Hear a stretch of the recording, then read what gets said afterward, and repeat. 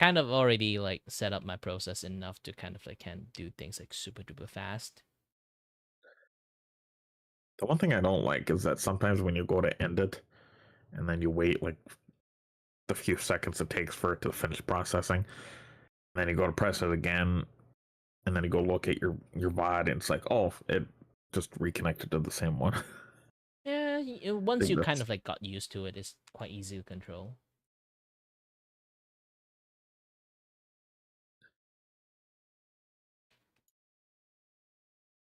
The only caveat of like doing multi-stream is like you have to like copy and paste and redo all the name and stuff. Good thing is that you can preset up a lot of things for YouTube, so you can just like copy and paste a lot of things without just retyping everything again and again. yeah, no one likes doing that. Okay. I know whenever I do any streaming on Twitch, I'll just leave it. It's like I'm not in the mood to go through all that all over again. It's not worth it. Well, if any of your friends or someone's that decided want to move to like YouTube and stuff, you can introduce them to me, and then I can teach them like how to do the stream and stuff.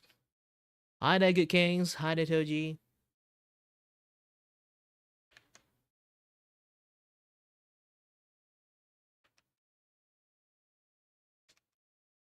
Oh man, I still hate the fact that like kind of like I don't know why Fuji decided to be like, hey, we're going to change like how the group thing works. You have to manually add everyone into it.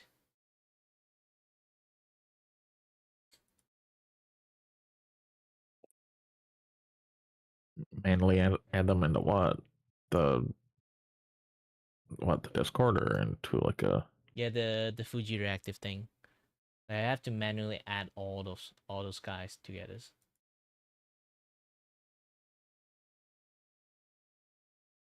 Um, where's my group Fuji thingy?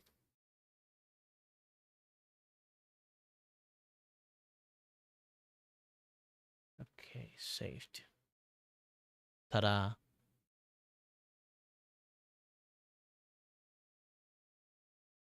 that's way too bright. There we go.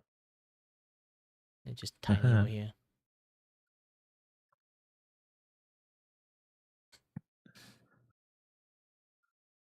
And turn on my vertical stream. Yes, I have a lot of stream to go on.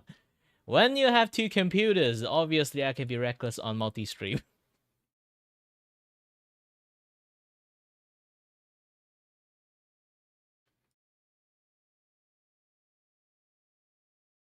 And I am waiting for like the I think like in people in the support did mention it, like they want people to create like a tech support like kind of forum channel. And man oh man, I have a lot of tech support stuff to help people. Because essentially I've been streaming for like 10 years, more than 10 years actually. It's more like 12 years. So I know how to use OBS and I know how to use like VTube Studio. So I can teach people how to like reduce like some of the performance so they won't eat as much, and then they can do some other stuff, this and that other stuff. How to use the TTS, how to use the trolling things. Just make like the entire stream itself like much more entertainment.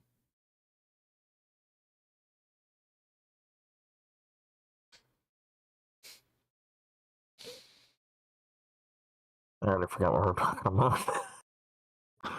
My brain's not just computing today. If Don't it's know late night for you, you should go to sleep. Especially when you are on the Western or the American side, you should be like the right smack that opposite time of me.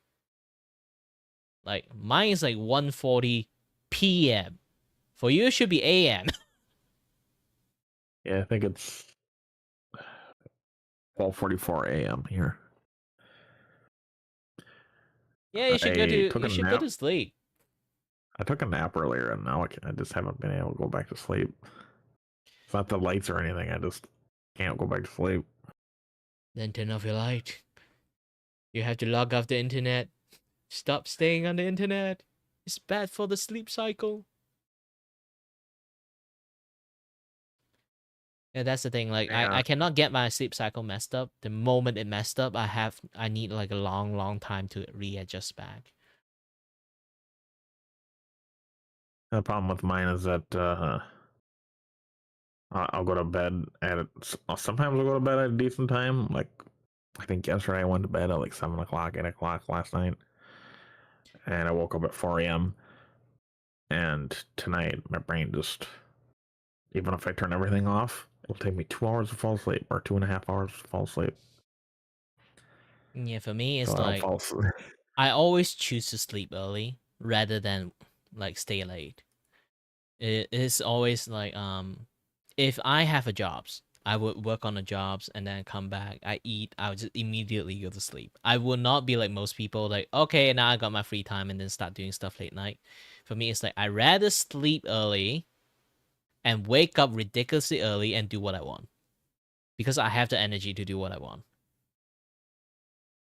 Yeah, I think I actually did that today. When I woke up at 4 a.m. Well, I guess technically yesterday, played Sons of the Forest from 4 a.m. to 10 a.m. And it's like, I get to do all the stuff I wanted to do today. Till, it was a decent time to go outside when I wasn't freezing outside. Oh, it's already freezing over there, huh? I Malaysia assume works it's, very differently. Malaysia works in like we are the place of eternal summer. You always see a fucking heat wave opening out the door. I would assume that you're in spring over there, Nope, it's always or are summer. you in summer? Right? It's always sun Yeah. and shiny. The we have season, but our season is more like rainy seasons and haze seasons and durian seasons. We didn't have the conventional season because we only got that one seasons. So we mark like other things that happening as seasons. Indonesia is always Located. like have like this like control forest burning. So when they kind of like when they do control forest burning, technically it's not really control at all. It's just mass forest burning, and then all the smog and like stuff like just like go like follow the wind current and then just like flew into our country. So it's like very hazy. You can't see jack shit. This smoke is everywhere. So you have to like wear masks and stuff out. This is why like Malaysia is like one of the country that do not complain when COVID happened because we already got used to wearing masks and stuff. So you live in Indonesia? Yeah, I'm from Malaysia, but Indonesia is like right below us. Oh, I have I had one friend that lives someone out there, but I think it lives like really, really far out in the middle of nowhere in the middle of the ocean. I haven't, Indonesia is I quite big, so there is actually lots of places like middle of nowhere. Even like Malaysia, we have like Sarawak. They have like city like so far off each other's place. Like town to town is like taking a few hours to actually get there. So it become like there is like a chance of a lot of people have bad internet and also like basically like in the middle of nowhere too. Australia have the same issues too because again landmass is very big, but there's only like so many like populated area, so they also have like a shitty internet infrastructures because of that. yeah, I think they live somewhere close between Indonesia and Australia. It's one of those really, really tiny islands. It's way like I'd say northeast of Papua New Guinea. I think. Oh, over I'm not Papua sure New why Guinea. anyone. I'm not sure why people would live in the islands north of there. It's basically have to get airdrops for your food Hmm. or shipments or whatever. I also know like a person's who does like VTubing rigging and stuff. Like she is actually live in the island in somewhere in France. Like, why do you live so far from the mainland? It must be a pain to get anything done. She lived a very funny life. It's basically like she went and go to get like the car license, to get a test for Yeah, car license. She just go in and go out. She doesn't even have to take the test because there's no car in the island. I guess that makes it easy. Easy way to cheese it, I guess. So Of course, once she actually managed to go to the mainland, she had to like re-practice how to like drive the actual car. I did hear over there, and where do you say it? She was France. Yeah. Um, or like in that region. I remember hearing that they allow people to drive smallish vehicles without license there too, which I wish I had over here. Like if it was under like a certain wattage or something like that, you could, or a certain horsepower or something like that, you didn't need a license for it in France. Mm. Makes me jealous because a lot of countries have that. And mine doesn't. I think it was like some really really tiny car that fits down alleyways.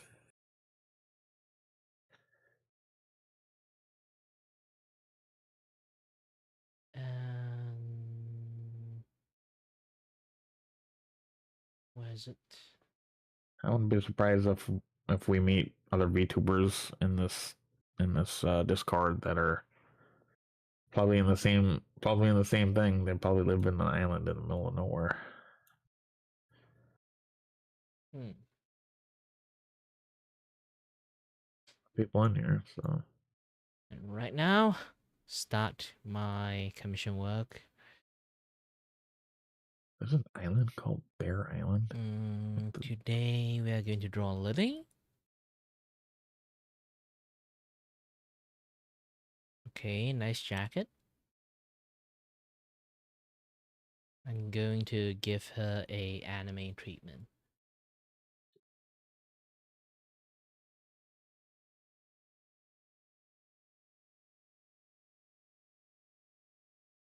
Oh yeah, I totally forgot.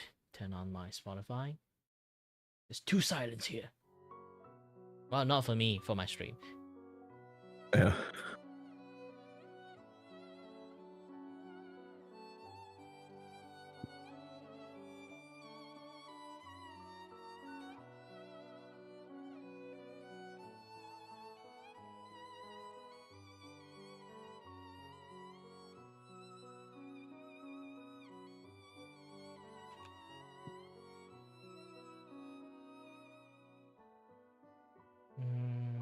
Let's go for 15. I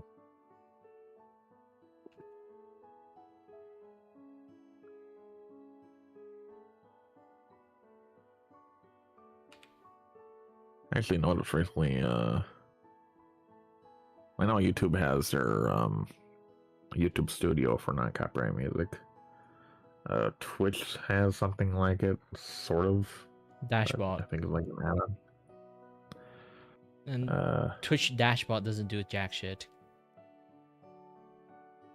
If you think like YouTube Studio like editing software is like stupidly bad, Twitch editing software is even worse.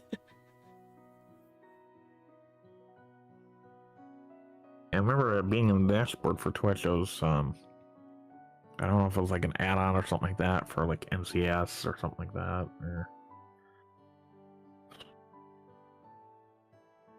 something to listen to if your chat gets bored and wants to hear music without getting in trouble. That way you don't have to worry about muting your stream later. Oh, I already got a hack for not getting copyright claim. I think what do people recommend? Separating the audio so you don't have to worry about it. I know, but I already know a way that I won't get copyright claim in YouTube. Play all game music. Done. True. I just go find Xenoblade music. Yay. Play everything. I remember hearing that like if you go into OBS or Streamlabs or whatever one you use or whatever, you can go in there and separate it so that yeah, you can do that. But it doesn't. Only works on Twitch. Doesn't work on YouTube. Really? Yep. Crying out loud. Stupid.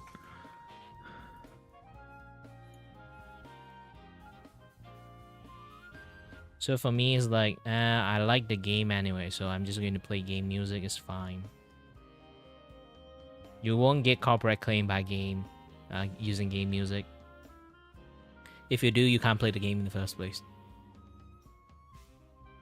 And to be honest, a lot of people haven't been caring lately. They've just been playing copyright music anyway. They're like, fuck it. No one cares. We'll just deal with it. YouTube 101, even copyright claim, if like you're not affiliated yet to the point that you can get AdSense money, try not to keep getting caught in like copyright claim, because YouTube actually have a shadow ban systems. If you actually like repeatedly offended by using the copyright claim systems, you will actually get shadow banned. Which is weird. It's weird for us when we have to deal with it, but if someone false like copyrights us for music that's perfectly legal, yeah, that's they the don't issue. get shadow banned.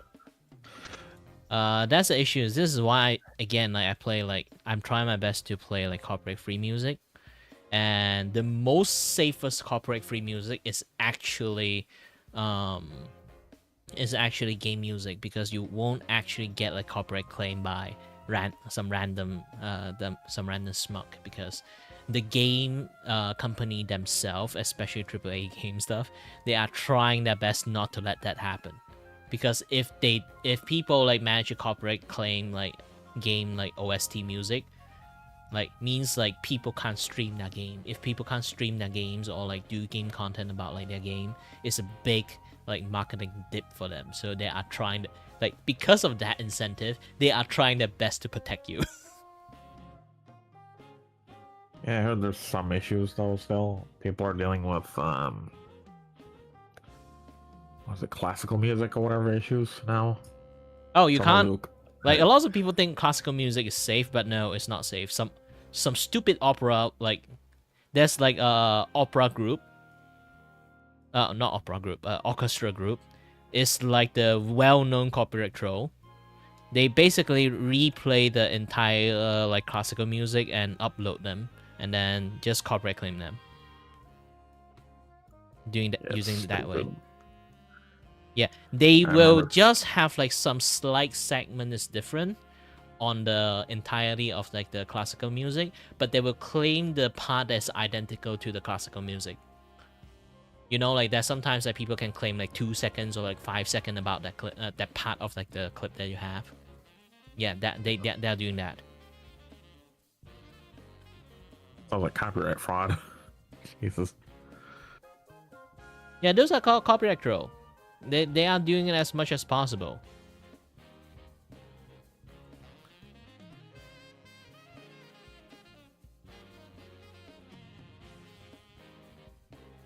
Yeah, I suppose the country it originates from, they can't really do anything about it either.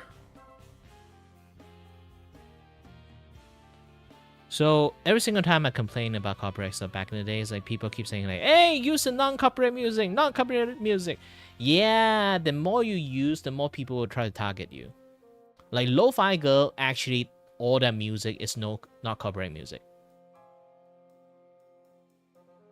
But until someone steals all of her music and then uploads and then steals all of her shit. The problem is even Lo-Fi Girl use all sorts of music is not copyrighted.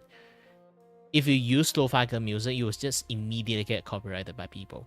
That's a reason for it, because like people will just because Lo-Fi Girl is like very famous.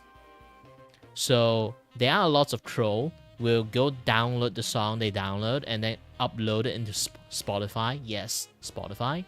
And then once you manage to upload into Spotify, you are kind of like recognized as like the copyright owner of that song or music. And then they can go around YouTube and copyright claim the shit out of everyone. Because Lo-Fi Girl is very famous, so they especially target any music that Lo-Fi Girl picks. Actually, good. this means like all copyright-free music is a fair game for them if they wanted to. So even your copyright-free music they're using now is kind of fine. Eventually, you will get copyright. Usually, when it comes to like her music, I think all they do is like if you play it. I assume that she has it in the terms because there's two types of copyright-free music where if you play it on your stream, it gives credit to the person, and then there's the other one where you don't need credit. I assume she has the one where it gives credit, so I'm hoping it works out well. The people who copyright claim any people from Lo-Fi is a different name. I even go to their website and go to the creator of Lo-Fi and then ask her, like, I'm not sure it's a he or her, but still, I asked them for, like, did you do this? And then they say, like, no, this copyright company does not affiliate with us. We don't do copyright at all.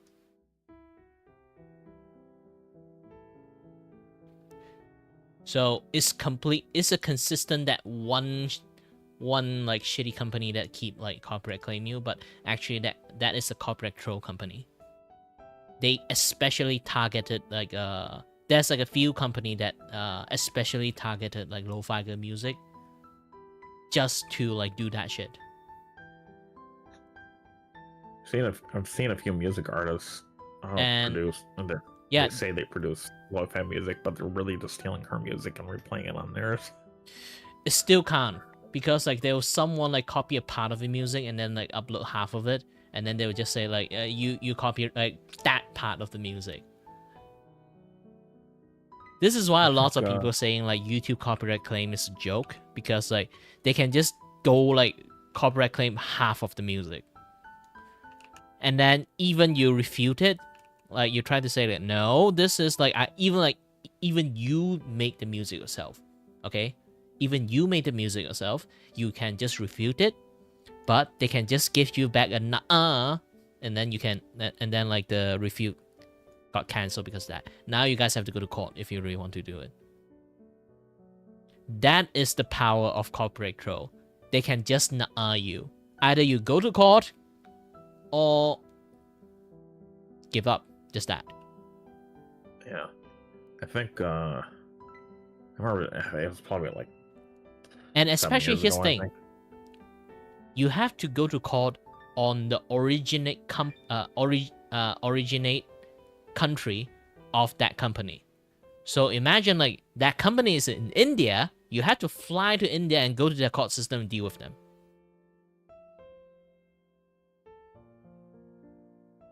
Unless somehow you can win through Twitter. So it's a very bullshit systems that you can't actually like deal with them. So a lot of people just gave up. Either flat out delete the video or like just like don't deal with it. Do you have well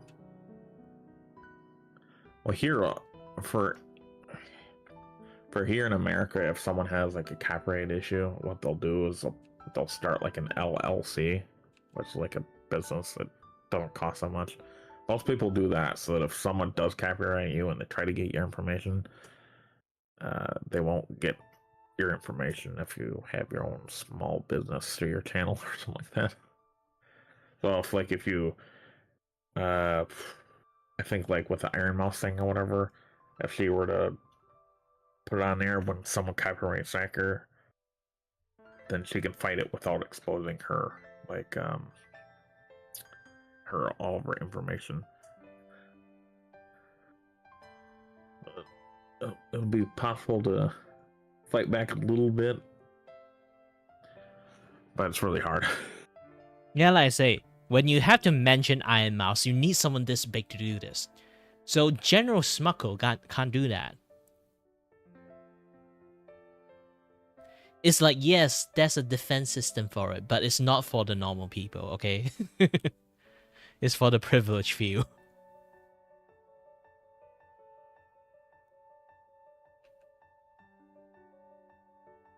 I will say that, like, majority of the time, though, when you go to YouTube support during their, like, I promise I'm not their bot. I don't like them. I don't like YouTube support either. They suck at their job.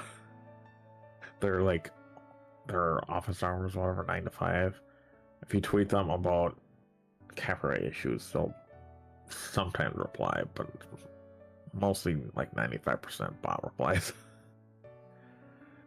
But like You know, I feel bad for YouTube like, support because here's the thing.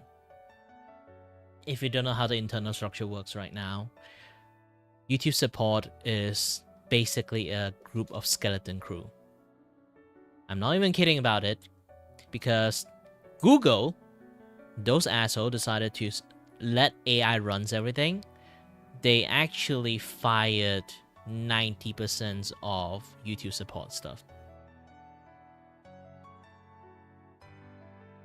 And since YouTube is quite global, that 10% left actually do not have the human resources to do it, because they think AI can replace most of the job. No, because AI false copyright claim or AI false flag, they are even more busier because of all those false flag, and then they have to deal with those false flag.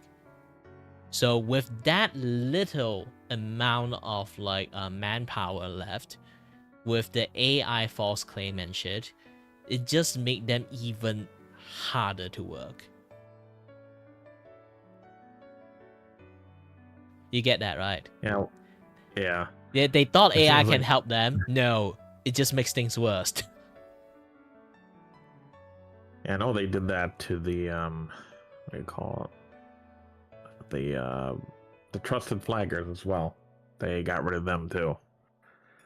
You know, people that flagged content, and, you know, you could trust them to go on Twitter and they'd get YouTube's attention like instantly. YouTube and Google fired them. Yep. And now with all these videos, like if there's an issue, you have to go to support on Twitter on a whole different site, because you don't get actual support on YouTube unless you're a partner or something. Yeah, this is why I say, like, it's basically like they have a lot more things to do. So I would say like they aren't efficient for mainly that reasons, because they really have to take care of everything now. They can easily fix it if they just hire a team per country, but they don't want to.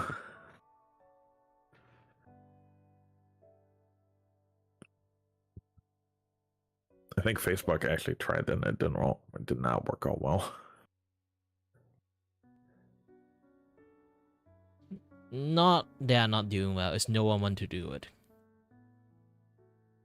I think I remember hearing that Facebook tried to hire out towards India and it just didn't work out because no one wanted to do their job. No one's want to do the moderation job in YouTube. That's a reason for it.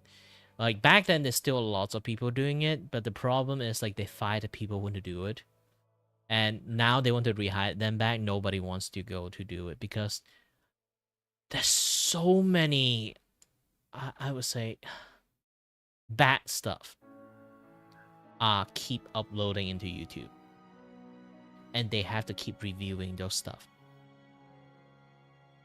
Yeah. While there's a lot of false flag, there's a lot of actual flag, and they have to go and check it themselves.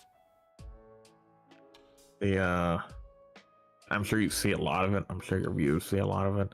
It's those spam channels that you know how they're like on the bottom screen it's just their face, and then on the top screen it's two pictures on top with you know, a screenshot of tweet meme or something like that, or Twitter meme. They'll have that and they'll post it about 1,000 times in one day, and we're all here reporting it and YouTube's never seeing it. I think as well, I have a friend on Twitter named Prowl, and him and I and others for the Minecraft part of YouTube, we reported a streaming issue to YouTube where people were they were like taking animations and running them constantly and, you know, stealing it. They'd run 8 to 16 streams at once, and it took YouTube 2 years to see it, maybe 3. Even when Minecraft themselves, their like media team that handle everything, they didn't listen to them either, and it took 2 or 3 years for them to realize every top Minecraft stream is a botted stream, and those streams aren't safe for children, and we should probably take those down. Because there are 18 plus animations sitting on the top page for Minecraft for years. It took way too long for YouTube to figure that out.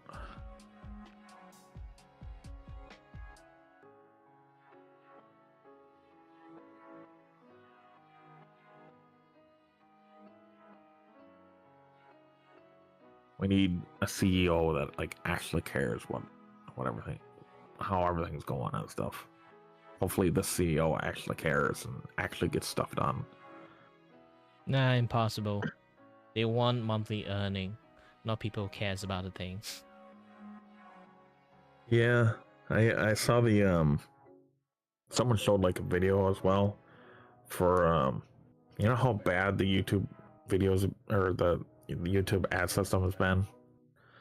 I kind of use ad blocks sometimes, but if you were to watch YouTube on a console or whatever, an ad will run every 2.5 minutes. And someone showed on their video that there was probably like maybe 20 to 30 ads in one go every 2.5 minutes. And yeah, they made a lot of cash on it, but they would have to remove a lot just to have a normal amount of ads. They have like 5 ads instead of 20. And YouTube's like obsessed with money right now instead of like actually helping the platform. Too bad. Twitch is worse than that, so like people can't see that issues. That's the problem. So I really like I say this like maybe out of sinister means. I wish Twitch actually like just close down. Just close up shop at this point. And I have a feeling probably in 10 years they probably will. It's probably gonna get so stagnant that no one wants to use Twitch anymore and they'll just all go to YouTube. There's only a few ways to actually kind of somewhat have a saving grace on the highest chance. It's just Elon Musk decided to buy it just out of spite to Jeff Bezos. You can't do your job? Let me buy it. I actually hope Elon doesn't do that. That is like the closest possibility that will happen. He'll turn it until he'll change Twitch into X. No. At that point, Twitch is such a shitty place. If Elon Musk trying to buy it, I don't give a shit that what he's going to name it XXX or something. I'm just going to call that. Because I just don't like the current Twitch so much. If Elon Musk buy it and name it XXX, I will keep calling it XXX. If it's more than one X, then I'm fine with it. If it's just X, no. Don't need it. If you put live with an X behind it, I will also call it lives.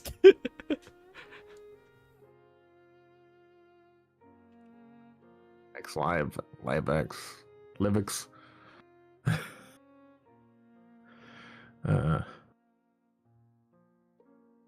Well, it wouldn't be too bad because he's trying to do live streaming on Twitter.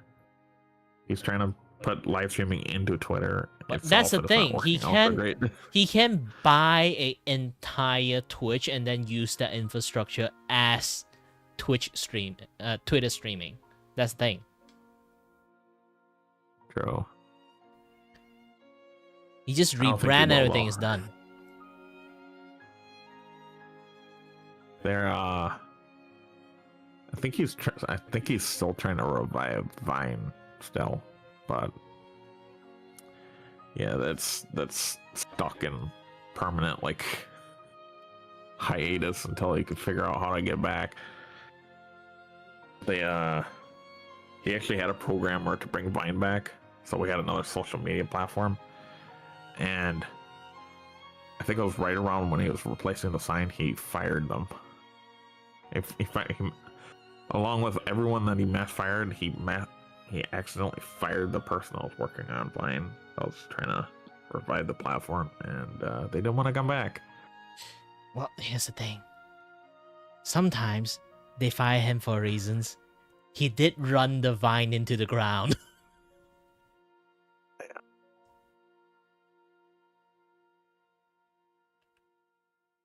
A lot of people might not notice it. Vine closed down for a reason. Yeah, they didn't really pay creators there, and then when everyone started coming forward, they'd be like, I want to get paid. No, we're just gonna shut the platform down.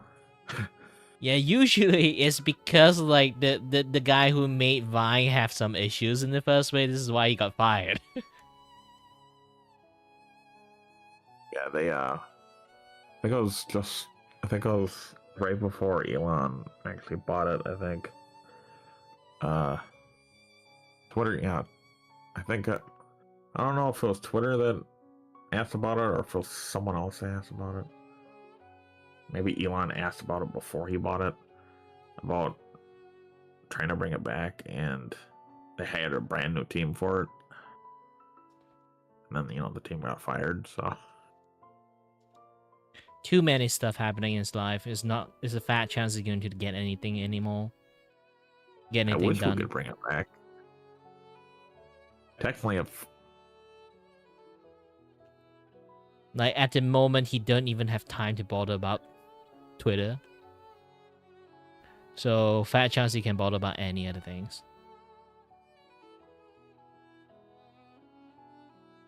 I wonder if TikTok gets banned here in America, I wonder if they could technically buy out Vine, since Vine's probably not owned by anyone anymore, and just use their servers for America if they really wanted to.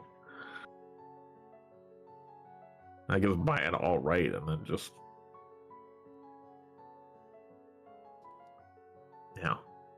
have all that crap, all their video content there. Most likely case not advisable because TikTok is already a thing. Vine cannot beat TikTok at the moment with what they are now. If anyone revive Vine and then they just want Vine to keep like Vine, they would completely lose to TikTok. Well, I mean, creators of TikTok, I think, are selling soon. TikTok do lots of stuff. Essentially, what Elon Musk want X to become, TikTok already is. Yeah.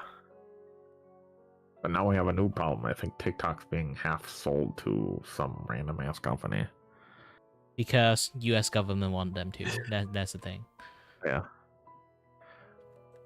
I can't remember the name of it. It starts with an O though, but I still find like the conference for the TikTok thingy, like things like the conference call thing, so fucking hilarious. They actually do not know where Singapore is. like Americans think China. Oh. I feel like America plays. Sorry to offend you if I say some things. Most of the case, you guys might not know which part of America is which part. So if you're going to zoom it out furthermore to point like where some other places, most likely case you guys can't point any jack shit. Maybe you can, but you also in your heart know that way more people that can't.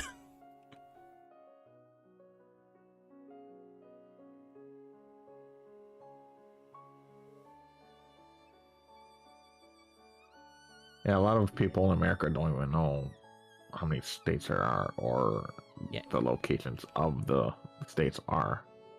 Like anything that is like outside of America, It's not that you guys are stupid. It's more like you guys do not bother about it to the point that it become ignorantly stupid about those kind of things. What the old generation is, the newer generation, I don't know. But I guarantee the older generation is like that. This is why the conference is like such a joke around that time. I don't know. I think the new generation, I don't even think they're even teaching them in the States anymore. They taught us 90s kids and 2000s kids the States. But I don't think the early 2000s kids know the States very well. Of course, they're 25 now, but yeah, a lot of people don't know where certain countries are, and it's stupid. Of course, other countries don't make it any better when they think they claim everything. Like, I think, again, it's probably YouTube Shorts' fault or YouTube's fault. I think I don't know how China's map is, but I think China thinks they can claim Nepal.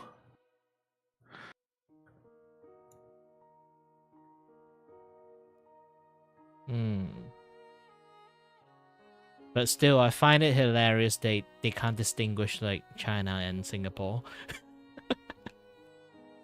Singapore is down to the south, ain't it?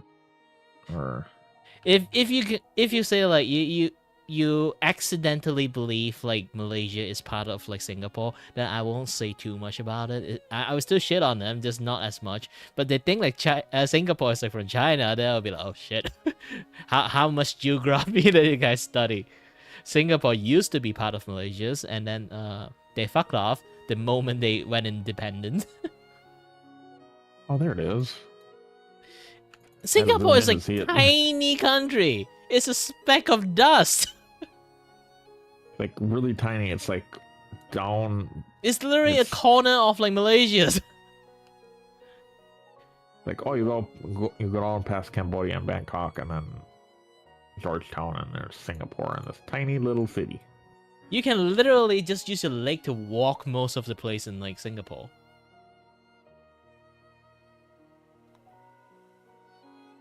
Damn, a lot of. You can just do like a 4 days tour, just walk around Singapore, and then you finish the entire Singapore tour. Singapore is like a city-state. I don't know what the population is. Probably. Singapore has 6 million people in it. Jesus Christ. Southeast Asia country is quite high density. You can try to check like Kuala Lumpur in Malaysia, where I'm living. It's also have a very dense populations. Singapore looks like it's the size of my city, but it somehow has. Just say like Malaysia, Singapore, and a lot of Southeast Asia country they have a lot of like somewhat of a sleeper population cities. We kind of like is in the some is already like a first world country, and then we have spot that is like in between like first world and third world. I don't know how to say it. Like, it's more like we are not exactly third world country, but we also not exactly full on over the first world country side.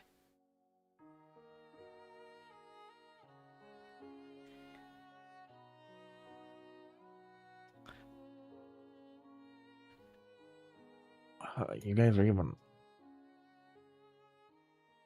You're technically an island. God damn. I thought it was part of like the actual land there. No, it's an island. I heard that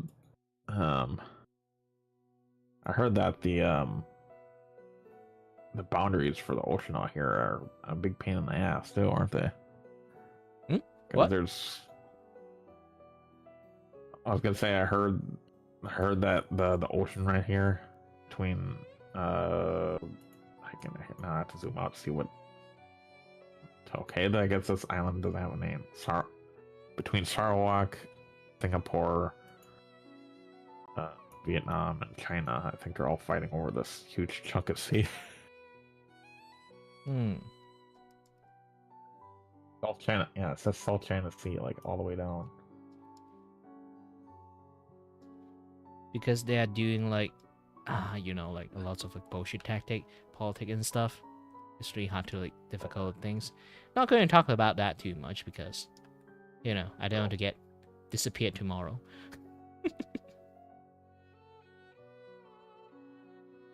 Might be a meme, but might actually be reality. Yeah, you don't want that to happen.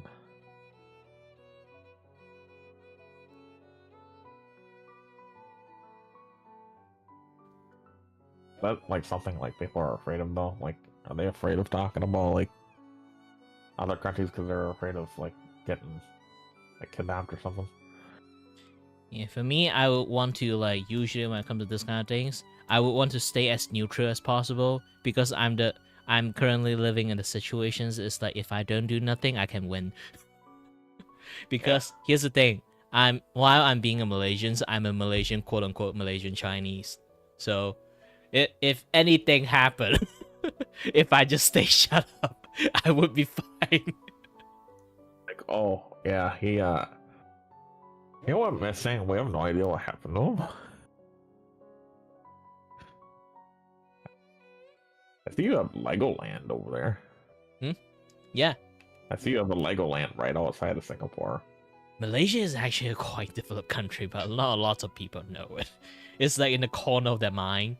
Like they know what Malaysia is, but they don't know detail about Malaysia a lot.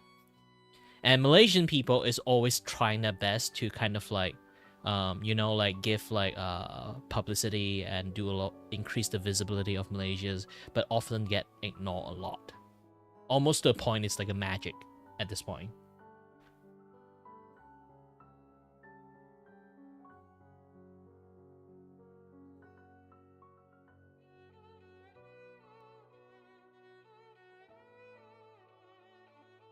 Oh wow, that city is actually really pretty.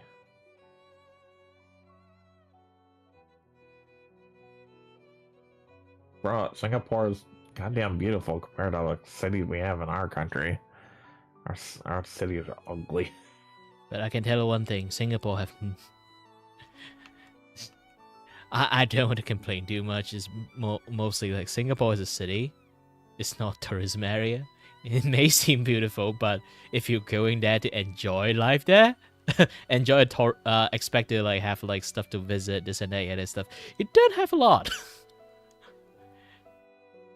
If you've never been through a density area, maybe yeah, it's a very nice experience. But if you already live in the density areas and then they go to Singapore, it's just like the only tourism area is a shopping mall. They not really have much like shopping areas there. That like an issue there. So yeah, like depends. Like I say again, like it really depends like on your personal experience on your place already. So if you're already like in the density area, like Singapore is not really like a big deal. But if you never been through like a very like density area, then like yeah, Singapore can be an experience to like go through. And besides, like you can like visit Singapore and then like just like hop off like from the bridge, just drive to Malaysia's and then just visit Malaysia that way too. It's like lots of people does that. It's like some people visit Malaysia first, maybe like they like and then they drove down, then keep doing like a big tour until they go to Singapore, like as their final destinations.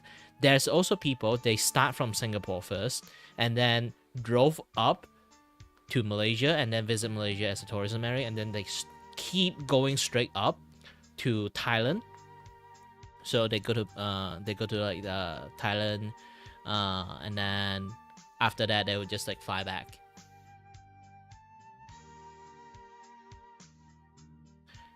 This is how usually people plan their tourism area in Southeast Asia, like not just Southeast Asia, but when it comes to like Malaysia or like Singapore.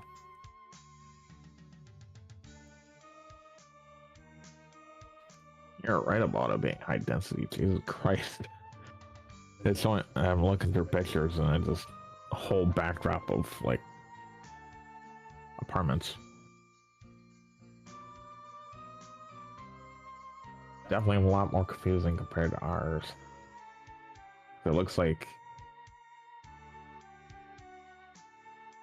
basically looks like it does in what's the name of that game? The name. It's like it looks like there's like a district for like certain stuff, and then all the living is over on one side. It looks like a big maze. That's what it looks like. I'm not trying to be like offensive or anything. It looks like it's a big confusing mess of a city. They always have We have construction if you're going to like say like it's like Singapore, because they only got like tiny land mass, so they constantly have like construction upgrade, like demolishing stuff, and then basically like you're trying to play like those kind of like city building game. If you only got like that small block that you can use, like small block of area, you just keep constantly deconstruct stuff and then like reconstruct stuff. That is like literally what happening to Singapore. City Skylands, that's what it was called. That's exactly what these pictures look like from what Google's showing me. Yeah, it looks like exactly that. There's even some huge tall buildings here that look like their windows are missing because it looks like they're gonna tear it down.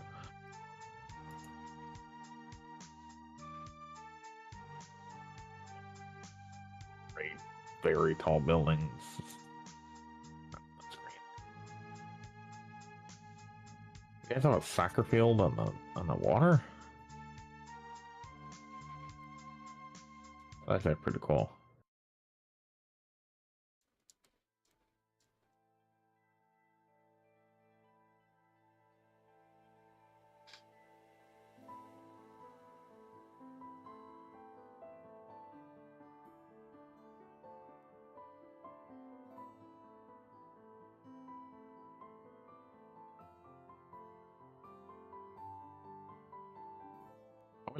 I wish America, to be honest, I wish they I wish they got some other countries' ideas when it comes to building. Because America, when it comes Americans, when it comes to building stuff, they're idiotic about it.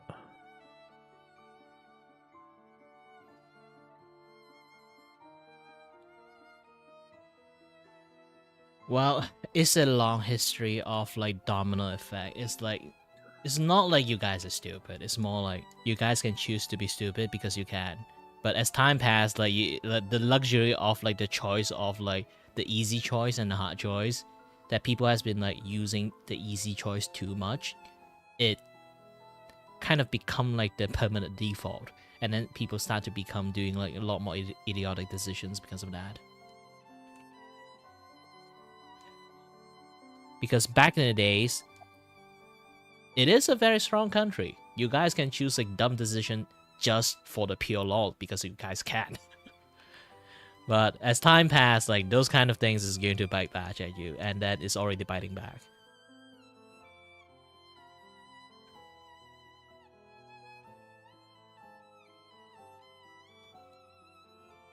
And yeah, a lot. some of our infrastructure and stuff like that, in even like where I live, and I live really far inland, the infrastructure is failing because they keep investing in the wrong things. Yeah, the embezzlement and stuff. I know Malaysia is the land of embezzlement. I definitely tell there's some very, very rich businesses in your country. Jesus, there's probably, I'm not gonna count, but I think there's probably about 20 or 30 skyscrapers in Singapore alone, maybe. Of course, this is just one screenshot. Yeah, you have very wealthy business people in your country. Jesus Christ. Oh, that's Singapore. Malaysia have. Technically, they do have wealthy people too, but they all ran away a long time ago. Because like there's like one incident you can, I think you can go and check like in the internet. It's like the 1MDB. It's basically like they decided to create an initiative that they will take like a shit tons of tax money. Basically they increase the tax like so much. They decided the reason for like increasing that much tax is to improve the infrastructure of the entire country. And they embezzle everything and ran away.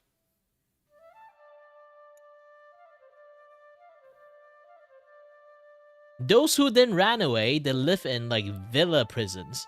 Yes, there is prison. They went to prison, but that prison have a villa in it, and then they live in that villa. The fuck? They can even What the fuck is stream that and do there? stuff in there. You The can, prisoners in my country would be like, "Can I move there?" Because they here, whenever someone goes to prison, get like a maybe 10 by 10 room with beds, depending on what kind of prison you're in. you can try to check like someone called Najib Razak, Najib Razak. How do I spell it? Najib. N-I-G-A-B? Jab, and then Razak, Oh. Razak.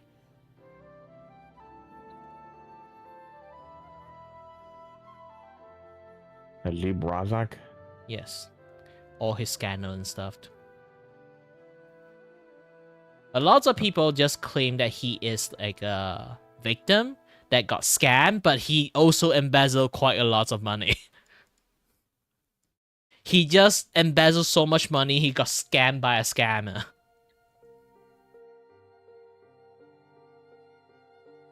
That's what I'm trying.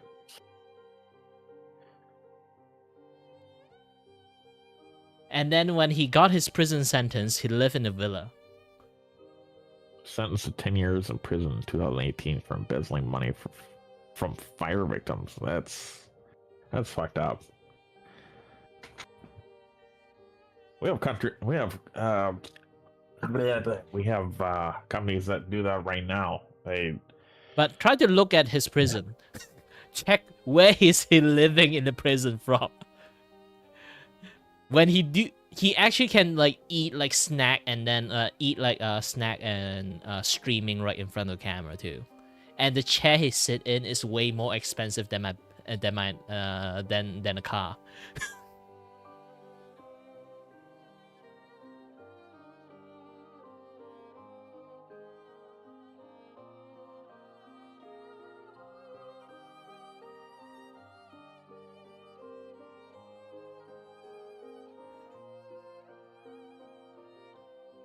Be great if it actually showed me an image.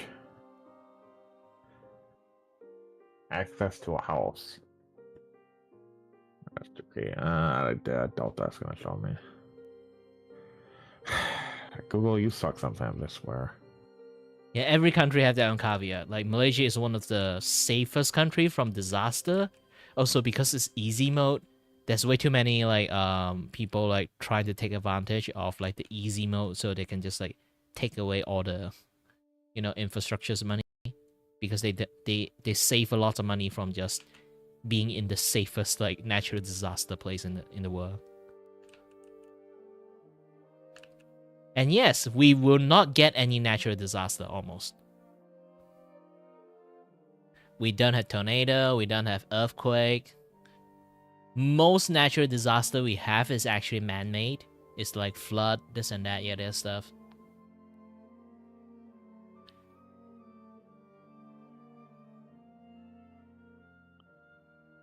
So we have zero natural disaster. We can't even get tsunami because like Malaysia is basically covered by the rest of like Indonesia's, India, Philippines, like all those all those like big island like continent. So they basically block everything if we ever get like earthquake or tsunamis. Yeah, I think the only way you'd ever get something that bad is if it's a freaking meteor strike. Or if like the plates started rearranging under the sea. That'd be the only reason you'd get a tsunami that close to you. It hit you. That's what I say. Like when we actually hit by natural disaster, it means like the world is ending. Malaysia can't get snow because we are on the smack dab middle of the equator line. If we start get snow in real life, shit is going to happen. I was gonna say, well, global warming's been pretty bad lately. Those places here in America that get snow that haven't had snow in like 46 years. No, if So I'll be we surprised if it are shows like, up. here's the thing: when Malaysia started, the main equator line started snowing, it's not global warming; it's a fucking ice age. Yikes.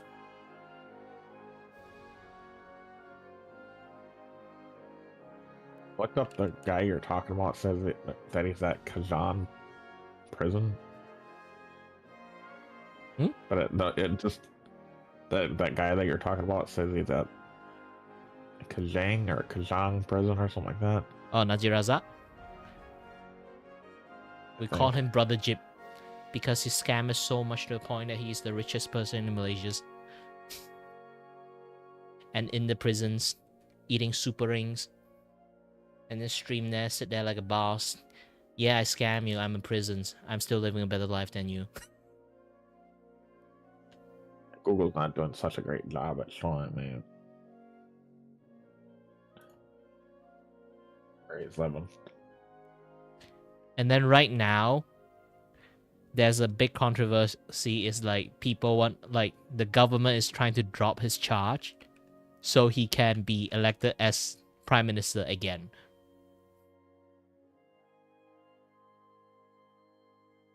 He's definitely what's the word? Bribing. He's definitely bribing someone in office, son. They do that a lot here. No, it's not. Doesn't involve bribing. It's more like pure stupidity. This one actually involved pure stupidity. Because here's the thing, he screwed up the entire country so much. The last few terms of prime minister do not have any capability to fix it. So things just progressively getting worse and worse. Basically, he did so much damage. Now the internal strife and like all the everything's that happening in the government in Malaysia is just a mess. Our world's falling to shit, and our governments are allowing it to happen. Yeah, the one MDB incident is like so impactful. Actually, it affects the world economy. Because there's so many money got embezzled to the point that it actually shakes the entire marketplace. So part of your inflation actually caused by that fucker. He should be getting a lot longer than that then. I just found an article that says former PM Najib not given house during incarceration, says Malaysia Prisons Department. Yeah, sure. That Basically, back in they are pulling every single kind of like bullshit to get him out. But he lived a better life than me. That's a bunch of bullshit. He doesn't have any kind of pull or money in jail. So I don't know how the fuck he's doing it. Well, you have all the money, you can't spend it at the moment because everything is offshore. Offshoring isn't. Offshoring, I'm pretty sure it's illegal, but they still somehow get away with it anyway.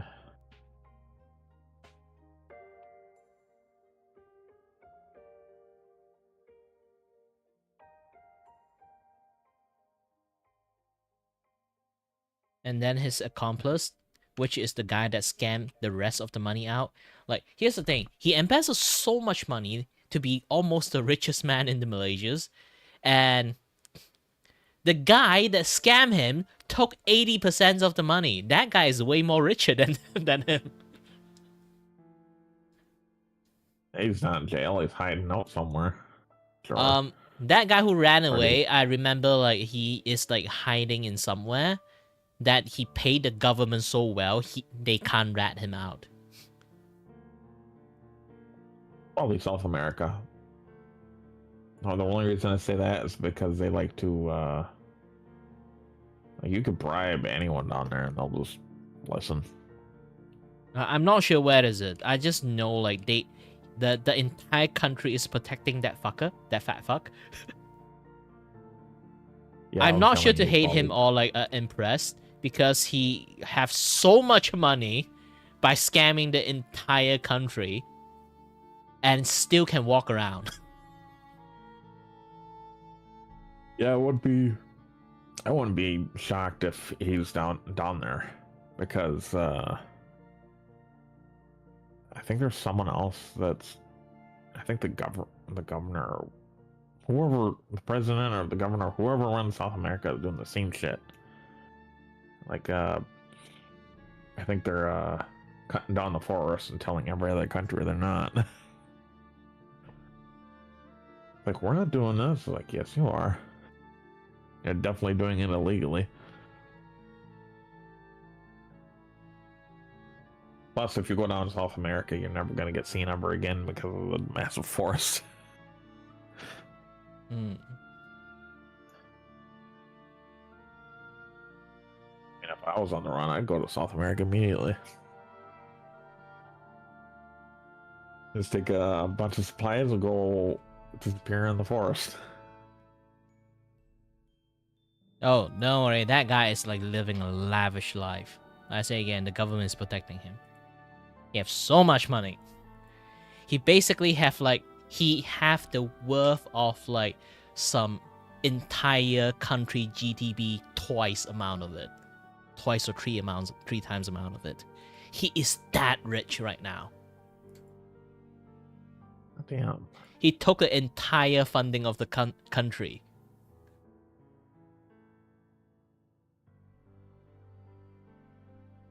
Bullshit.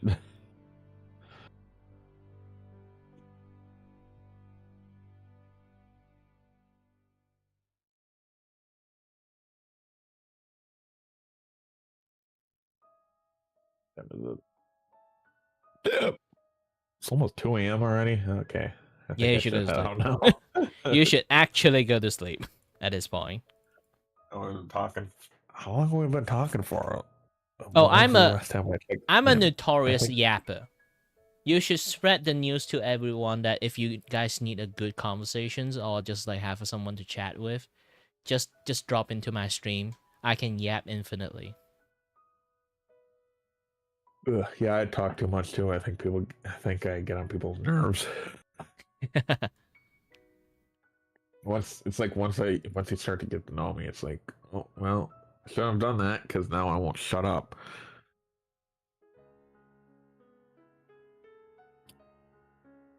Yeah, It looks like everything. most of the people. Everyone have a little bit of Well, bad.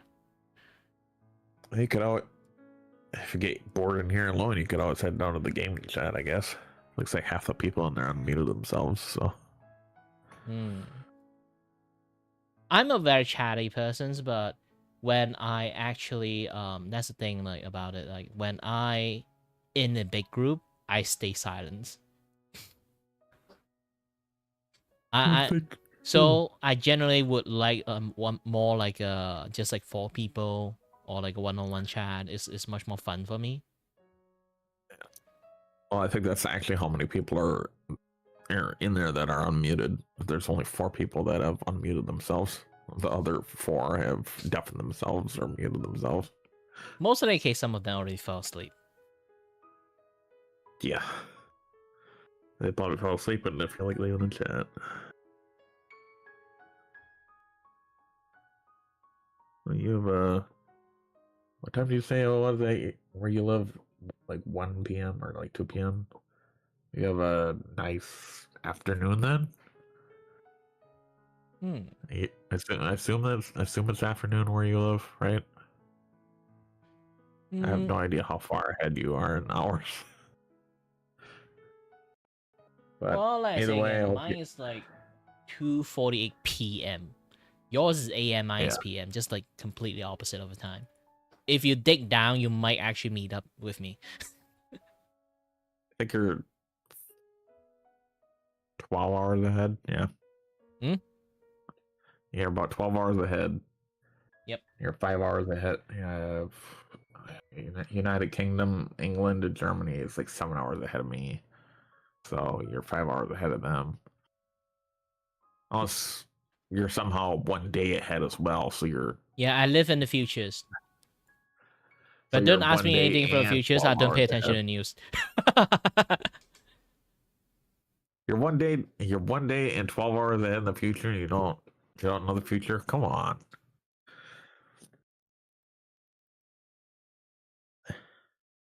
I cannot spoil, you know? If I talk too much about it, people complain that spoiler.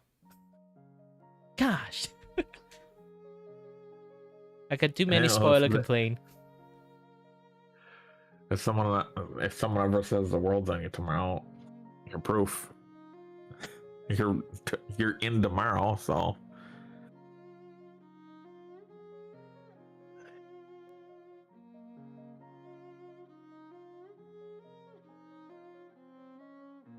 You have a nice afternoon then. It was fun talking to you. I have some fun talking. I have lots of fun talking to you because generally I don't have people to talk to. Yeah. Same. I talk to people sometimes and then they just disappear for weeks. So. Yeah, I hope I can like meet more people like this. Just like staying here. Some people just drop by, have a very fun chat, those kind of stuff. Yeah. Yeah, hope to see you some days in the future too. Yeah, it'll be hard though, because again, when I'm either going to bed or waking up, you're going to bed as well. Either way, have a nice day. Oh, have a good night and dreams. Yeah. You have a nice afternoon and sleep well when you go to bed later. So, talk to you later.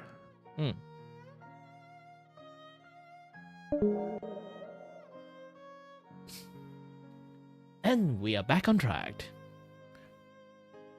And yeah, when it comes to like drawing, because here's the thing, like she's a chibi, I have to convert her into an anime face. Is going to be a little bit more difficult because I have to reinvent it, her facial shape. I have to cheat. Sorry.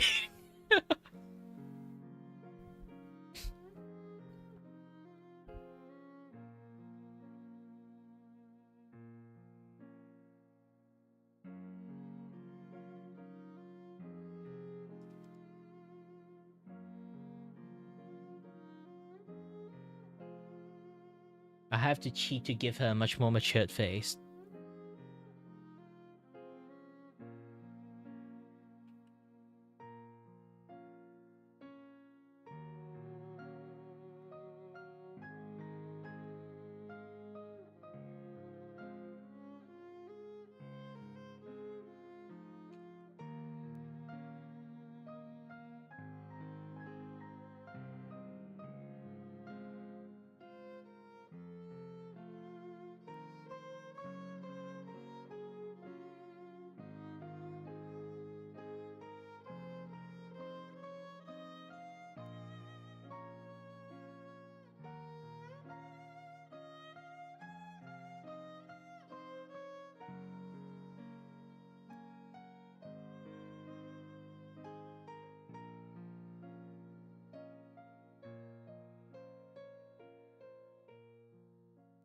But still, I can't draw it. I don't know why.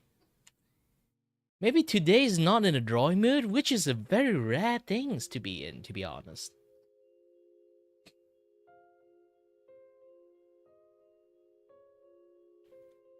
Like usually most of the time I can just like randomly draw something. But this time I can't even randomly draw something. Is this like the infamous art block?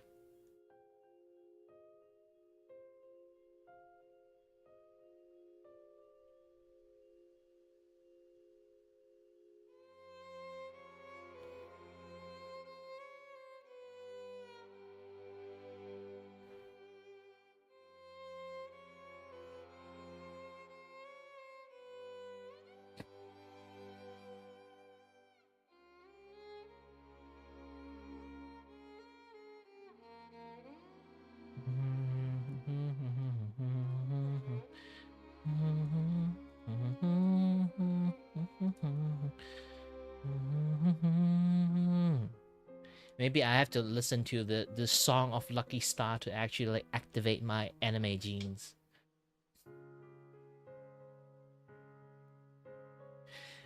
You know, when talk about like Malaysia history, like there's like this like very fucking hilarious like things that you have to know. Malaysia used to be like force conquered by Japan. Not Japan, actually, the land of sun back in the day. So, and then they fucking hate Chinese in there, and then they just murder and torture and literally skin people publicly, hang them on like some shit. So, you can say the Chinese blood genes in Malaysia might hate Japan a lot, but unexpectedly, because of anime, we forgive all that crime. And then we'd be like, Japan.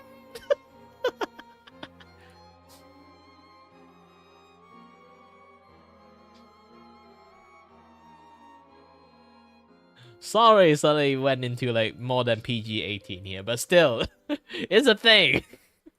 That is the hilarious part of the entire thing about like Malaysian Chinese like treated toward like anime cultures. We love the anime cultures. I wonder what's went wrong. Like the vendetta of like happenings to like seeing a Japanese that want to point a middle finger at it. It doesn't really retain in my generation at all. Even from my dad generation.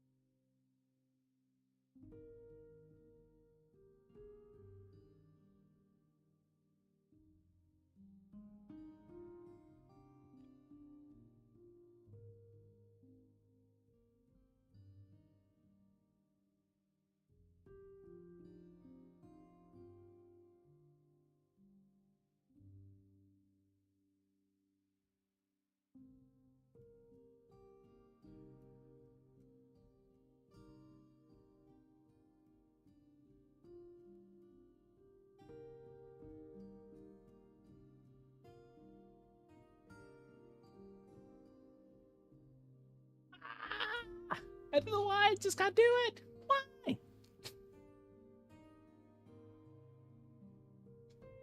I need again, I need to play some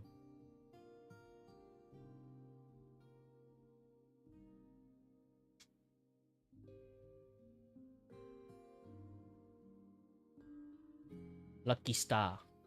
Okay.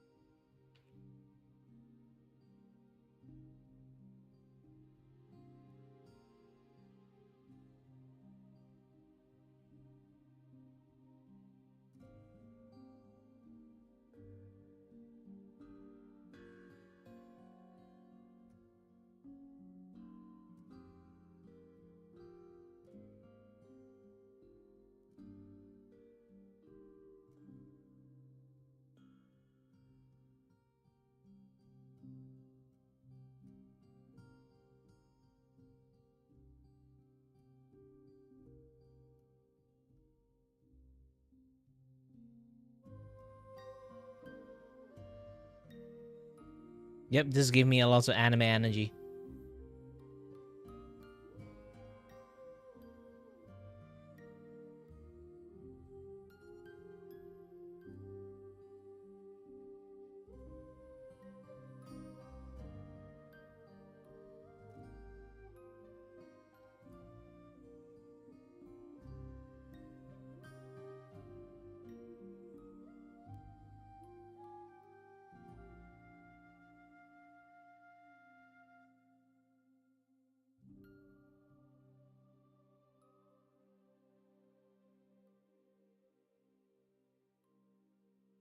Yeah, listening to Lucky Star can return my anime energy really fast. It can refuel it just by one anime song.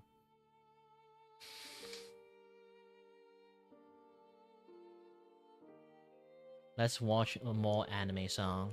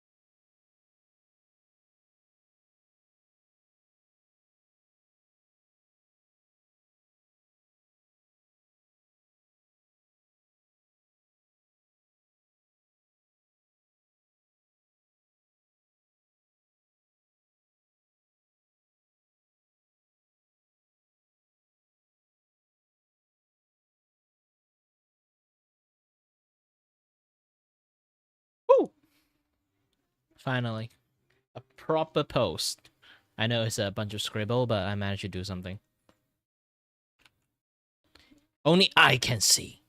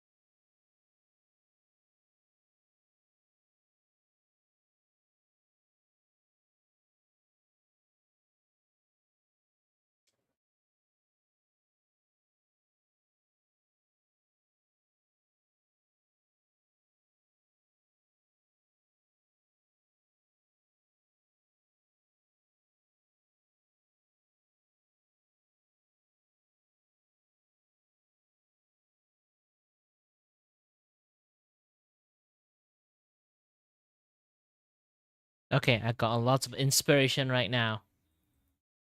The anime have like fueled me up with inspirations.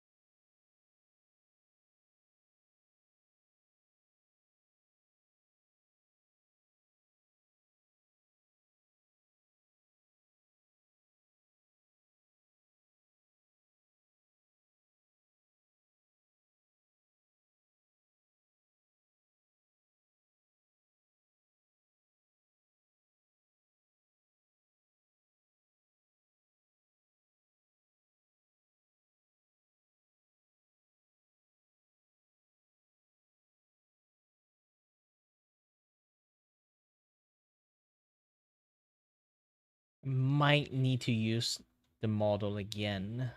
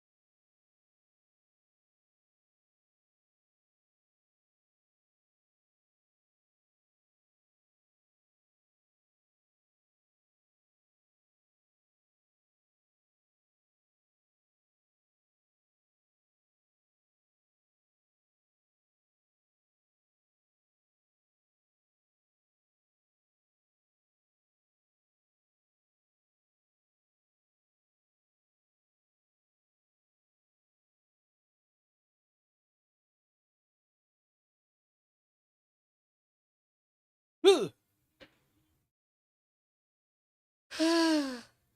a rhythm game player, so I give her like that DDR danced.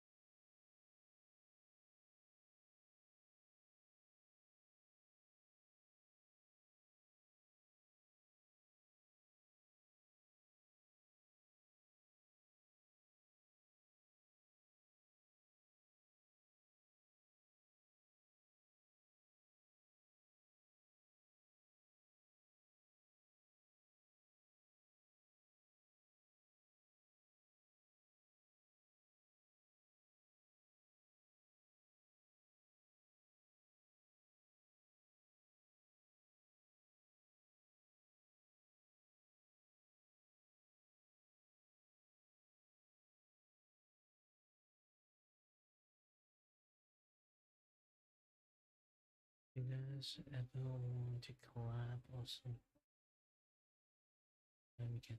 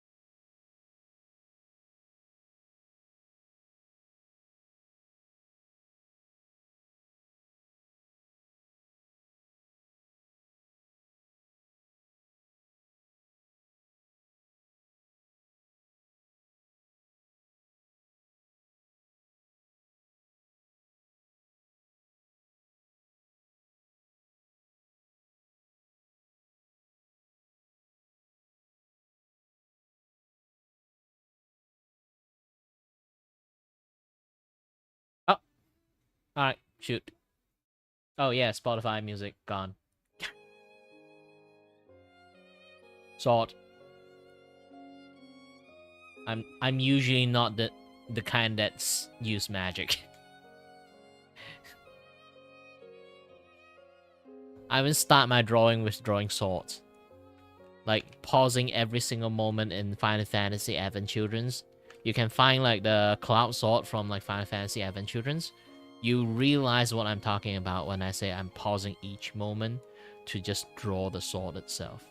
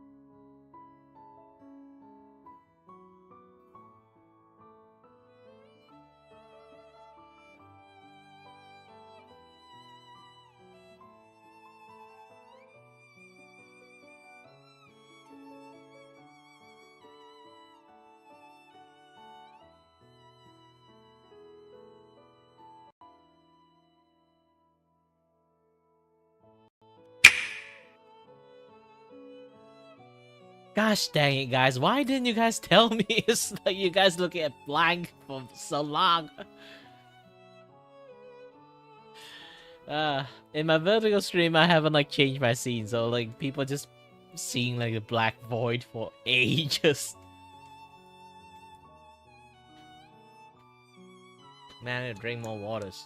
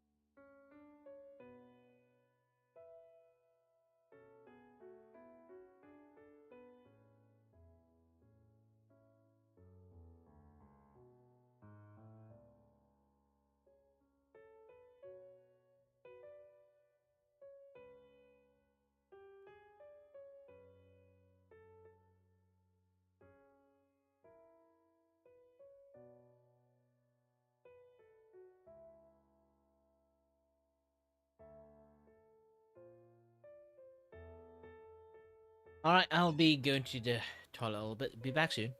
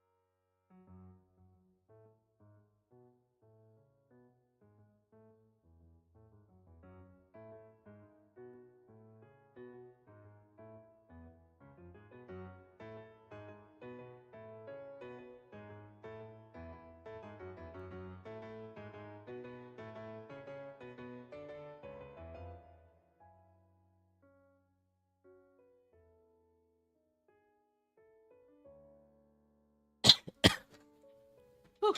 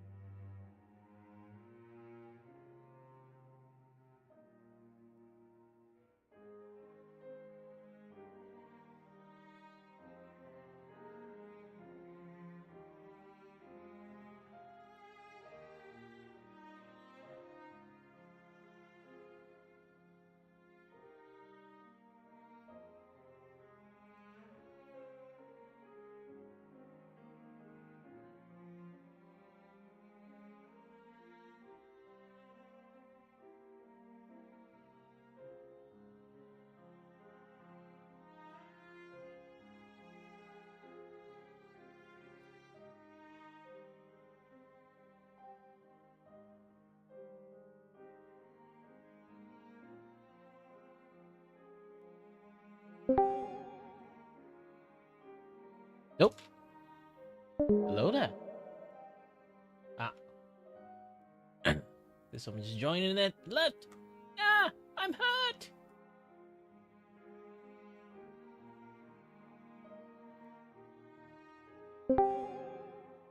And I'm not hurt again.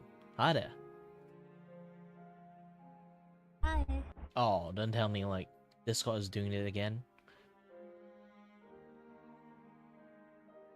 Yeah, it can happen sometimes if you can't talk.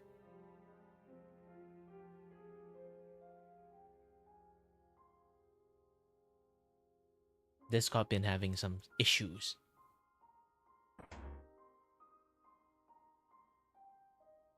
Hello? Oh. Does this work now? Yep, it is working very well now. Hi. Well, hello Just there. wanted to drop in, got curious. Ah.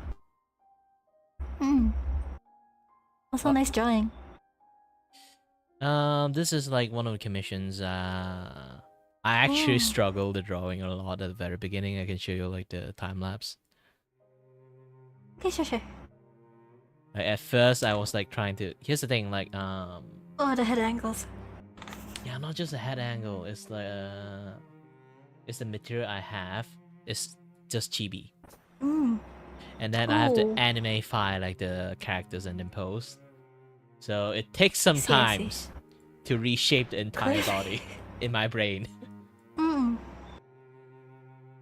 I mean, as an artist too, I do drawing as well, so I will say it does get pretty complicated. So yeah, I'd have to like make them look like anime, and then like it takes some time to find the right pose, right facial shape. Yep. Such is the life of an artist. I even tried to use a 3D. It didn't work well until I used the ultimate move.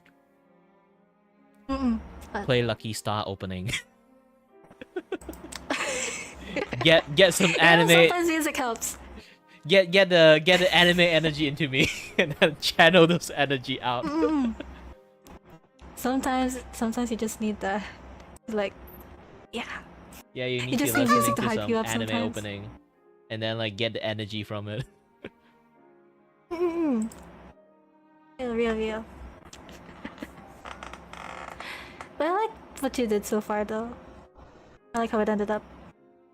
And also like the way I kind of like do the line art is also, it might be a little bit difficult for lots of people. I like the way you do line art. It's pretty cool. Yeah, I think so far like only maybe I think it's just Clip Studio have this kind of like way to do it. Oh, okay. Because Clip it's like Studio, something called that like an makes sense. instant fill. I think some other software have it too, even Procreate.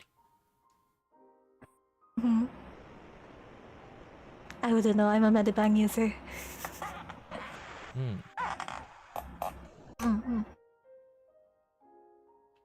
How often do you stream anyway? Just curious. Oh, depends. Depends. It's just going to say long. Sometimes like depends on my physical conditions, because I am having like some disabled issues. So like sometimes like when my body acting up, then I'll be like not streaming as long. But usually I can stream really long. I see. For me, I don't really stream as often, I'll admit. Yeah, most of my friends say I'm somewhat of a like those kind of crazy doo-doo persons that can stream like 12 hours per day. 12 hours? What? Yeah, I can stream 12 hours. No way. When I get into the drawing really much, I can actually stream really long time. You know what? We salute that passion.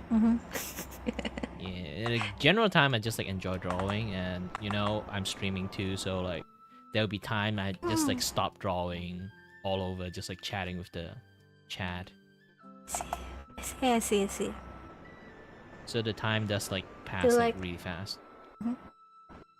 I feel like in those days we're complete opposites when it comes to streaming.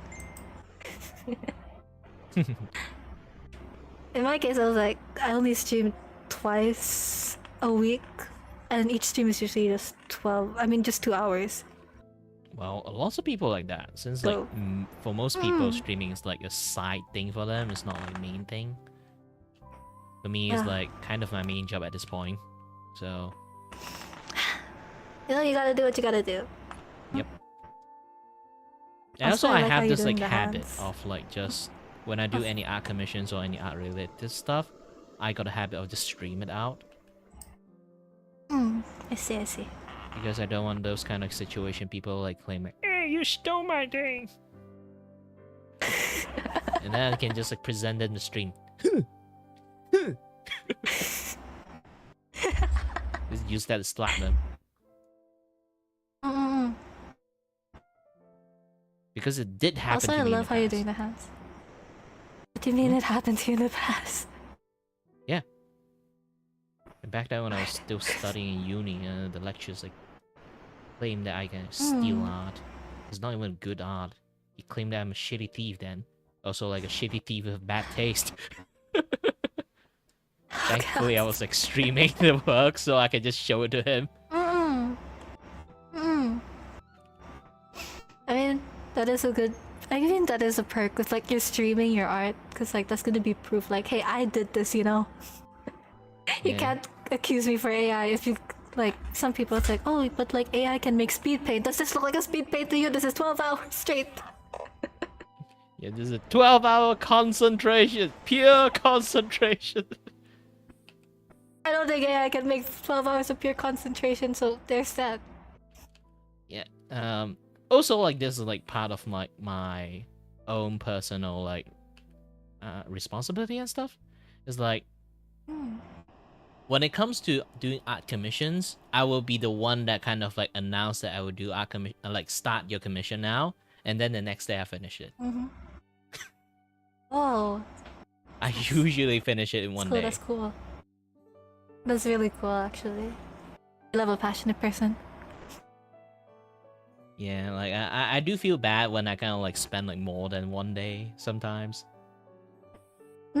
But like also depends. I do a lot of animations one, and then also like there's like very solid kind of artwork. I work on a lot of Seriously. stuff. Technically, when it I comes mean, to like such is my when you choose Vtuber.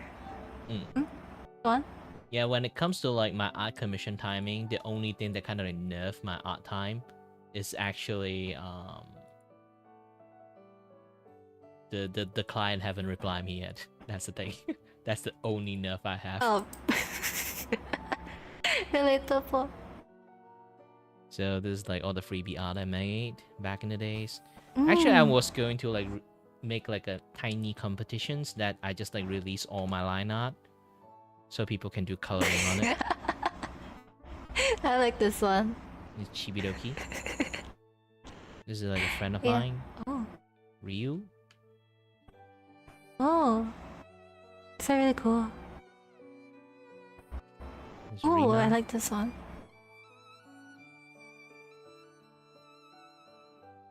Hanya.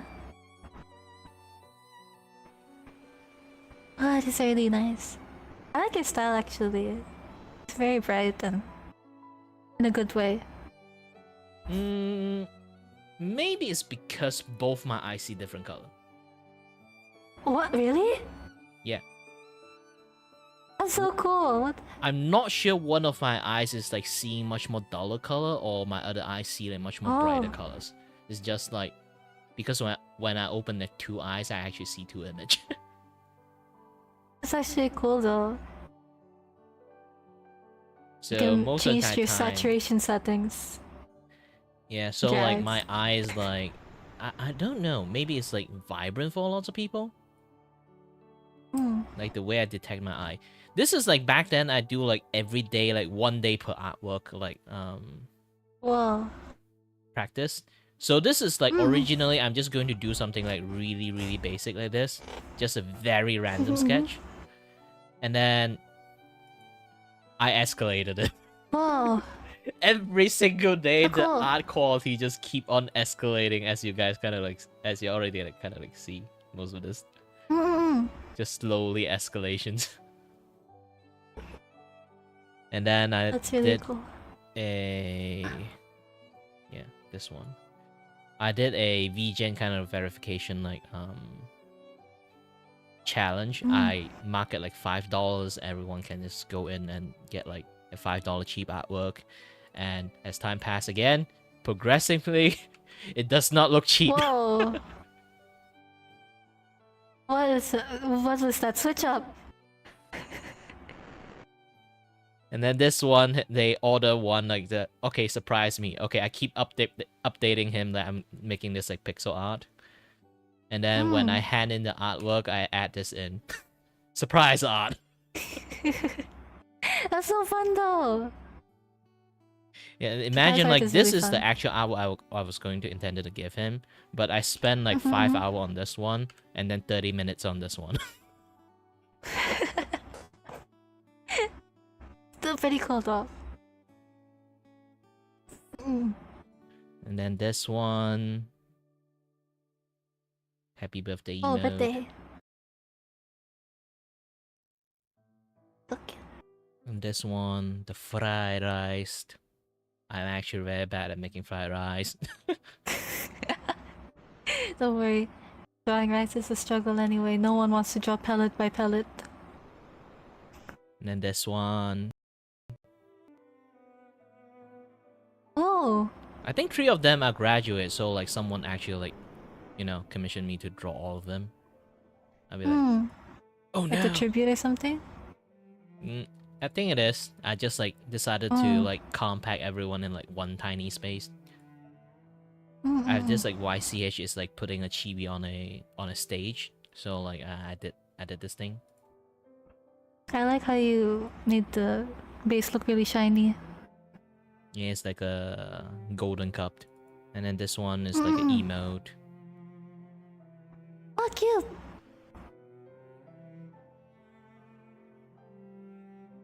And then this one, originally, I was just randomly draw something. But as time passed, I got a little bit ambitious and then turned this entire thing into stinger animations. Oh, let me see. It went away.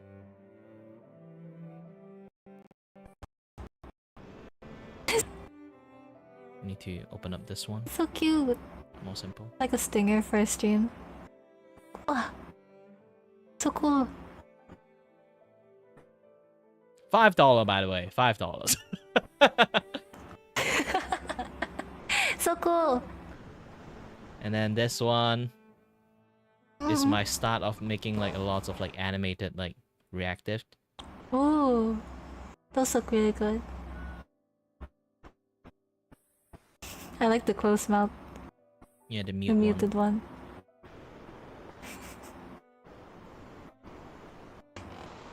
By the way, I actually kind of have to go in a bit. I have a meeting to go here. I just wanted to drop by. All right. Have a nice day. Thank you for showing me your art. It's so cool.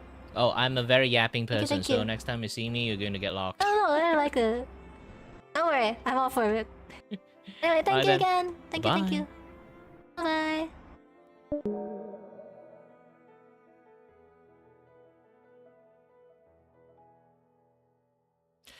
90s style anime typography is actually very easy. 90s style anime typography back in the days is actually very cyberpunk. Not cyberpunk. You know, like the 80s kind of like those kind of like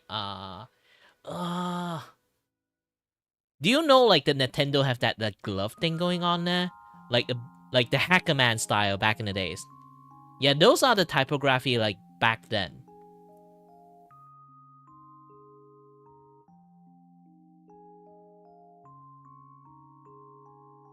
So long as you make like some like 80 like cyber style kind of like with like red purple, like deep red purple kind of like things, like a little bit like digital line, this and that, yeah, that stuff, like the Hacker Man style, then you will like essentially get like quite a close to 90 anime style kind of like digital stuff. Is because like back then like anime have like peak Western Western like otaku boom. Yes, while we have a lot of people have like anime like influence, Japanese have a very heavy Western movie like boom. So they are kind of like some sort of like very otaku-ish on RoboCop. So if you have anything that's similar with like RoboCop font, you can something like that. Like you can starting to work upon that, because like a lot of Japanese font actually come from those. Why there's like so many mecha anime back then, like robot related stuff, especially like that like famous like Twitter scenes. That have you seen that like Japanese anime have like that really like hype up like realistic like mech suit kind of like animations. Yeah, that was like over the times they have like that very heavy like otaku boom on that particular type of things. I can even show you the animations, I guess. Like, hold on a little bit. Let me try to find it. So this is the thing that I'm talking about. So like around this time, see, like this is like the 90s, 80s, 70s kind of anime. They kind of like having this like really strong like techno boom there. So long as you're doing something like techno back then, you know like you're doing like a very nail upon like anime style back in the days. Because try to think about I can like show you one more thing that doesn't really involve a lot of mech stuff, but let me try to find it. BTX. Okay, this is like back in the days. Like BTX is like before 2000 kind of like anime. Gosh dang it. I don't need fried chicken. You're making me hungry for no reasons. Get out.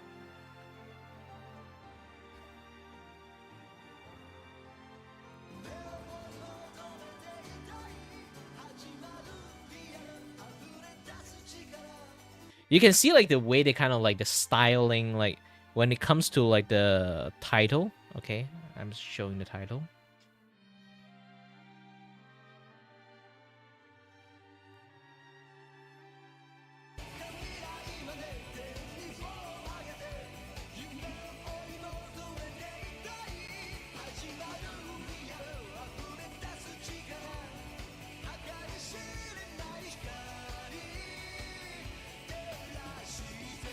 Man, back then when I was a kid, I keep like binge watch like BTX over and over again. Oh, there's nothing like that. Where is it? Oh yeah, this one. So you can see like how like they do like those kind of like anime style like kind of things. They always have that like thing bolted up and like have a little bit of kind of like very like digital 80s style kind of stuff. Kind of like style they having it in there. Even Rudolph no Kenshi have that kind of like stuff like going on. So that's a lot of like very like Western digital style back in the days. So in fact, when you think about anime, you just think about anime fight like techno font, and then you will like start from there, and then you can just keep going from there.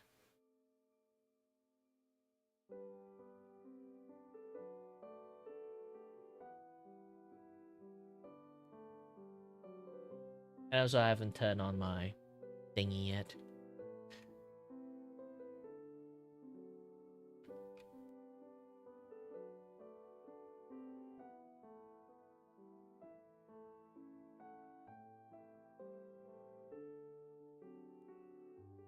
Oh, by the way, like I can't fix it this time, so like the TTS is in my vertical side this time. I can't really fix. I'm too lazy to fix it.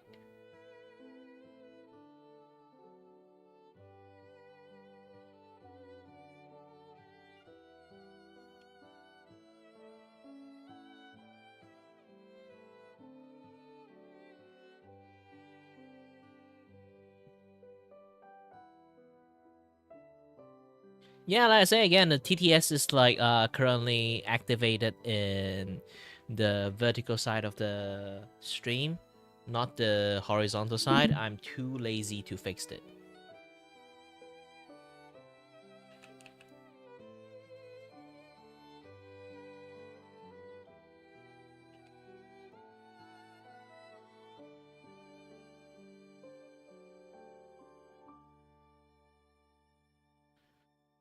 I'm going to actually I'm going to like give feedback to like Panku about the TTS stuff in the futures.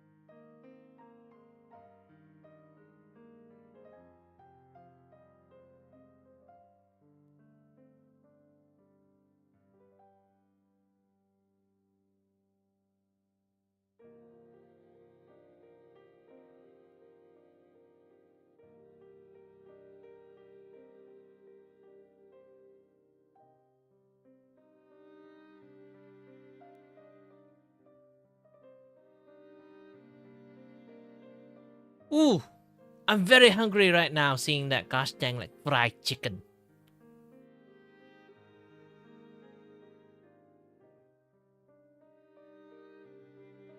That thing is a menace. Menace, I said.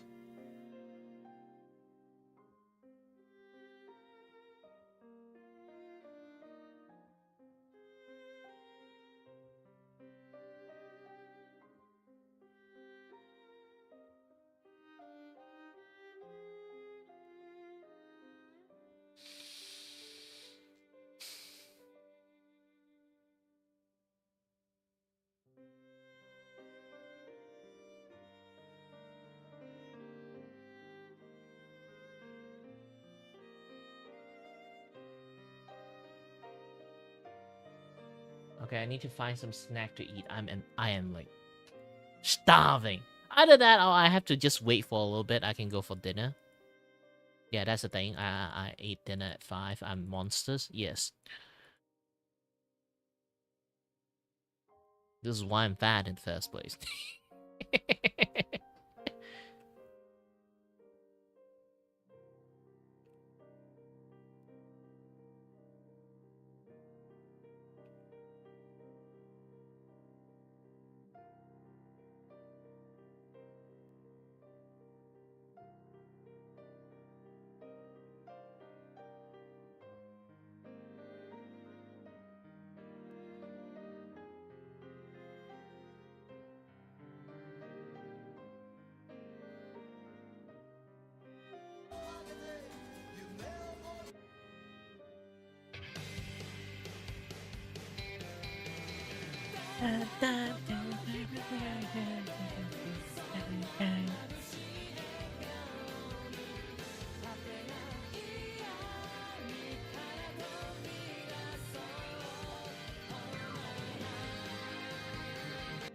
Do you ever focus on the work so hard that you begin to loop over and over again in some same minute detail of the work just because you see pixel being misaligned? No, I don't. That's the reason I draw really, really fast. Because I don't give a shit. I'm not a true artist. I'm not like most people that kind of like they try to master their craft. If I did a good work, I did a good work. If I did a so-so work, at least I give my best. And then I'll be like, yeah, you know what? I'm zooming out. Nobody sees it. Nobody sees it. Why do I care? Like, here's the thing. You have to understand that I don't do drawing because I'm super duper ultra passionate at it. Okay, I still love drawing, but I love drawing what I want. And when it comes to drawing for other people, this become like a profession of I draw what they see, not draw what I want to see. If they want some certain thing, that is certainly going to like screw up the drawing ultimately, or maybe like some things that envisions is going to like be a little bit weird, or like when I do some stuff they wanted, I notice like there's some flaw in it. I'm trying to like perfect it as much as possible. No, I will going to do the work, the level of work that is like for them, you know. If they want this, I would do something like this. Like when I say this, my hand is like, you know, it's like the scope of their eyes. Because there's so many things when it comes to art and stuff, nobody actually really going to appreciate it like those kind of fine wine. They would just see the things and be like, ooh, and then move along. Obviously, you shouldn't make sloppy work, but at least I'm going to say there's so many times there is like detail of the work that you should not really laser focus on, because you see it, they don't see it. You have to train yourself to a point that you have to know that this thing, you can see it, but also at the same time, your client cannot see it. Also depends on the people that you're facing with, to be honest. And professionalisms, yes, you should have it. This is why you should at least make a work that is like okay. Like, it's still like okay in your eyes, but like indefinite means like very tiny, minute stuff. You have to learn to let go. Yeah, graphic design have this thing is like you have to like totally align lots of things. If that is the case, you have to know this one thing: math. You did a math, and the math is right, all the curve is in the right place. It looks wrong to you somehow, but you can show it to the client first. If they're fine with it, they're fine with it. You don't have to laser focus on something and then later on like spend way too much time and then you show it to a client. Here's the thing. Next time, you can try this. Whenever you did something like that, remember to screenshot what it was before and then what it was after. That you spend like 10 hours on it. And then you send it to your client. Will they accept the before? If they accept the before, means your after, and then like you show them, you just send them, and then like after like a few minutes, you'll be like, oh, I did some improvement on it. Here you go. This is like the revision version of it. And then if they loved it, yeah, I think like you did something really nice. But if they don't see the fucking difference and be like, yeah, they're fine with like the previous one in the first place, then you learn one thing. All you did is just to satisfy yourself, not your client. Because your work, especially when you're using like graphic design as work, you have to satisfy your client, not your art. When you draw it for yourself, then yes, it's an art. But when you make it for a client, it's a job. Your work, your responsibility is to react with your client or draw something your client want and then share the progress to them. And then they'll be like, they like it, then they like it. Even though in your professional eyes, it's a shitty art. But for a lot of general normal people, it's a normal art. You have to know like when it's a normal, when it's not normal. Then you like most likely case that you can kind of like really, really detect those kind of things. And then like you learn to let go a lot of stuff. Like this is fine to let go. That is not fine to let go. It's like something like this. Oh no, oh no, oh no, oh no. And then in reality, they don't see any issues. They just see it's another folding line. You just add one more little bit line there, done. You don't have to perfect it.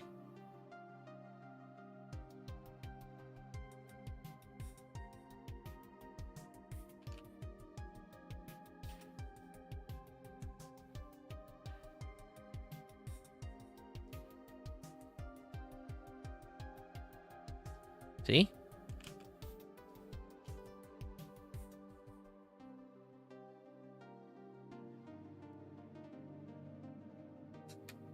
Just follow the flow. That is the most important things. I know graphic designer and like an artist have like a very different thinking pattern, but the way I do my art is actually more close to be a vector designer than like a graphic than the illustrators.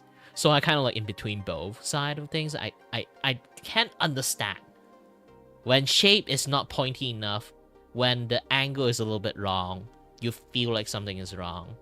But if your angle feels like wrong, means like your math is what's wrong in the first place. Like you have to trust your gut feeling a lot more.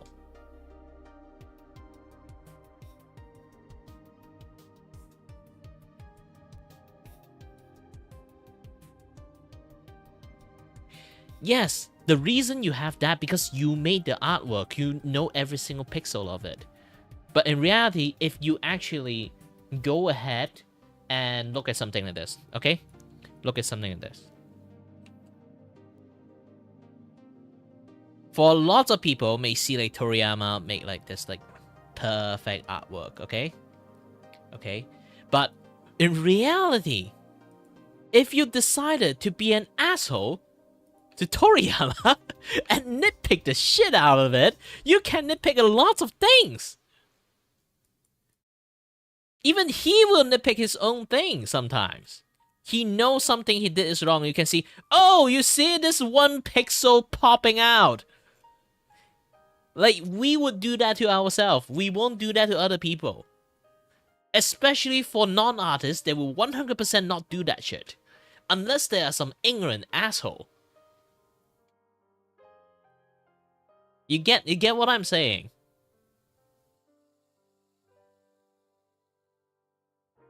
They'll be like, oh, you see, like, it's not a perfect circle here. He should make this a perfect circle.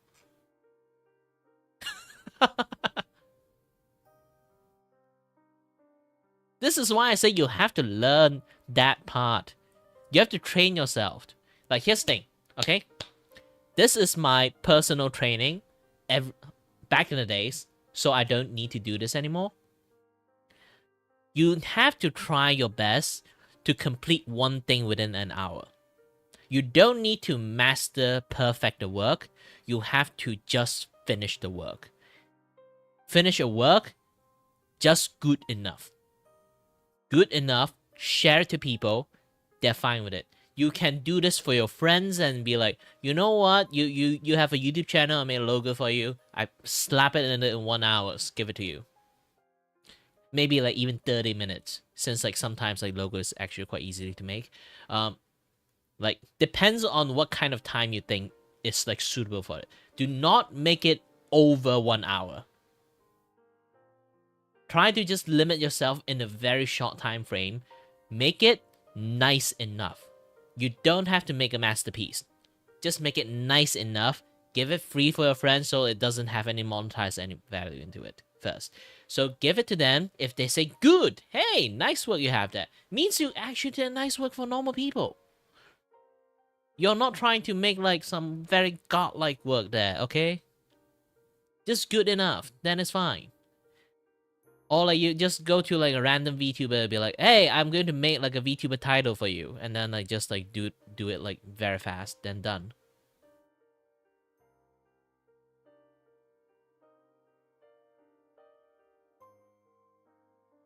Yet, long as you don't do sloppy work, you have to do a just enough work, but with a speed enough to satisfy a person.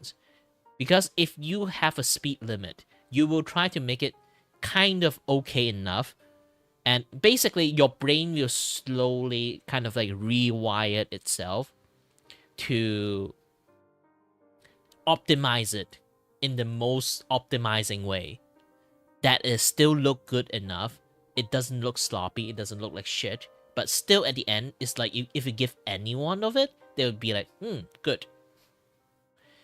Yeah, sometimes like that's the thing, like you spend 10 hours on that 1% perfections can harm like yourself like way more than your art. People can't see that 1% perfections. People won't kind of like nitpick that 1% perfection that much.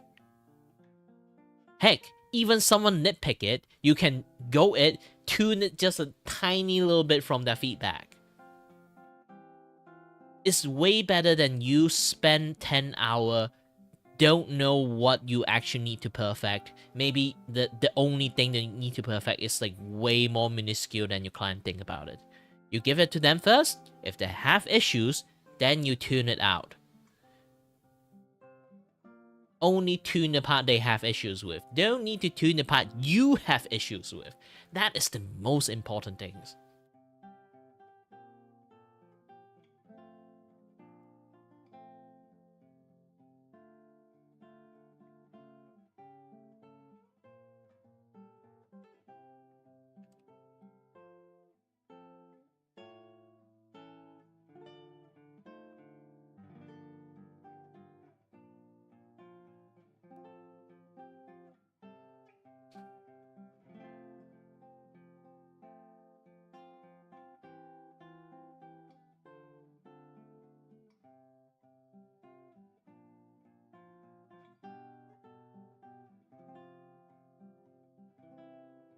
Because normally when we decided to like spend a long hour on one artwork, we are working on our piece. We are not working on other people's piece. You should think a lot more about that. If it's your own work, you can spend however much time you want. If it's not yours, it's like some others people's work, you have to learn how to let go.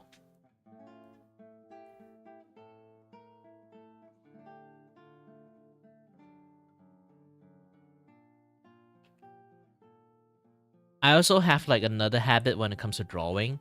Technically, it's more like my personal life habit. I rarely do things twice. I rarely do things twice. That's the thing.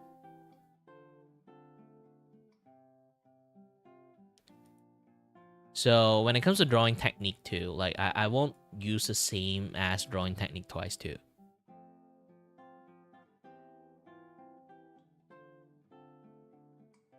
Now here's another issue. The art industry is really chaotic. Sadly, they kind of trap themselves that way. This is like the entirety of the art industry fault. Like again, I study accounting and stuff too, so I kind of like know how business works. Despite I'm very bad at doing business. So here's the thing. Because you price your things too big, that's the problem. The more you try to like hide the price it is, the more conscious you are to try to justify the price. You get that idea? Because you market a little bit too high. Your heart understand. This is the thing. You are not confident enough. Because you never confident enough that the price doesn't match up your work. So you try to do a little bit more stuff to justify that price. When I sell my art right now for $400, people will still buy it. Most likely chance some rich fucko that will still try to buy it. I can still do the same ass thing. Because I'm confident that this thing is actually like supposed to be way more. I just charge it cheaper because I'm an idiot. But in reality, I can charge it much more expensive. I just choose not to.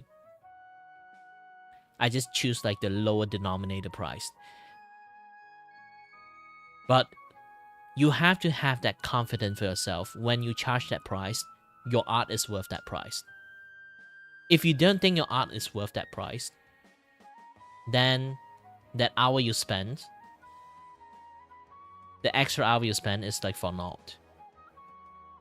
You have to be confident at like if you manage to like put a high price on it, you have the confidence to give them that price, like do them that work without any doubt, because you're doubting yourself and try to justify the high price, and then you spend your time more like on some random smuggle like tiny detail stuff, and then what happened? It just wasted your time and life. You can do way more jobs that way. Like if you half your jobs, and then like you can do twice as much, and then you earn more.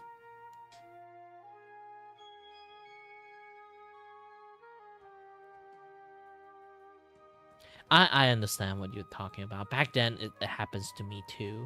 But once you get along with it like long enough, you kind of like have a lot more understanding on how to do pricing. Like especially when you try to like do a freelance commissions things, is like a much more difficult, because the market, you do not know how to like price your things, because the market doesn't really have price. Especially when you do graphic design, there's too many people, like overconfident people, that kind of like over bloated their price, and then like again, a lot of people do not understand art. They just like random smuggle that decided to be like your art worth that price. Okay, so the entire like art market is actually a very chaotic mode. And there's also people that have like a little bit too much money. They just want to draw art for fun and then charge everything at low as fuck. It disrupt the pricing of the market, this and that stuff. So like I say again, a lot of artists did not really finish school, okay? Even they finished school, it's not like they are the best at that subject. This is why they choose art in the first place. Then there are rarely people like me actually study business, study engineering, and be like, you know what, I'm going to be an artist. Like I say again, you can try something, like even when you have the times that be like, actually, you know what, my family is rich. I actually like have a lot of like allowance. I don't even need that much money. I still want to earn a few banks a buck, kind of like as like some meaning to it. So like they decided to charge something that's supposed to be like $60, like $5. That is like market disruptions.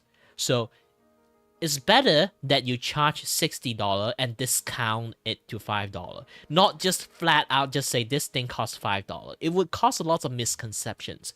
And if you reverse that thought process to people who charge a really ridiculously high price, that is that issues. And then once you charge like a really high price, okay? If you charge like a really high price, means like you add a lots of things that you're like, because you're not, especially when you're not confident at your like at the work that you just did, so you try your best to kind of like justify the price by adding more random smuggle stuff. Sometimes you add too much stuff into it, it become like an overbloated mess. Just like most company exists right now, especially AAA game company, Twitch, on everything, they are all bloated mess because they have like high salary and stuff. A lot of department, they have to pay a lot of stuff, and a lot of people do some random smuggle shit just because they have to justify their salary.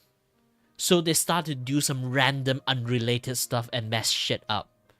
That is how an entire company crumble, when they have a lot of unrelated stuff. Imagine Kit Kat. They have like so many flavor, while the original Kit Kat is good enough. But why do they have like so many like different flavor of Kit Kat? It's because they are still receiving a shit tons of salary, and then they have to justify the pay and the money they spend on the R&D department, okay? So they create a bunch of random smuggle flavor. Just like fucking Oreo. Because of all those things. Why there's so many DEI job happening is reason very simple. It's because you're starting to pay a lot of people on the PR department, and then they have nothing to justify, so they create some fancy lingo word to justify their existence, to keep their jobs in. I can say I'm a professional gaslighter, and then like I have like it's basically just like trying to find something, create issues, and then I got like that meaning for my things. You actually create the problem yourself, and then you provide the solutions as the selling point of your job's existence.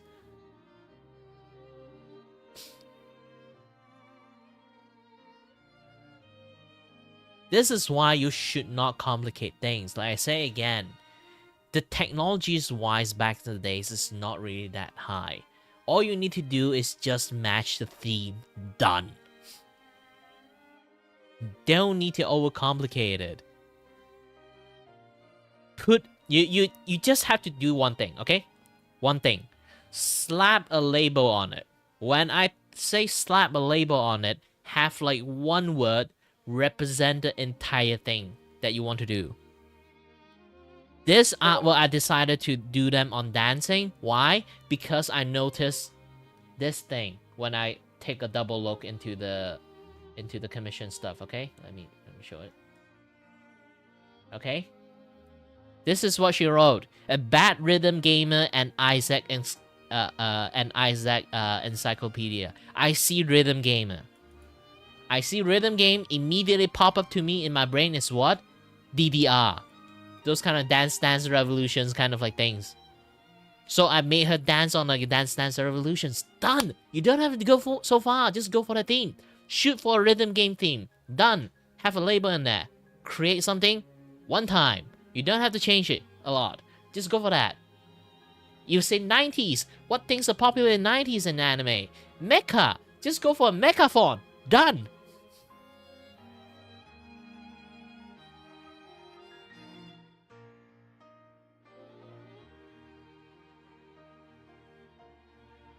Then just don't think like an adult.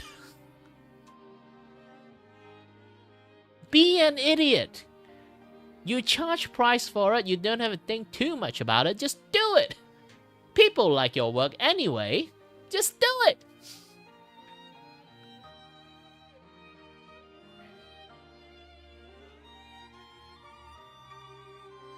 Like, try to think about this.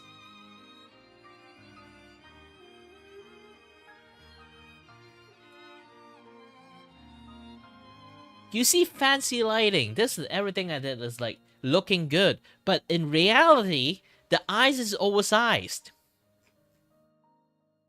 I did a good job on most of things. The eyes is not that great. But at a glance for most people, they don't really see that issues. They just see, oh, this is a fisheye effect.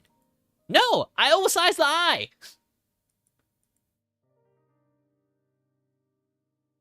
I put the eye too far to the right.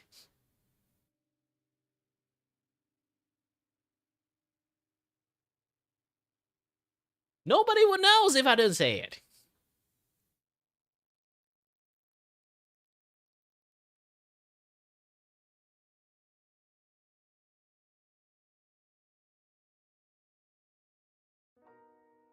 Like, here's the thing. You are not an idiot. You are not idiot enough to not think.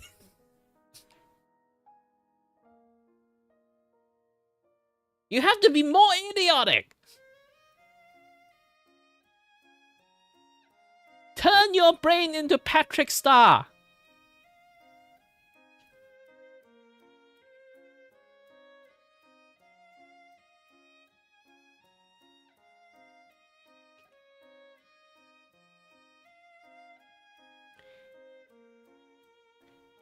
Yeah, if you spend like 10 hours on one work, that one tiny detail, that means you are not an idiot.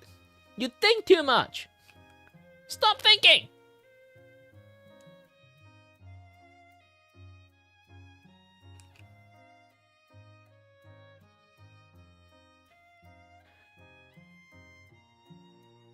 It's not asking you to turn yourself into idiot perpetually, but again, there are times that you should use your brain, there are times that you shouldn't.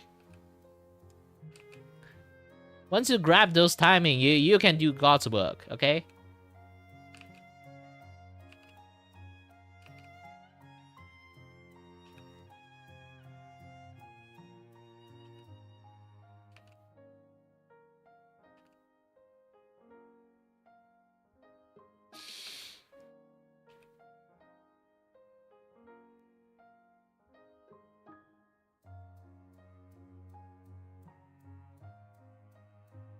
No, Savan have like a different thing going on there.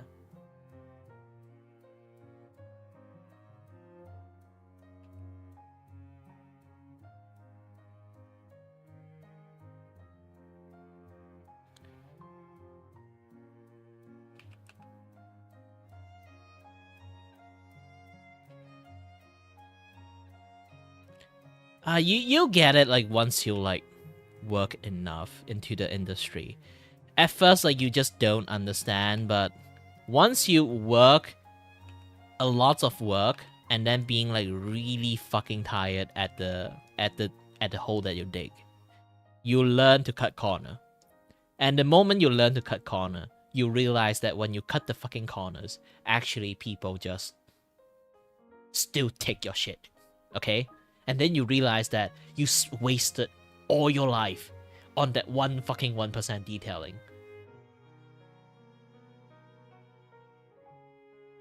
You literally become that meme that like did the blinking eye. You'll be like, wait, what? I did a bad job though. And then you didn't say it. It's just in your brain. You'll be like, and then everyone just praising your work, and they'll be like, I did a bad job though. And then everyone just take it, and they'll be like, I did a bad job though. And then you realize that, oh, so my bad job is still a good job for them.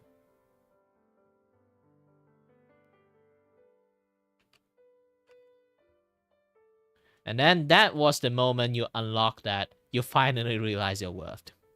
This is the cycle of artists that I hate most.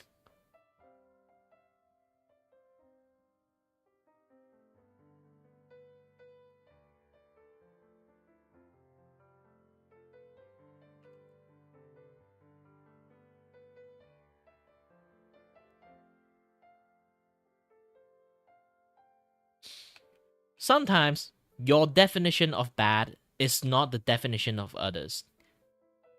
You know?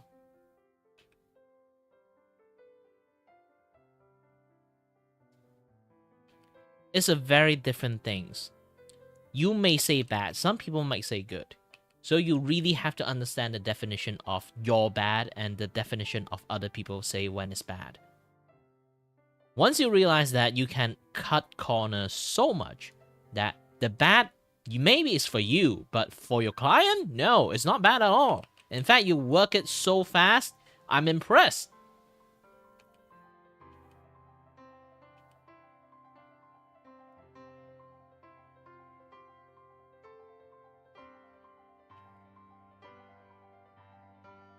When that moment happens to you, you realize that you just wasted a lot of time from nothing.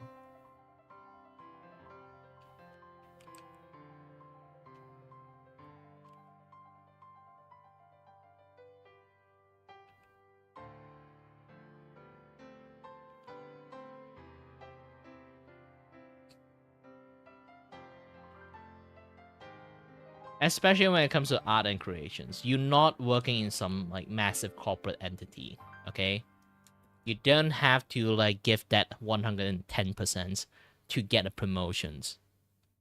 All you need to do is satisfy your customer, done. That's your job. If you want to be an artist, go to art gallery. Slap a banana and then people will just love it.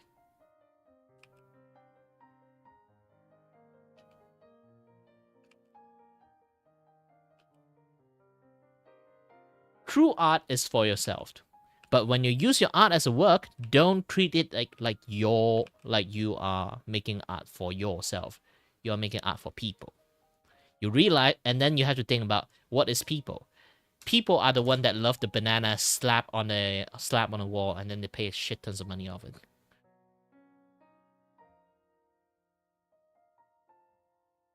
Those are the people you are dealing with. When those are the people that you are dealing with, then you know what you have to do. Just do a good enough work, it's fine.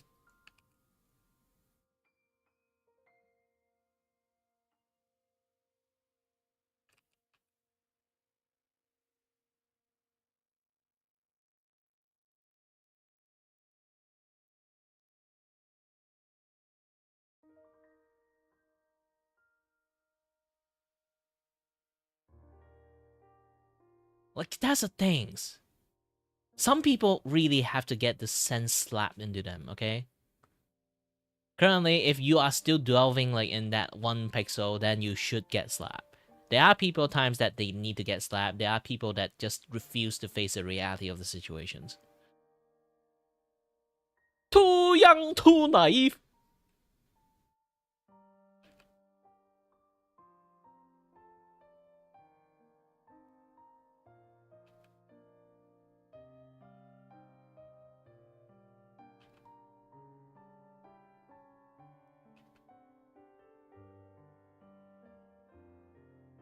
This is why so many artists is getting overtaken by fucking AI.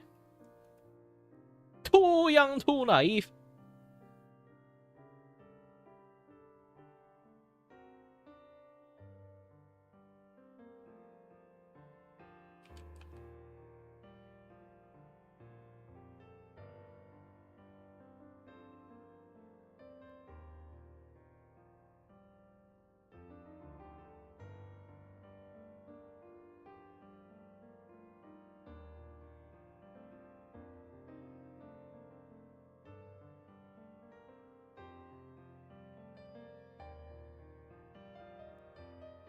I'm 30 years old. I still view all 20 years old like young ass kid.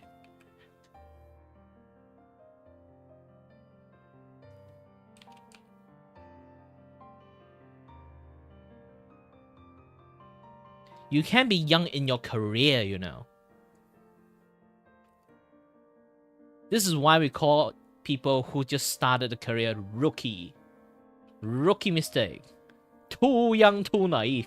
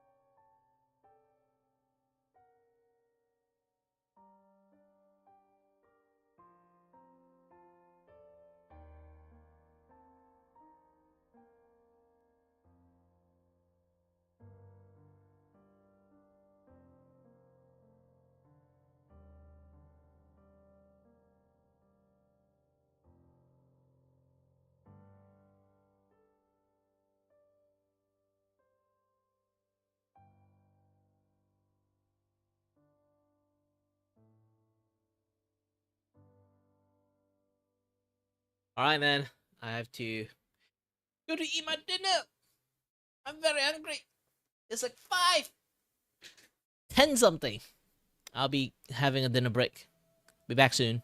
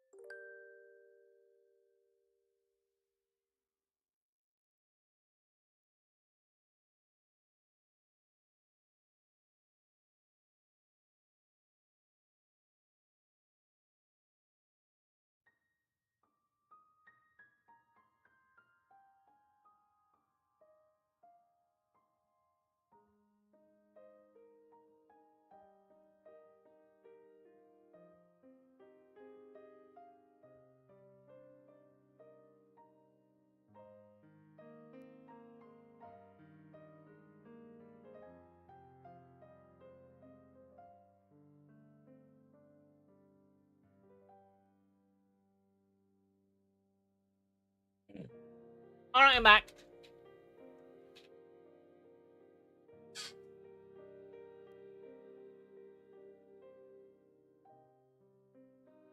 I know I eat food like freaking Kirby, but still. I did chew, okay?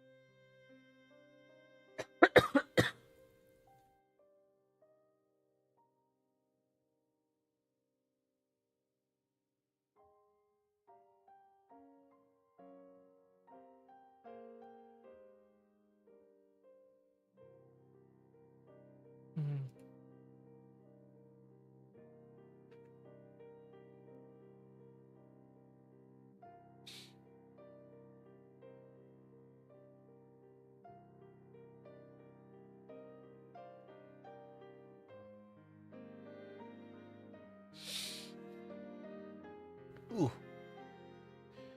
Might have to take a little bit much more break on my body. Ah.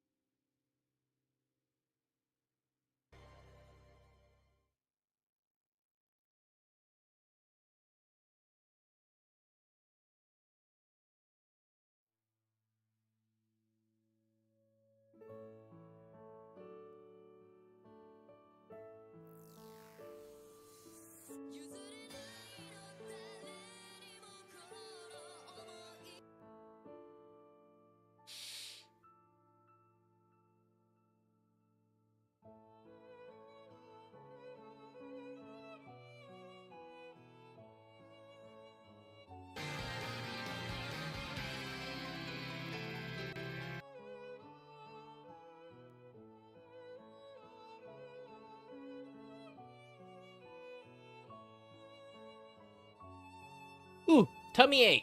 Gosh dang it. No, it's not. I didn't eat and immediately went down. Went down. Okay. It's just a natural state of if you means like I have a fulfilling life, okay? My entire body is full. Eat things up will just push things down. I'm going to take a PRP break.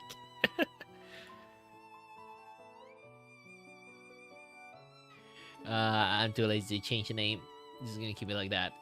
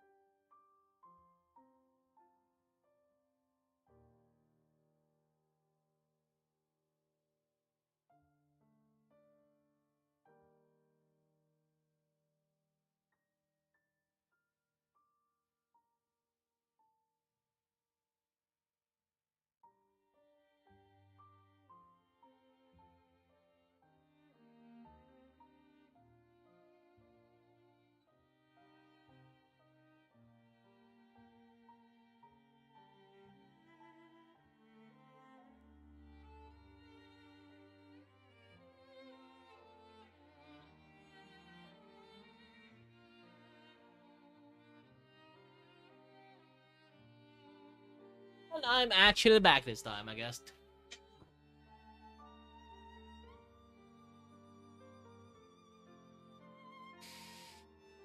Whew.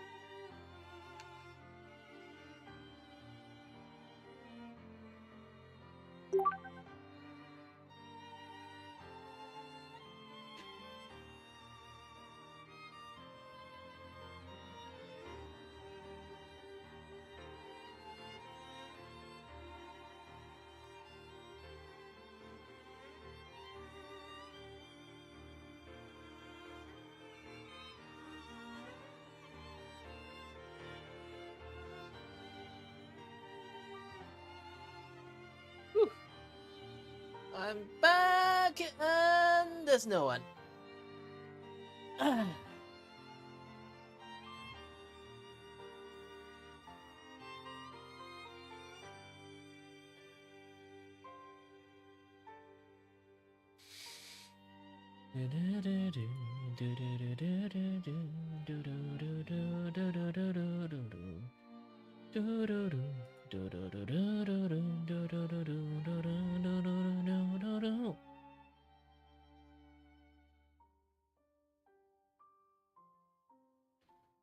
Too late. Usually around this time, they already left.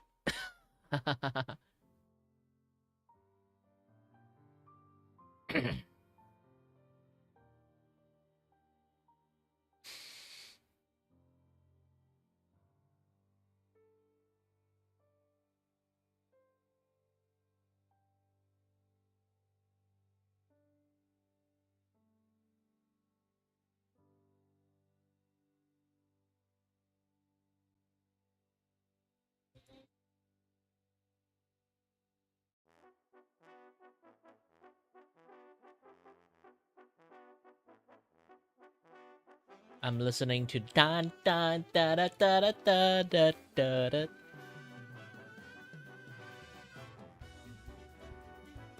Too bad you guys can't listen with me.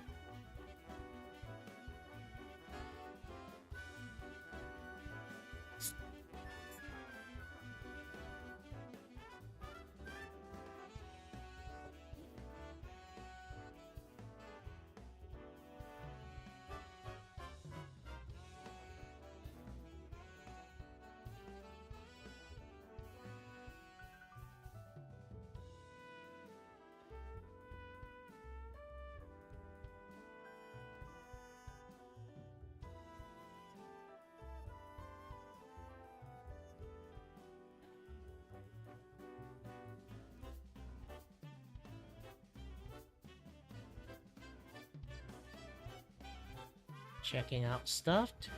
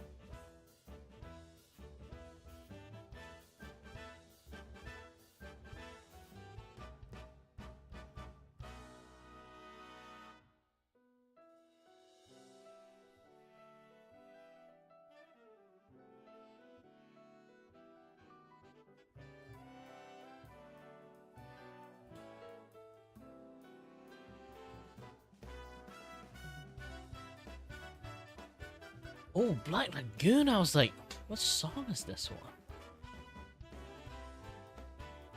Man, Black Lagoon have a very good song list.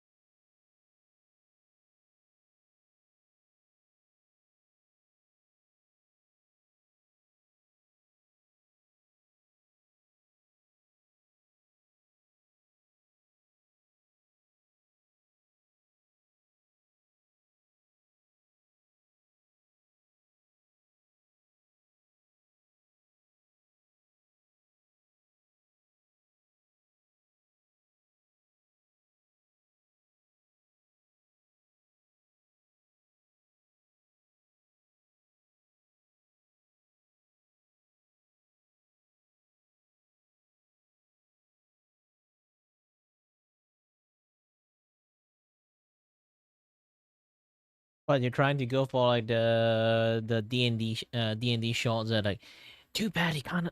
Thank God he can't understand double negative.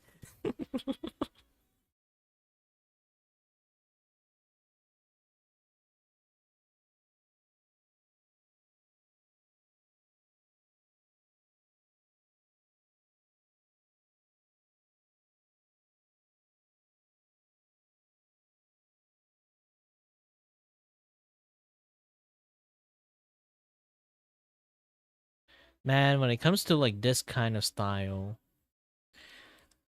detail was not the game of this style.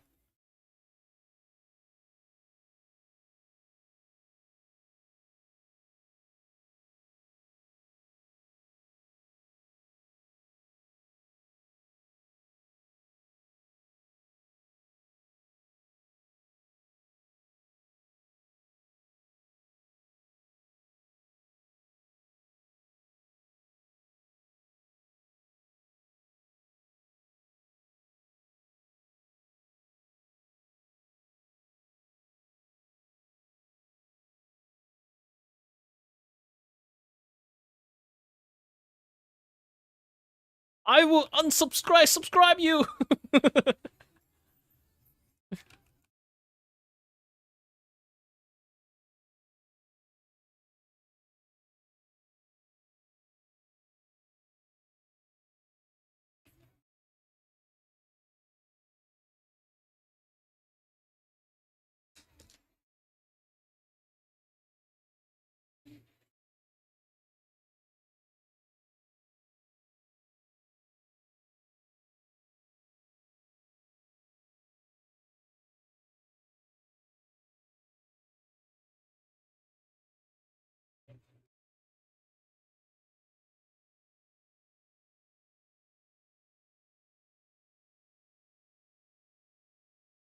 Sorry.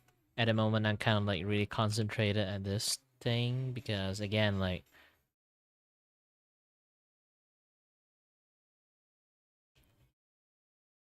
detail is not a game for this particular style, but I am trying my best to at least look presentable.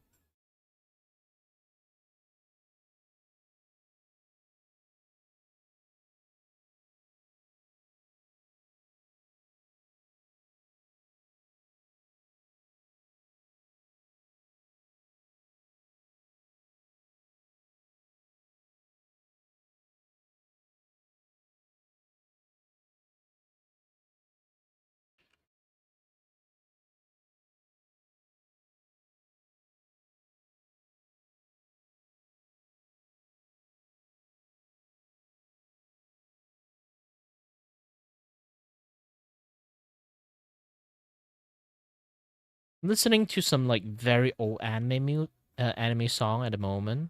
You guys can't hear it because I can hear it. I was like, man, old song really hits differently.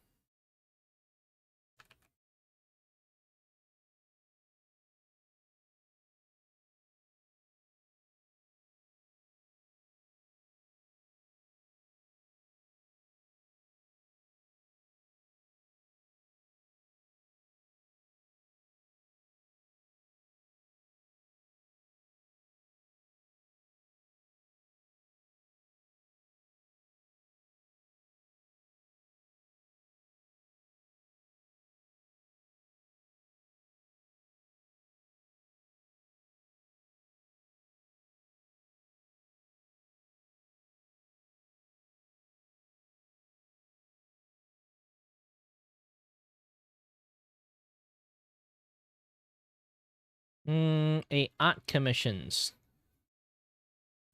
obviously.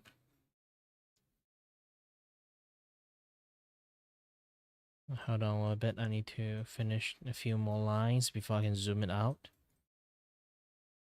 So this is VTubers that play rhythm game commissioned me to draw something, just surprised her.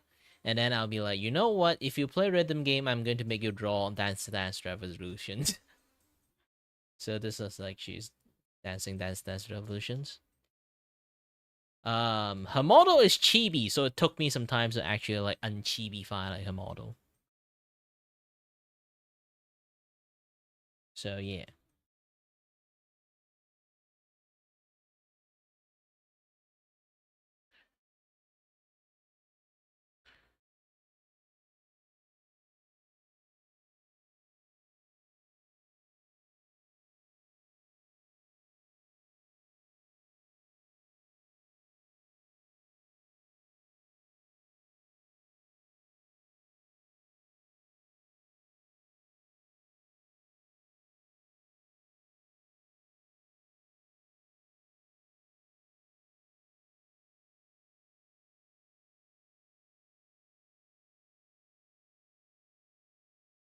Which is a good thing because my model is practically aimed for that era of like anime style.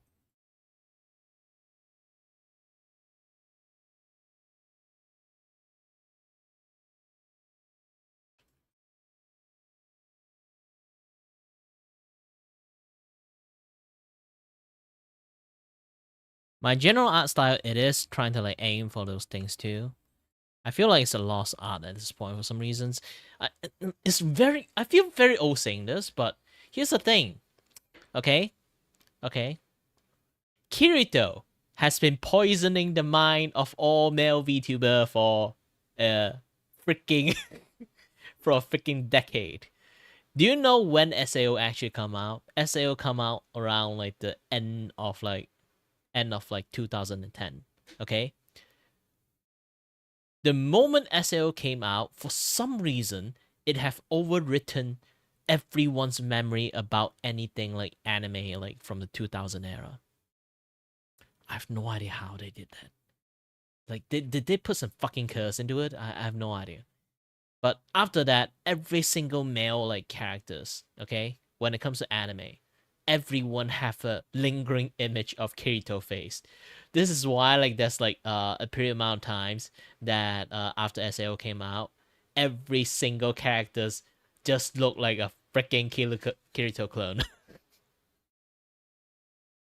And when around the time, if people really, really like recognize Kirito and watch SAO, you can ask them anything before like 2010 era kind of like anime. Ask them what is Love Wiki. They forgot. They know they watch it, but they forgot. You ask them what just like Sayuki, and then they'll be like, oh yeah, that Journey to the West, but with the very Western versions of it. With anime slash Western version of it. And then it'll be like, oh, what is a gun sword? And then, oh yeah, that mecha. Yeah, you have to mention it for them to actually remember it.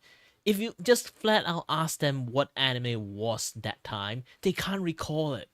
I don't know what kind of curse SAO put on people's brain because like even people don't watch SAO know what SAO is. Even they don't watch SAO, they know how Kirito looks like. The fuck, man?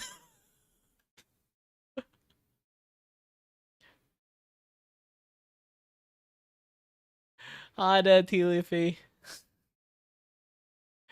Sorry that I was like ranting about gosh dang Kirito.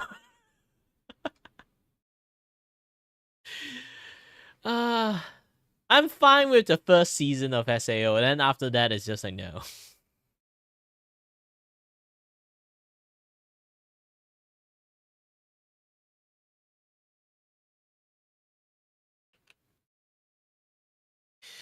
Here's the thing. Here's the funny thing, okay? Axel World is actually written. Yes, Axel World is written by the guy who made SAO. I really hate the fact that he abandoned the entirety of the like Axel World IP because SAO just simply become like the famous like novel that he wrote. And then he just completely not written a single thing about Axel World anymore. Don't mention that kind of like crossover thing happened like in SAO and Axel World. It's a complete different thing. They only did it because it's the fab to do.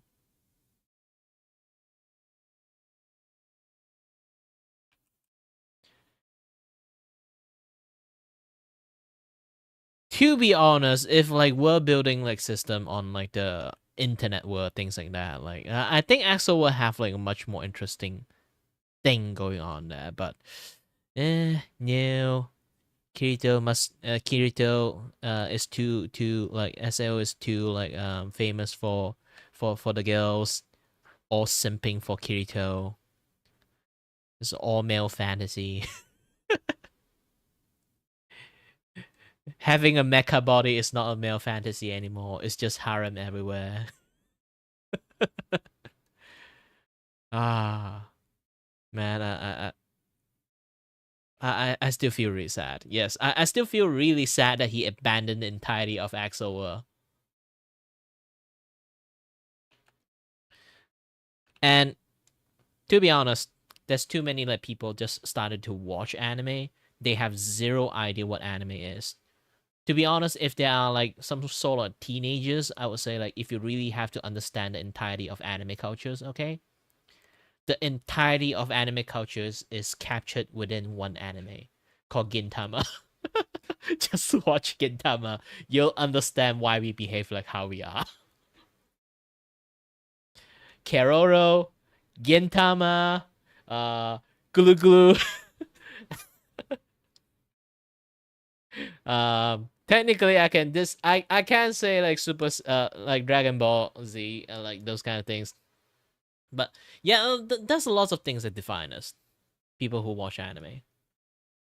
But people just don't understand the cultures because they don't really watch those other kind of anime. They don't know what funny gag anime is. Because like the way how the entirety of anime culture is, we are like grew up with the humor and funny gag of like anime itself. Gintama is the one that grew up most people like emphasize like on the entirety of anime like gag there.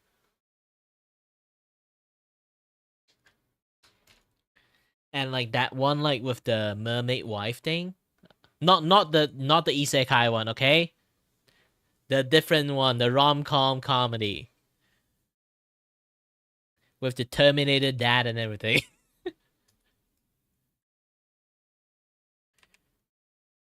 All those anime like define the era. And then there's a Gosek. Oh, Gosek is just so good. Gosek. And so many anime I can like just mention about it. But those were all those like era. There's a Gosek and D Gray Man, all those kind of anime. Nobody actually remember them. They watch all those things, but nobody remembers them. It pissed me off so much. I gradually become like really hate like Kirito as a characters because of that.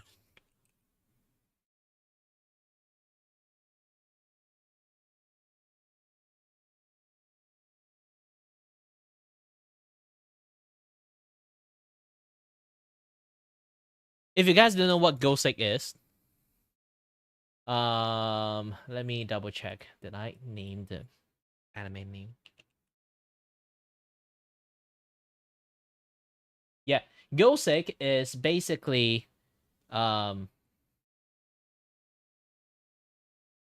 Detective Conan, but in a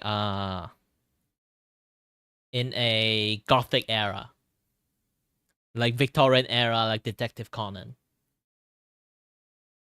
This anime is so good.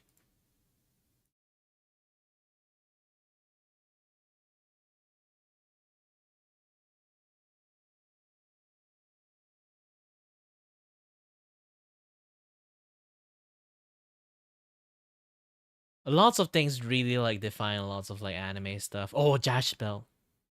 Gash Belt. Technically, lots of people say Dash Belt, but you know, back in the days, I watched like with like the English like rename thingy, they got it Gash Belt, so I kind of like already used to the pronunciations. Um,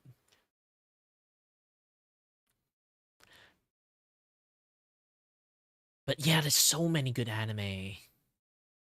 Like you can recommend it like so many things to your friends.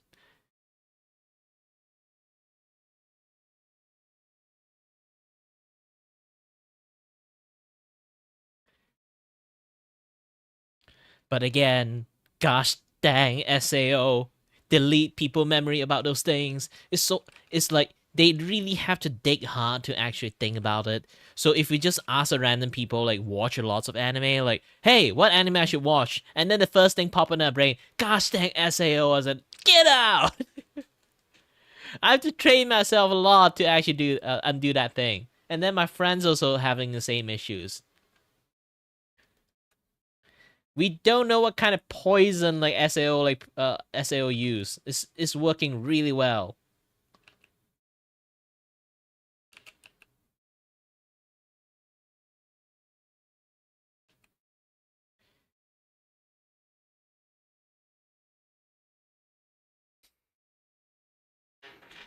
Well, that one is like really old. And then I'll be saying like BTX, yeah.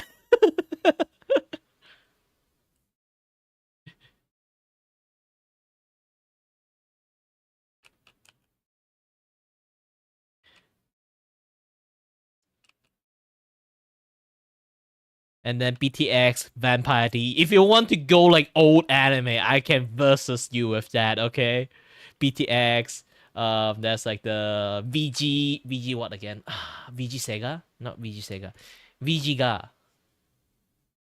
VG something, I forgot. Like that one. Oh, that one. That one defined the design of all male VTuber right now. I was like, gosh dang it. I literally have like a written like essay about it, talking about male VTuber design, and then lots of like old ass like anime. Actually, here's the thing, a lot of male VTuber with like those kind of long face, like white chest, like all those kind of design VTubers. Actually, they are more or less very mimic the anime male characters from back in the 2000s, early 2000, earlier before 2000 kind of like anime. All the designs and everything. Let me try to find it. Hold on.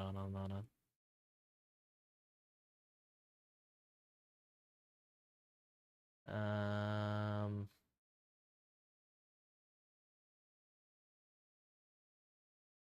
nah, don't try to troll in here. Um, hold on. Game pitch? No, not game pitch. Yeah, this one. So look at here, and I scroll down. You can see, not this one. This one, RG Vida, not CG Vida, RG Vida. You can see them. The design scream male VTuber design, especially the main dude, long face, white chest, show pecs, and everything. Everyone have that design.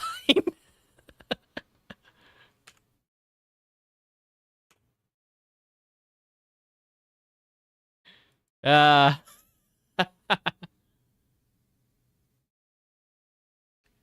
and then Vampire Hunter D. You tell me you look at this, you don't say like this is a VTuber design. Yeah, male VTuber design.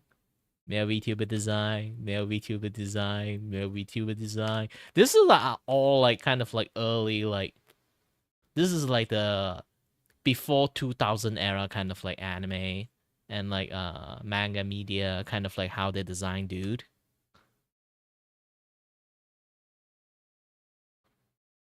So yeah, you can see this like definitely this is like all the inspiration come from. And then again, this is like Sensei.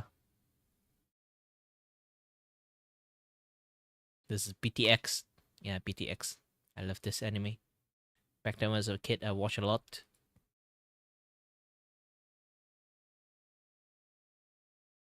Ooh, and this Vash.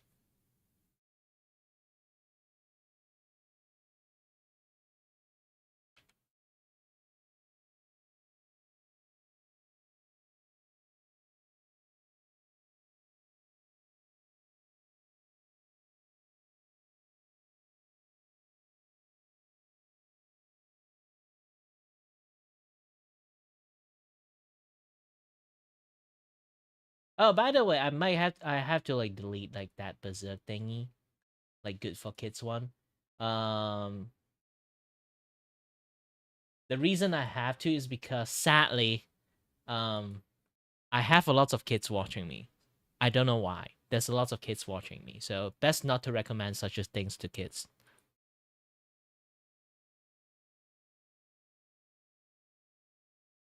When I say kids, I weirdly have lots of like 12 or 13 years old like watching me, maybe because I'm drawing or something.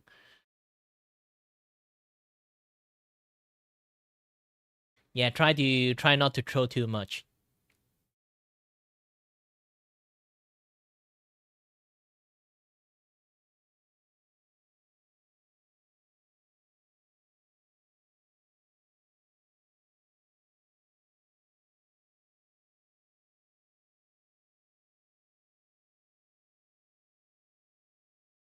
Well, they're not here, but because I have child audience always like dropping here and there, I'm trying my best to at least like curate a little bit on chat thingy, okay?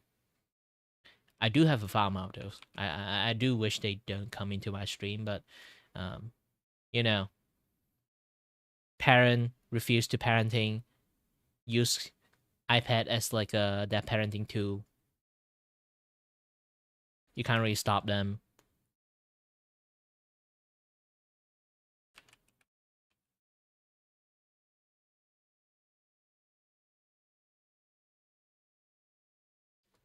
At least have some control. That's the best I can do for them.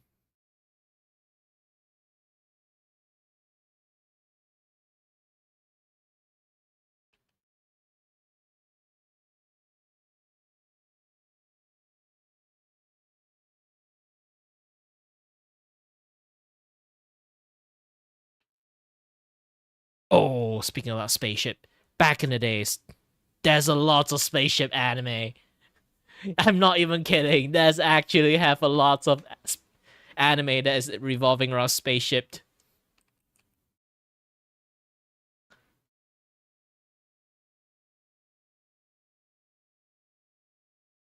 Oh, that is my always lesson for the kids. For one thing, never fucking tell me your age. Or open it in public. I always will first thing I tell them. They always, for some reason, hey, try to guess my age. Like, I don't want to guess your age. And then they just expose that. I was. And then I have to spend like 20 minutes long, like teach them like not to expose their age online. And then after teaching them, the next thing, hey, where you from? And then I was like, I'm from Malaysia because I'm fine with like talking about it. Nobody can track me down. And then I'll be like, oh, I have a friend in Malaysia and he's 14. I was like, what did I just tell you?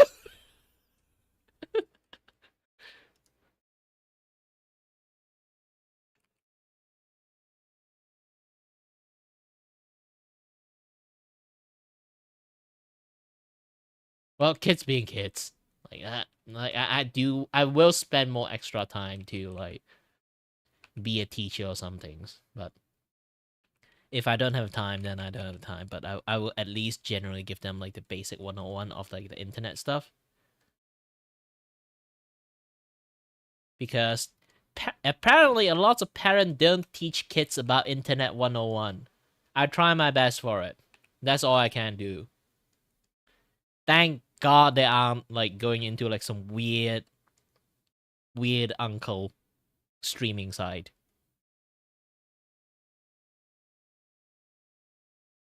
At least they got funnel into my place. I hope. But it's going to be very annoying for me to keep like, being a babysitter and everything. But still, it's my aspiration when I was a kid. I want to become a teacher. Too bad in Malaysia, if you fail Malay, you're fucked. No matter how much A you have there. You fail Malay, you can't get exam. You can't take an exam for like getting a teacher's license. I'll be shit.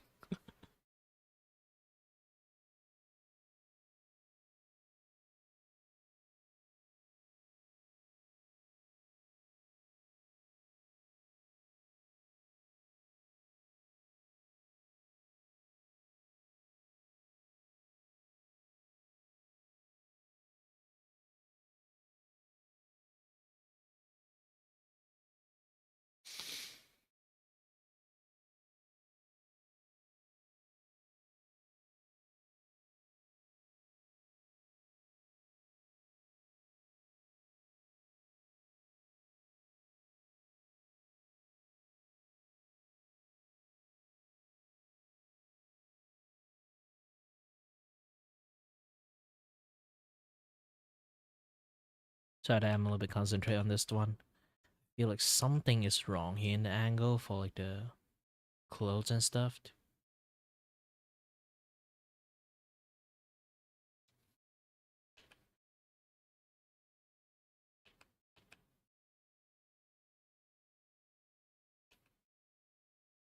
Yeah, you can kind of like say like this is my kind of like way to do drawing.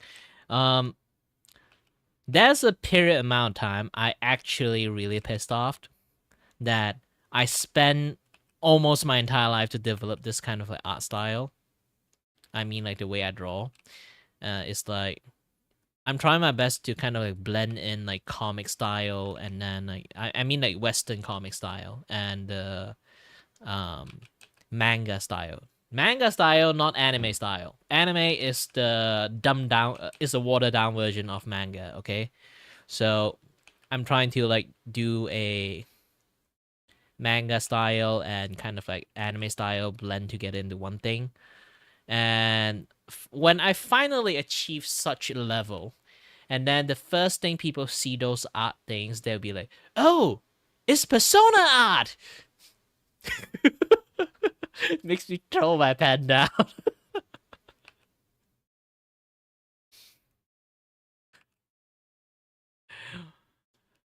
I won't say it doesn't look like one, but I did spend a lot of like times and to understand the principle of like inking, of like how like a lot of like inking technique of like like those kind of like visual novel for like for comic and stuff. I learned lots of things from that and apply those principle of like inking and then like a little bit of principle of like the art style of how a manga should work. And then, the first thing that is to be like get like my effort disqualified by being say, "Oh, it looks just like Persona art style. Are you doing Persona art style?" Ah!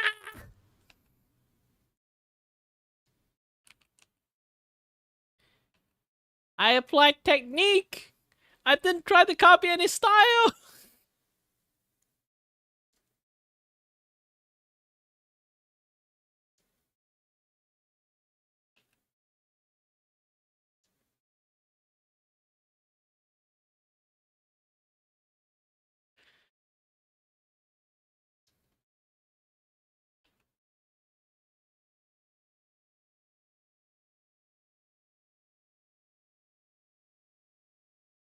Hi there, Tenzi. Doing great, doing great. A little bit drawing, a little bit, you know, a little bit drawing, a little bit streaming, a little bit chatting with everyone, this and that, other stuff. So far, so good. So far, so good. The art progression is doing very well.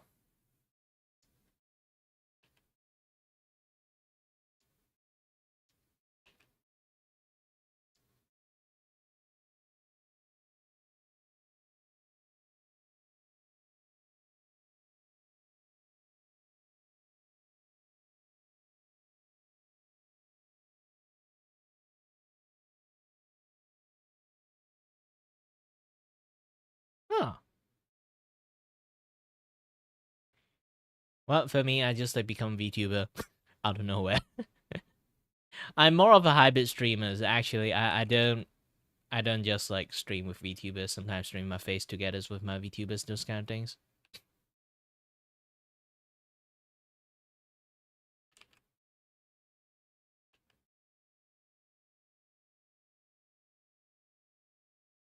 Because male VTuber debuff is an actual existent thing. But don't worry, I don't give a shit. I know how to. I know a way to solve the male VTuber debuff. I haven't really made a video about that too. It's like I actually been doing quite a lot of. I actually been doing quite a lot of like the what thing again?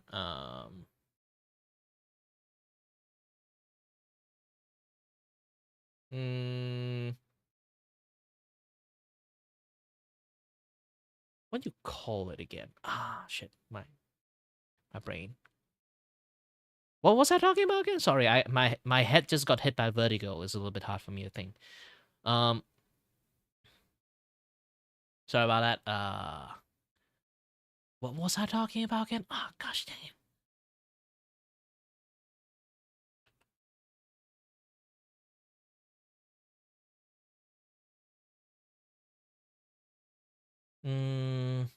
Ah. Well, if you really want to share stuff, you can just go to my Discord server.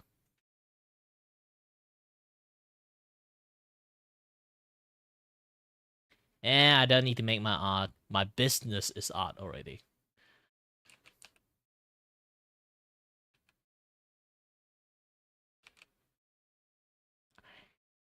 I can tell you one thing, we are fellow artists. I don't need people to do art for me because I can do it myself. I even made my own model, obviously. All my overlay, all my artwork, all everything's here. I even made my own comic. I draw comic, I make animations, I make 3D animation, I make 2D animations. I make overlay, I make graphic. You can see that logo, that moving, pulsing every single time I talk. That one I also made one. Then you can make everything myself. Do you know why? I'm a broke ass motherfucker. I'm so broke. In fact, I need to ask for people to commission me so I can have some money to eat. So most of the case, like, if you're asking for me to like commission you to do stuff, I can't. Like, I wish I have the ability to. The best I can do is just like promote your artwork. Just that.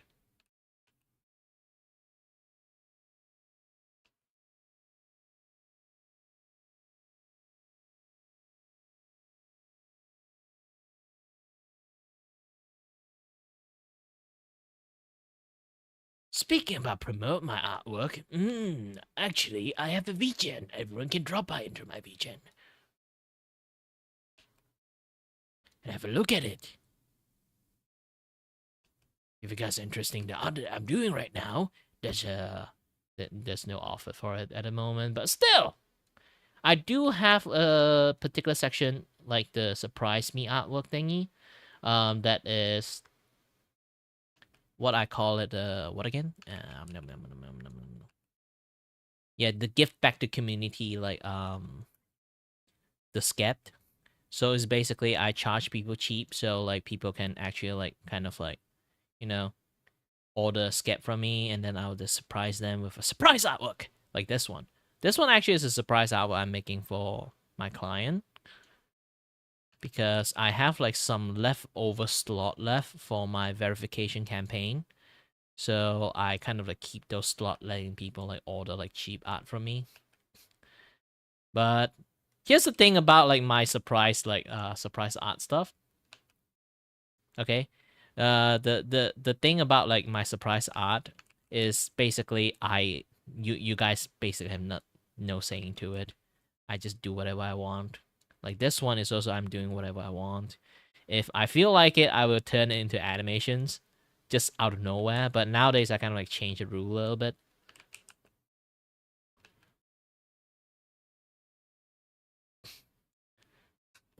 Like this is my last work. Let me show it to you. It's a animated reactive. Oops, press the wrong thing. So it's an animated reactive. Ta-da!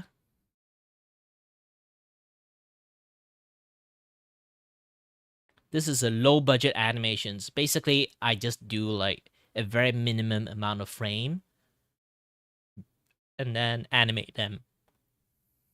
I fully used like I didn't use any live 2D software. I used the Clip Studio Paint to make it.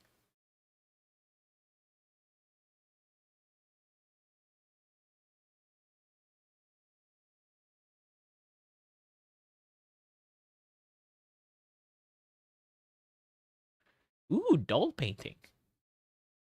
I haven't done that for ages. I did that maybe like 3 times only, and then I kind of like stopped because, man, the paint is expensive. How do you keep it up?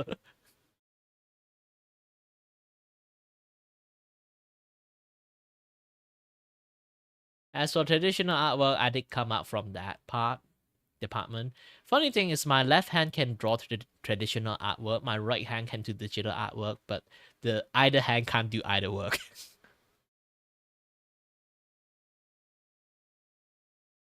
Oh, from felt, so not those kind of like porcelain doll. Not actually porcelain. It's more like like a semi porcelain, like those kind of consistency, those kind of things. I made a few once.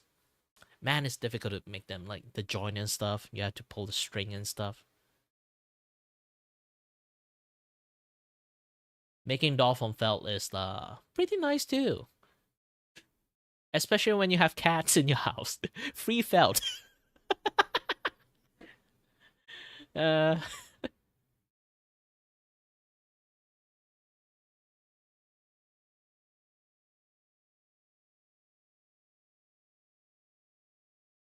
Hey, this is what we call recycling. Also, your cat is providing job for you. Like I say, I do have a public Discord. So you can go to my public Discord and then post it in like creative. Post it in the creative channel. It's a channel I use it for kind of like show art to people. Anyone that can do any other things can put it in there. Oh, embroidered. I only did not embroidered, like what they call it, crochet. You know, like those kind of crochet things, like those for the table, but it's like for the flowery, like very flowery patterns and those kind of stuff. It's like for a lot, it a little bit like a lace pattern. Yeah, it's kind of like a lace pattern, kind of like tablecloth. I crochet those kind of things, and then like my friend told me, "Wow, you just immediately went for the hardest difficulty," and then I'll be like, "Wait, what is it?" Well, my aunt was crocheting those kind of things, and then I saw her kind of like, "Hey, what are you doing?" And then like I did some, and then she taught me how to do that, and then I crocheted, like those kind of like nightstand table size, like entire thing, but too bad a baby kind of like a baby don't know what to do. They see a string, loose string, they will pull, and then the entire thing. My 3 months worth of work gone in 10 minutes. uh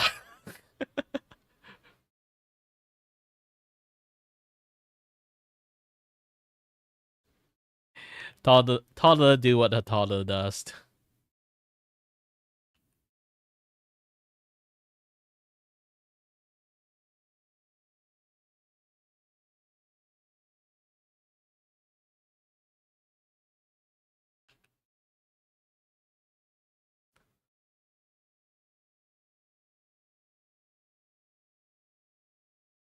Ooh, Miku dolls.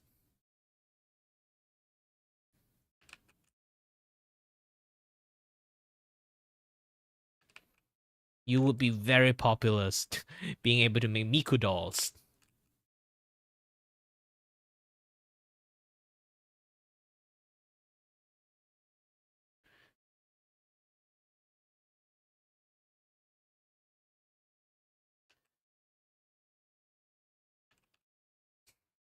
You know, it's actually really funny. I never watched the Cardcaptor Sakura anime. I kind of watch it, but only bits and pieces of it, where my sister was watching it. And then I walk past like the living room, and then like just sometimes just stand there, watch maybe half of the episode, and then just proceed to walk back to my room.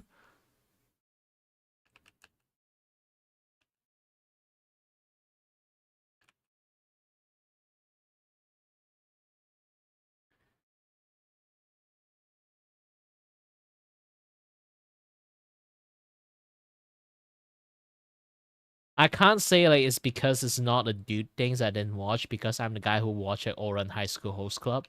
I just for some reason I just choose not to watch Cardcaptor Sakura.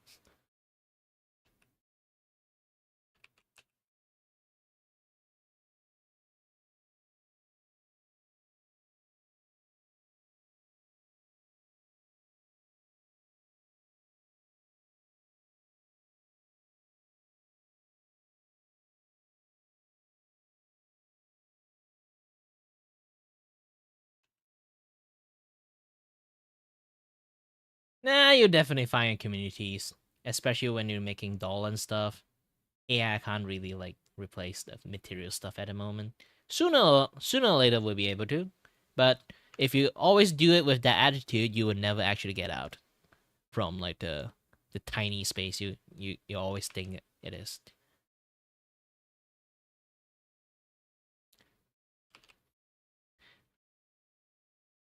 One of the things to combat AI is not just shitting on AI, it's also the attitude you have toward your own works.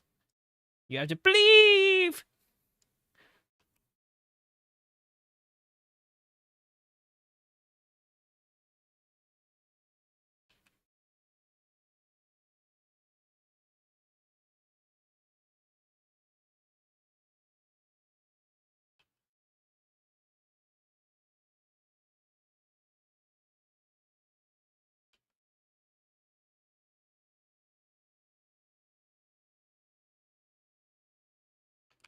Don't stop believing. I can't sing, so I'm really bad at singing.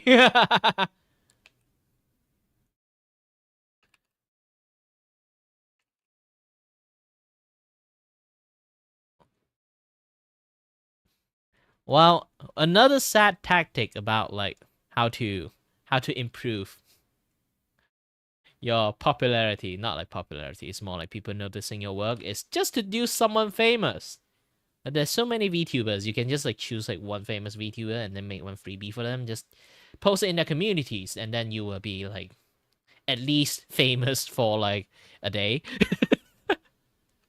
And if you do consistent enough, people will just like recognize you.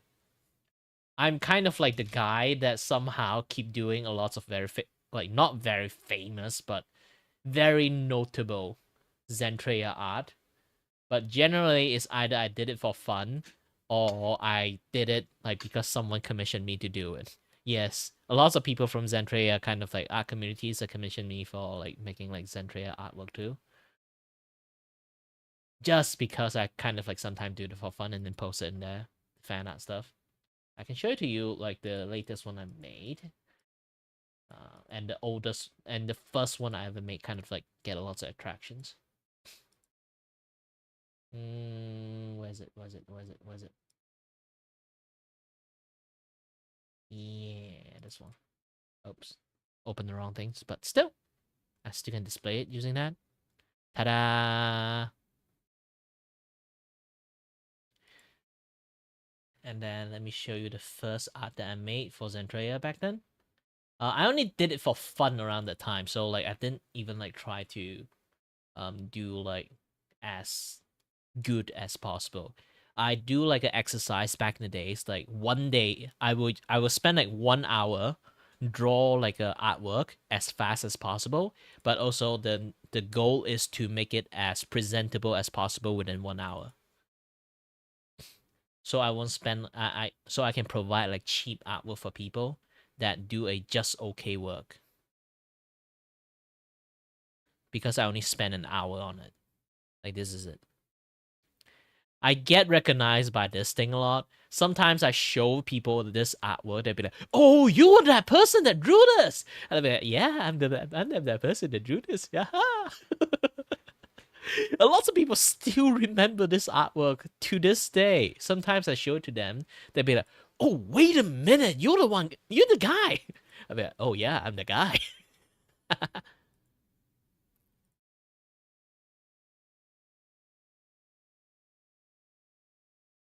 And so I made this one too, for fun. Still 1 hour artwork.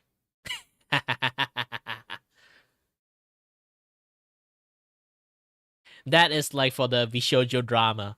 The amount of stuff that happened to Zentrea, I'll be like, you know what? I'll draw you with a middle finger pointed at them. The amount of bullshit they're trying to gift.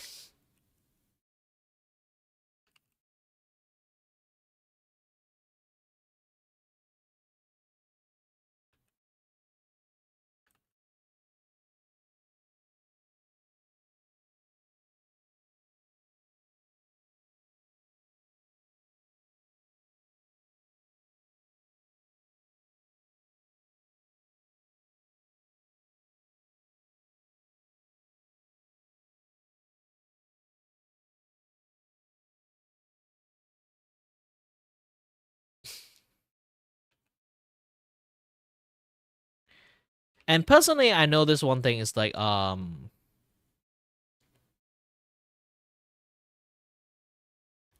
who again? Iron Mouse should really love like physical artwork, so you can actually make like one fan artwork of her, and then yeah, the moment if she promote you once, like there's something called Iron Mouse effect. Any artist that she promote, for some reason they become like super successful. I don't want to go for that route yet. Okay, I'm fine with what I'm at, where I am now.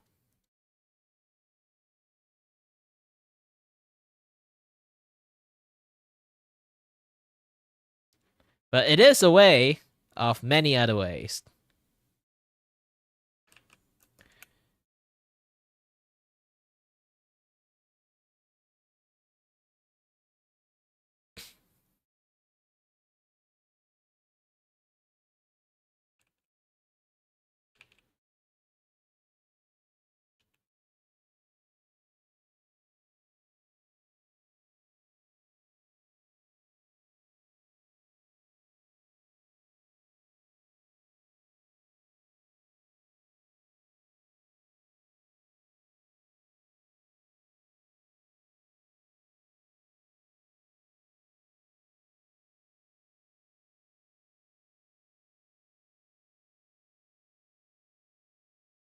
Well, then it's a good thing you don't need those kind of things too. There's a lots of people who are still like struggling artists, this and that and stuff. Technically, I'm one of those kind of struggling artists, to be honest. It's more like I'm still working art to meet the ends meet, those kind of situations, because I'm a little bit, I'm disabled, so like I can't get a normal jobs. So the best thing I can do is just do artwork. Then this is the best thing I can do. Kind of. Not really sure there's some other options that I can have, but yeah, this is a lot of people from my internet friends. They all like kind of shocked that how can you stream more than like 6 hours? Nobody have that stamina. I have that stamina. I have nothing to do. Besides, I'm working. Like this is my work. I'm doing art commissions. Ta-da. And thankfully, personally, I love art. So I'm not I can like just draw infinitely with infinite hours. It's fine for me. And also streamings. I can just chat infinitely.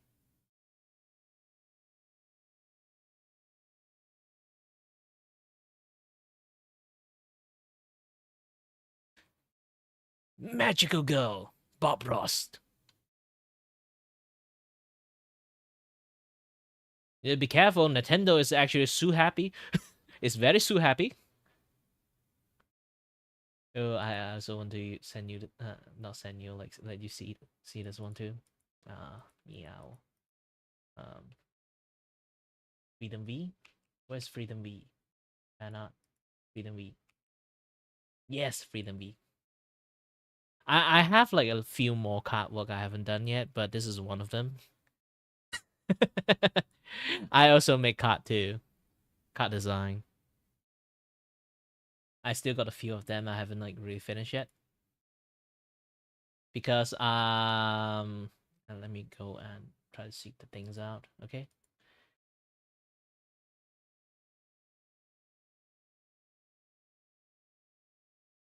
Alright, here's my Twitters.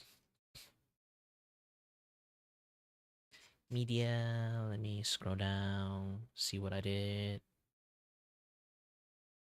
Don't worry, I'm not furry.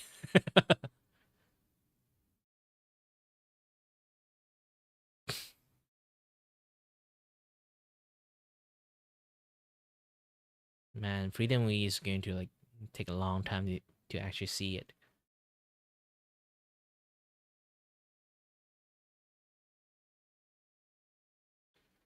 I forgot the hashtag. I put it in it. Usually I mark things with hashtags, so I have like easier time to like navigate it.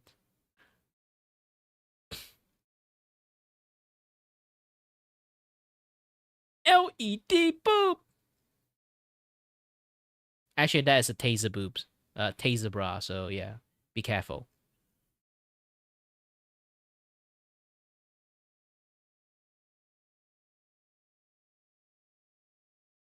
Mm, mm, man, and this is like some very very old art, I guess. Or I draw too many every day.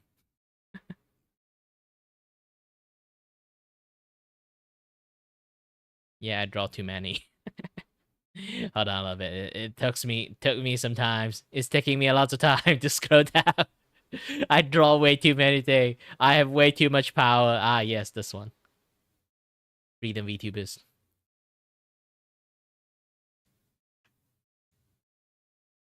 So there's lots of card I haven't really done it yet. Like this one is like I do like someone give me like 50 like and then I will like make it like something like that. So this one is like mint Phantome. It's like the CQC out of box attack. And then this one is Shibidoki. And then this one is Bao. And then this one is Tiny Foot with a gun.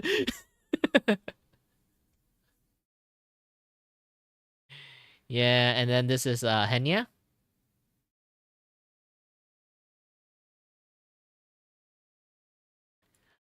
Is in creative.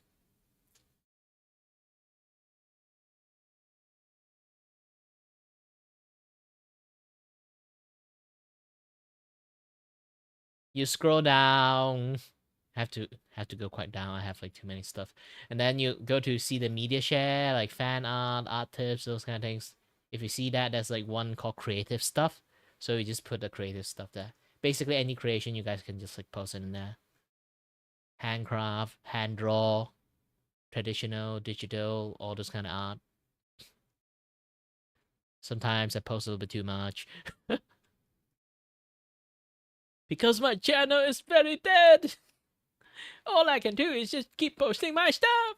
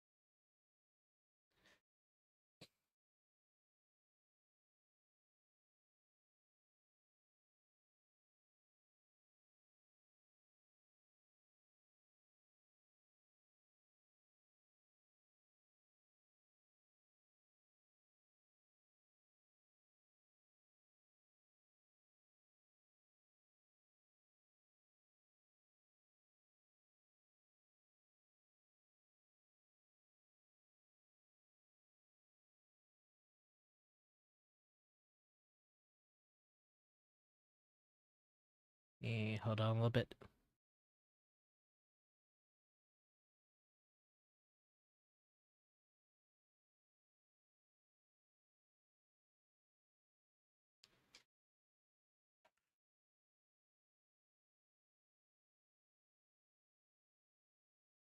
Let me. You can go back to general. I put a tag in there.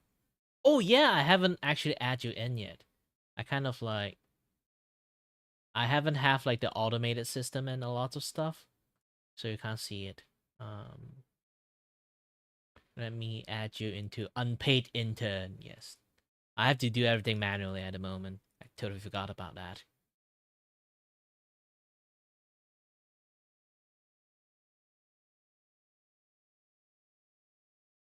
Yeah, back then I used to have like a lot of like automated system. It's just that the automated system kind of like uh not working anymore for some reasons. I haven't go and rechecked it. Most of the case is like the maybe like the Zapier system is just have like some bugs so it doesn't work anymore. You know, They keep updating stuff a lot because of YouTube. Gosh dang YouTube.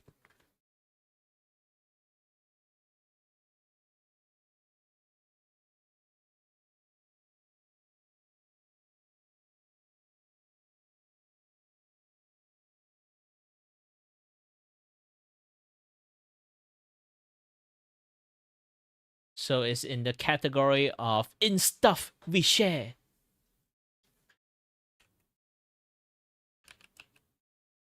And then yes, I also make comic, so like you can actually watch a comic that I made.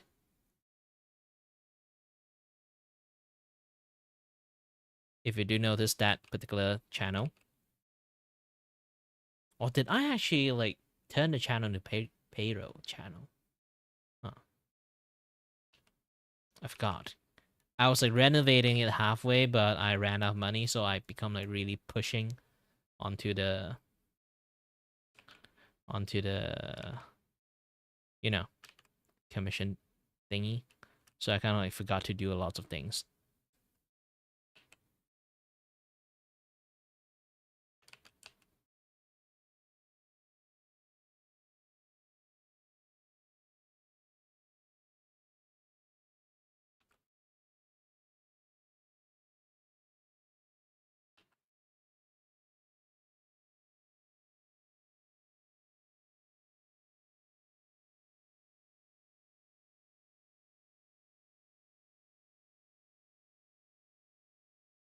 Ooh.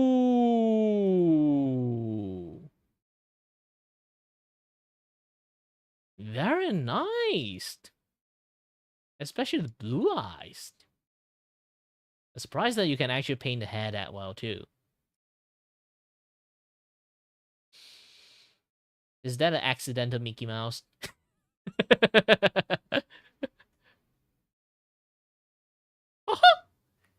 I detect something's using copyright infringement.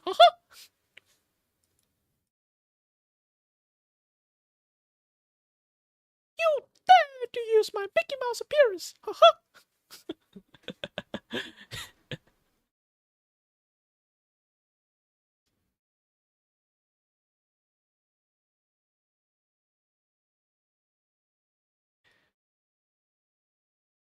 But man, actually, like the blue eyes is like really well drawn too.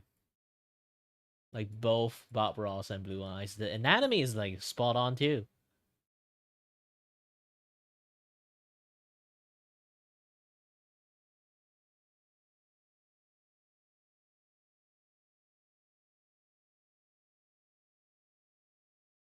Yeah, sorry, like a force of habit. I've been like, there's always like rookie artists that keep asking me stuff.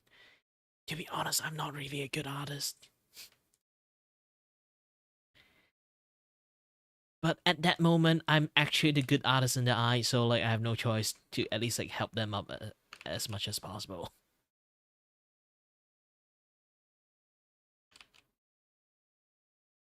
I'm just a guy with drawing as a hobby. I didn't even try to improve my art skill.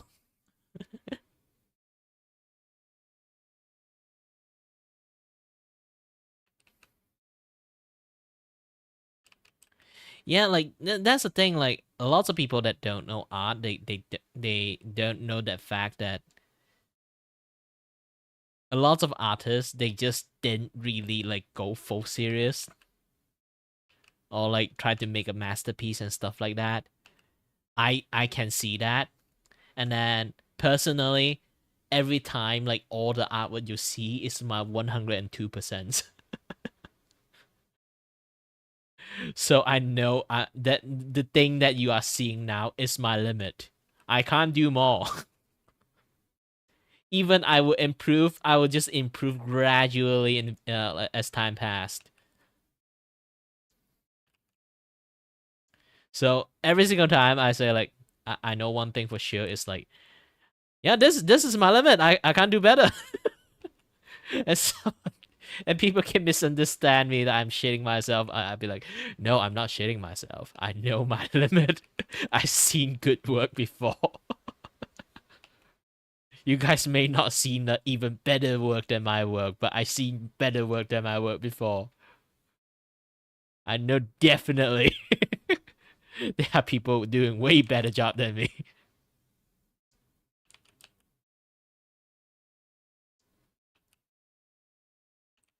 I would consider my art close to mid tier. Sometimes can be above above not like above mid tier. It's more like close to advanced kind of like mid tier, like high end of the mid tier. But still, if I go lazy, I just immediately lower down to like the lower mid tier.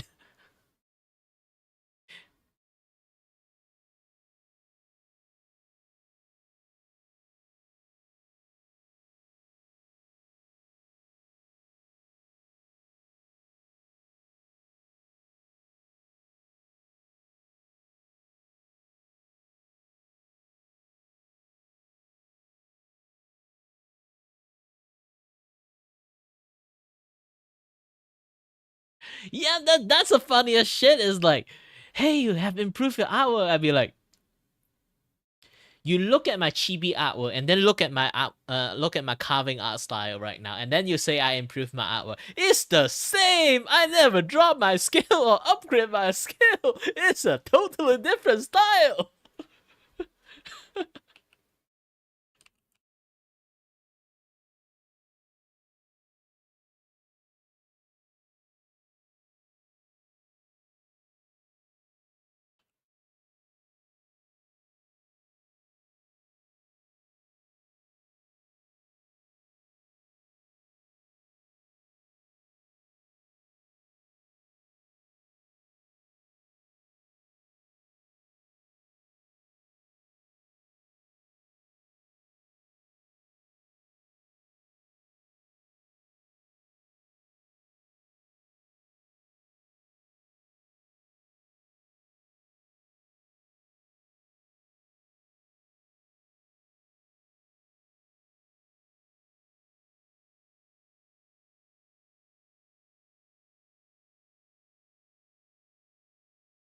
Like, I can't even draw the foot right. Just pretend it kind of looks right. Done.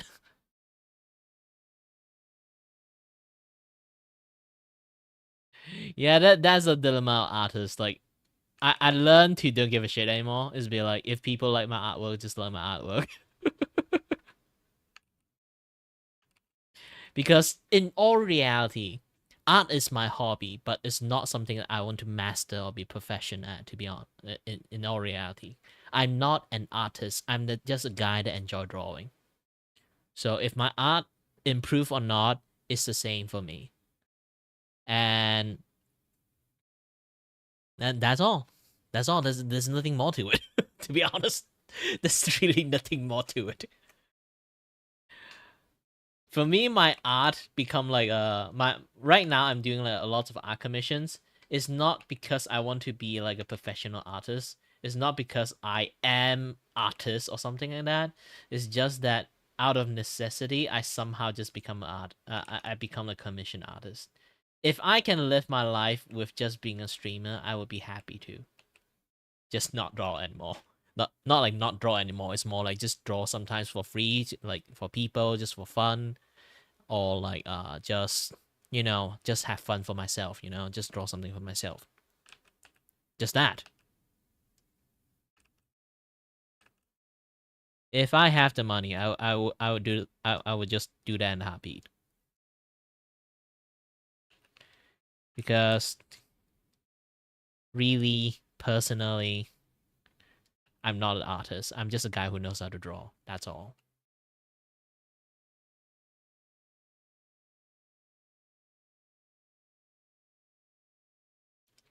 Because I never try to like focus the art. I never go hyper fixated on something at all. Because I just draw something to relax, have fun, just doodle anything I like. And this is technically my doodle. I'm not even kidding. This is my doodle. Because I can't draw line art, I found this like very particular way to draw my line art. And it's because it's so hands-on. I used to do a lot of traditional art, carving, woodworking and stuff, and also like doing like 3D animations. I using like a lot of sculpting and stuff. So I'm using a lot of those kind of feelings and technique apply in here So I calling this thing carving style. Because it's more like I basically just put like this and just slowly like oops, fingers on the wrong place.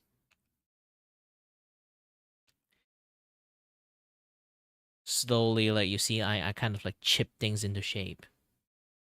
So this is how I actually do my like this kind of line art thingy. A lot of people actually like a lot of my artist friend, they do curious about the process about like how to do this. They want to mimic it. For some reason, a lot of them can't. Even they manage to do it, it takes ages for them to do like one artwork.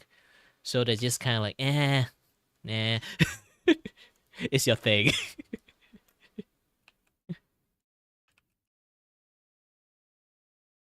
But to be honest, you really have to like have a little bit kind of like silhouette, kind of like understanding. If you draw lots of silhouette stuff, I guess you can also do this like very easily too. Because I got another friend is like kind of like his job is to do like game character design, so he used that silhouette like drawing method, so he can actually like do this thing quite easily. But he prefer using the brush more than like you know like this like lasso fill tool. So different people have like different preference, you know. Even sometimes you can do it doesn't mean you should do it. For me, like this is my comfortable way to kind of like draw lots of line art and stuff. So I just like use this method to draw line art.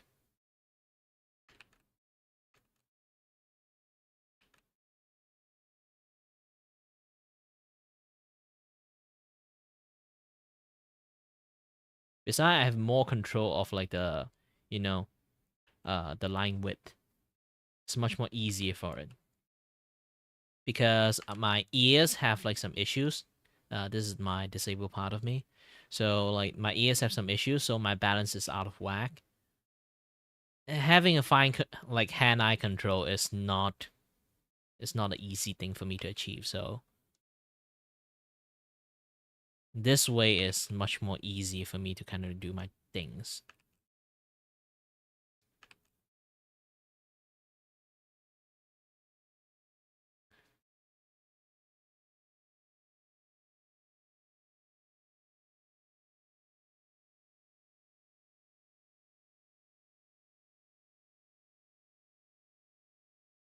See, I can just oh, also like that's a very cheating way to do this thing. You can literally just put much more ink into like one particular spot to hide the detail that you refuse to refuse to deal with.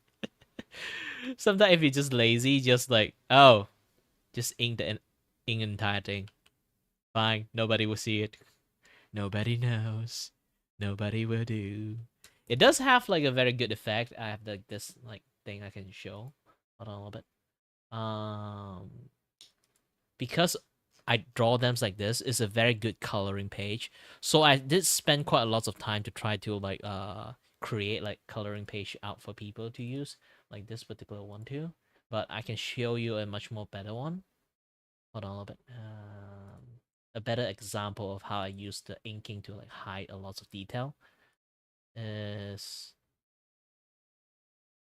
not this one.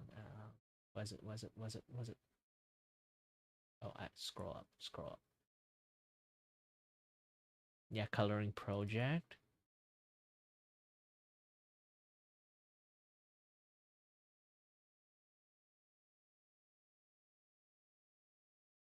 Ta-da! This one. You can see like because of the hair detail, I decided to be like, you know what? I'm just going to like add as much shadow as I can to hide most of the detail. Because doing it this way, this kind of like drawing style, it have like one big weakness. The weakness is like trying to draw detail is actually really difficult. It's not like impossible. It's going to take way more time than anything. So I sometimes I just hide it by adding a black ink blob. Just have a very thick and heavy shadow done. Yeah, zoom out a few times. I see like, you know what?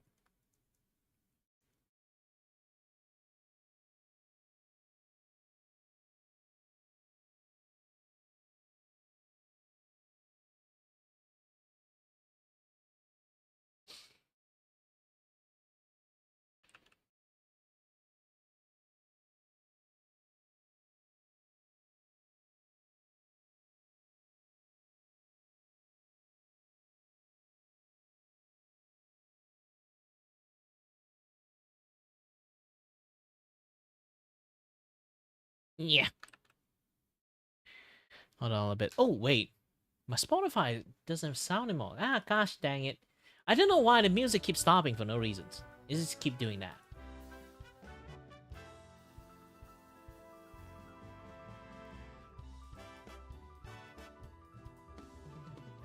Ooh. Just saw it. Pretty nice line that you have there.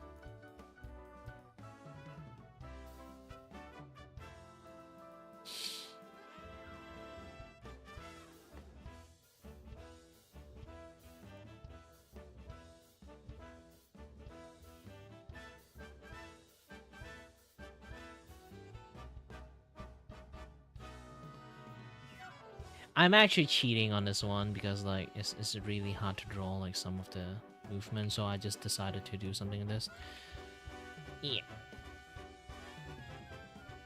Using 3D. Yeah, the 3D in like Clip Studio Paint is really nice. It's not that I'm shit at anatomy, but I just don't spend too much time on anatomy.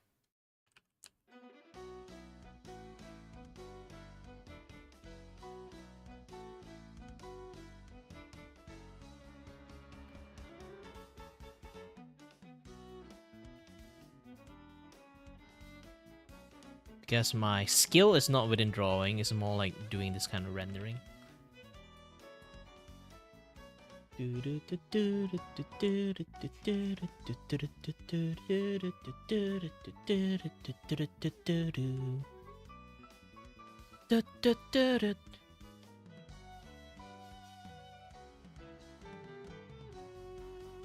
Ah, paint too shy.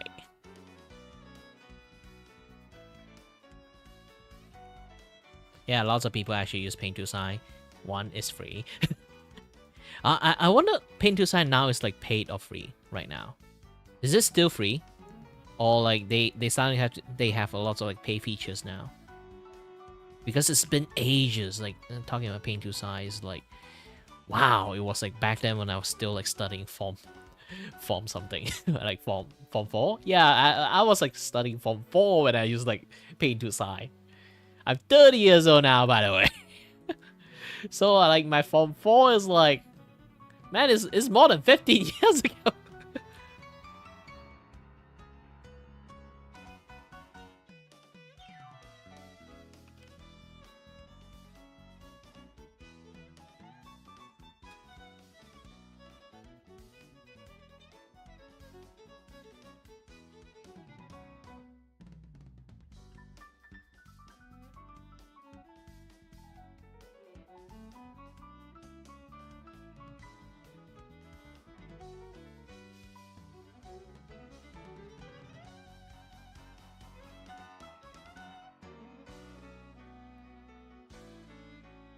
Mana mode.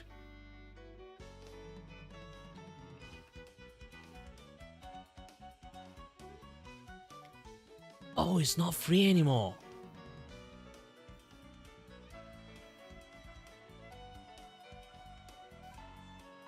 Because back then, like, Paint to Sign have like free demo versions, and the free demo version is basically the full Paint to Sign. Oh, now it have like it doesn't have the free demo version anymore. Oh, that's sad. Yeah, a lot of artists like just basically use that free demo versions. It's basically the full Paint to Sign. I don't know what happened. They never bothered to like remind people to like buy Paint to Signs back then. So like you can just like use that one free like demo of Paint to Signs they have provided from their website, and then you just use that for basically everything. They have full feature for some reason. I don't know why. Maybe there are some more features I didn't know, but the basic features is enough for a lot of people. Maybe. Who knows?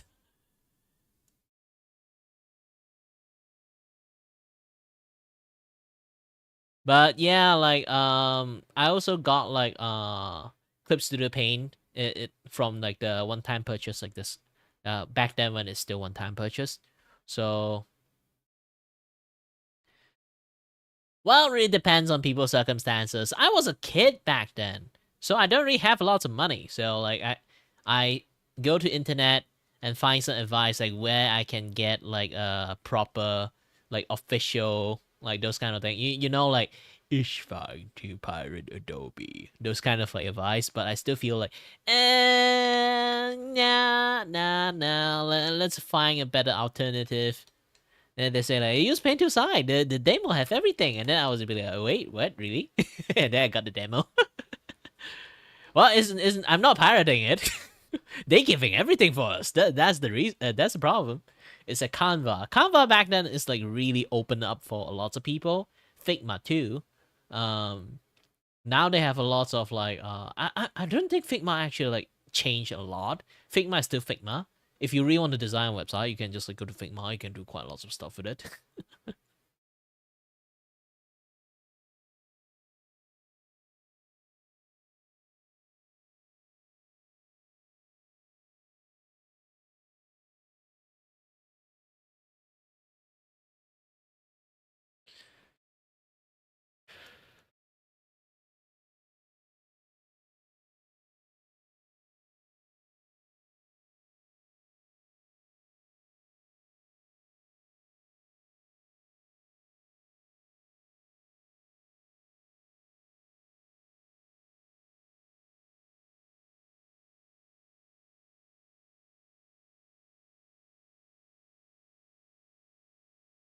But yeah, I guess like it's not really good for Paint to Side. Just like I think it was a bug back then.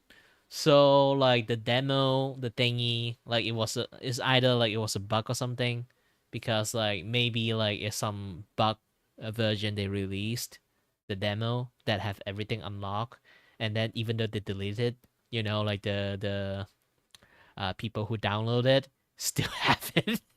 So they just like spread the file that way. It's not exactly pirate, but still, it's some way you can say adjacent pirate.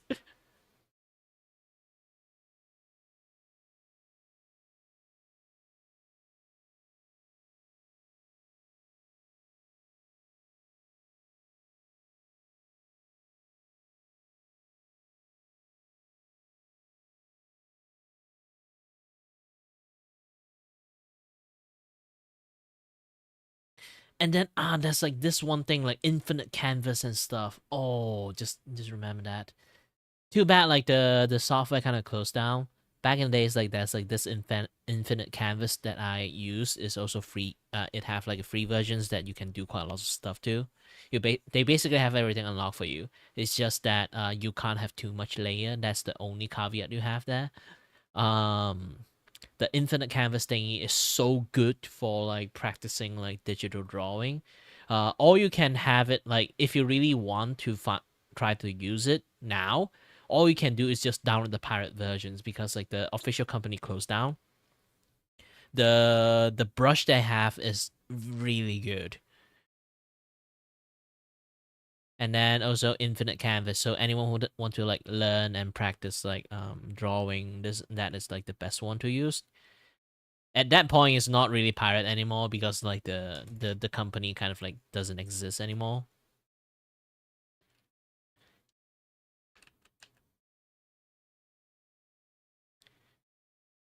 I totally forgot like the infinite canvas kind of like the software name. I kind of forgot. Like, it's on the tip of my tongue. I can't remember.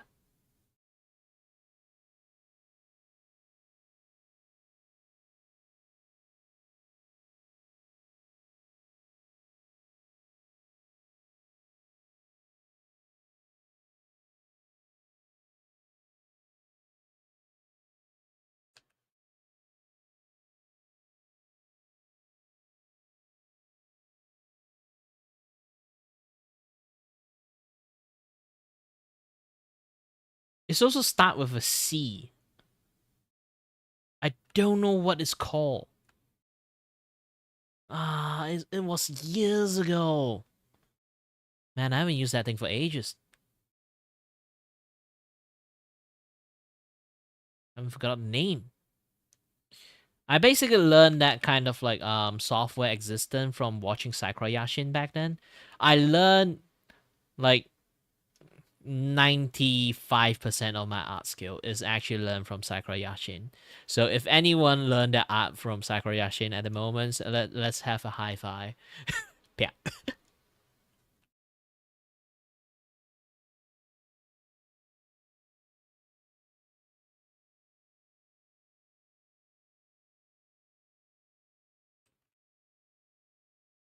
He was like de facto the guy that would teach you art properly back in the days. Back in the days. He's still a good artist. That's the thing. The only problem is like when he posts like his content in YouTube, he decided to do something. And that something is a very big no-no for YouTube, is to talk about mental health. He started a mental health podcast in YouTube, and YouTube decided to bury his entire channel. So you can't really like easily find Sakura Yashin work anymore. Like just like pop up out of nowhere. Back then he's like everywhere if you want to learn art. He give really good like art advice and everything.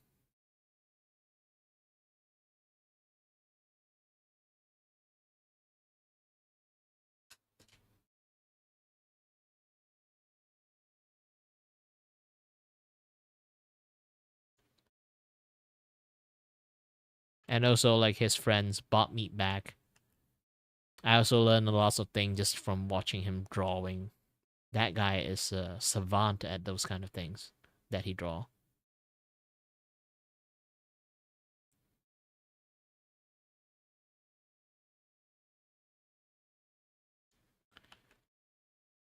I have a lots of like drawing back in the days is bought me back like inspired the way he draw.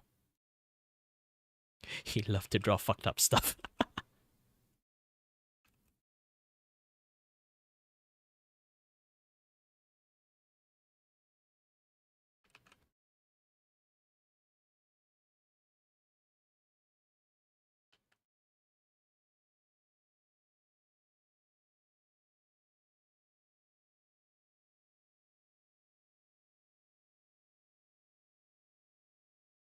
It was a different time. It was a different time. Drawing fucked up stuff is kind of normal in the internet. Well, when we learn how to draw art, we do have to learn how to draw actual body parts. Eyeball, all those kind of things. He's kind of like really good at drawing like body parts and stuff. In Shamble. Very gory. Grotesque. And all those kind of stuff.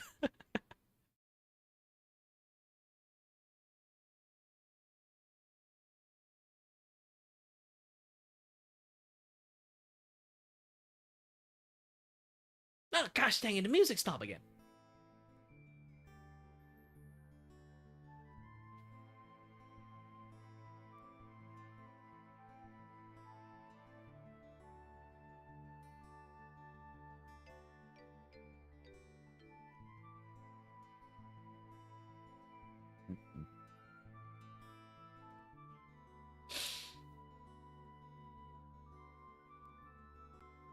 I still wish like back in the days like Fred Dewey is still like making his video. Smosh is not getting scammed by gosh dang that motherfucking company. I don't even want to mention his name.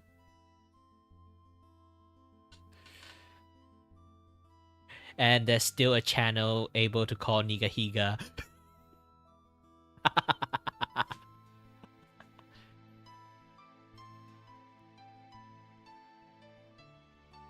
Or you can say Ryan Niga. Oh, Ryan Higa, not Niga. Hey, I'm not saying that word. It's his name, okay?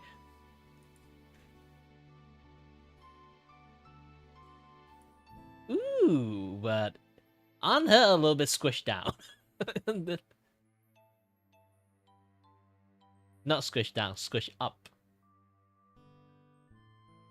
No, well, I love the clothes actually. Yeah, really nice looking codes.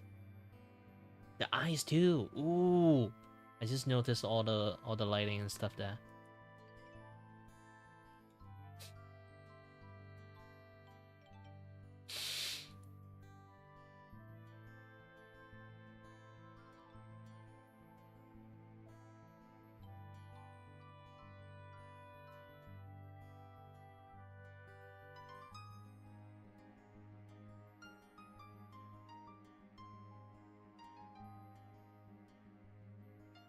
And it doesn't develop into a whole new language. That is the main thing.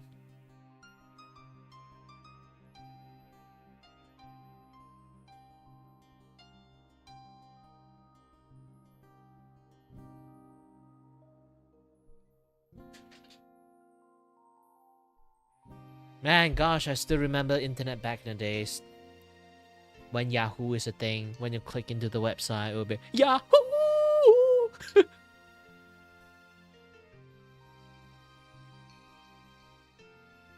And then you have to log into stick page, stickpage.com, and then try to play a lot of Stickman game, watch Stickman like animations. And then also like you have to log into Mashimaru page. And then like watch a lot of like different Mashimaru like video.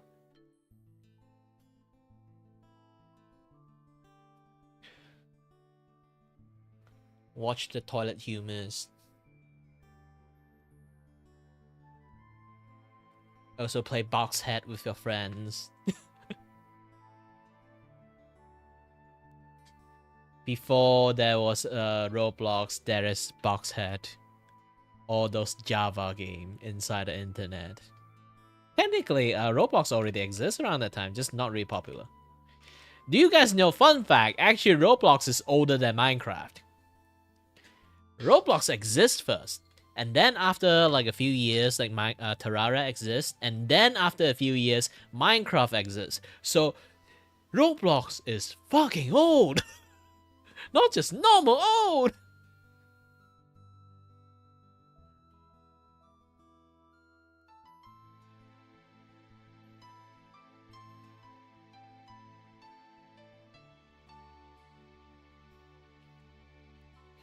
But I still hate the fact that every single kid that joining into my stream, they'll be like, "Hey, do you play Roblox?"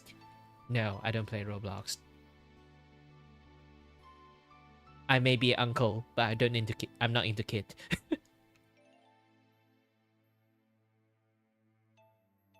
Besides, Roblox is how should I say?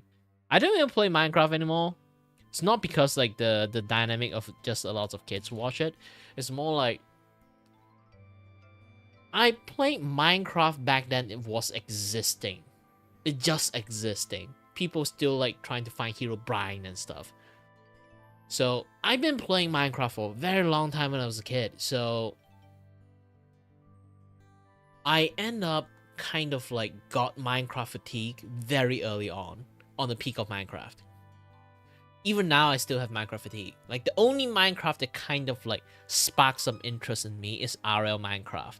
That thing is like a horror survival game with a Minecraft skin on, not a game with like a survival like hardcore survival mechanic in there. It's a complete different game.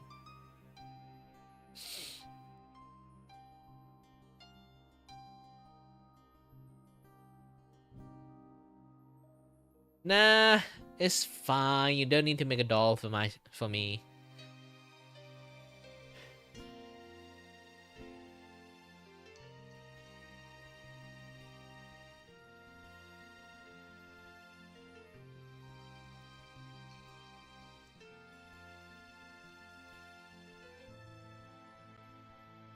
For me, I just like appreciate people existent, or even you give this offer is already really appreciated. You don't really have to like go out of the way and make it for me.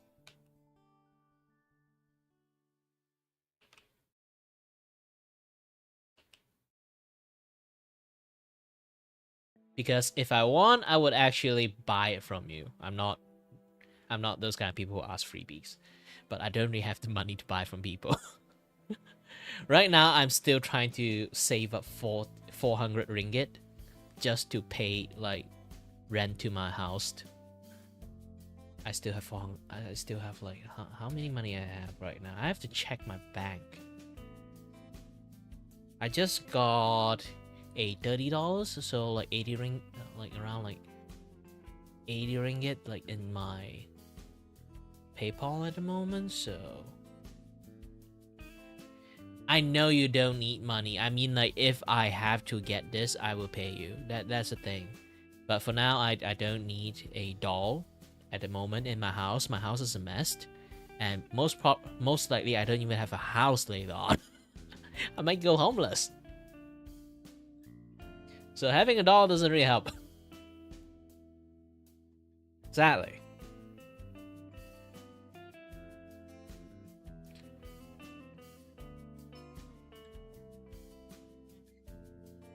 I have to need to take a look.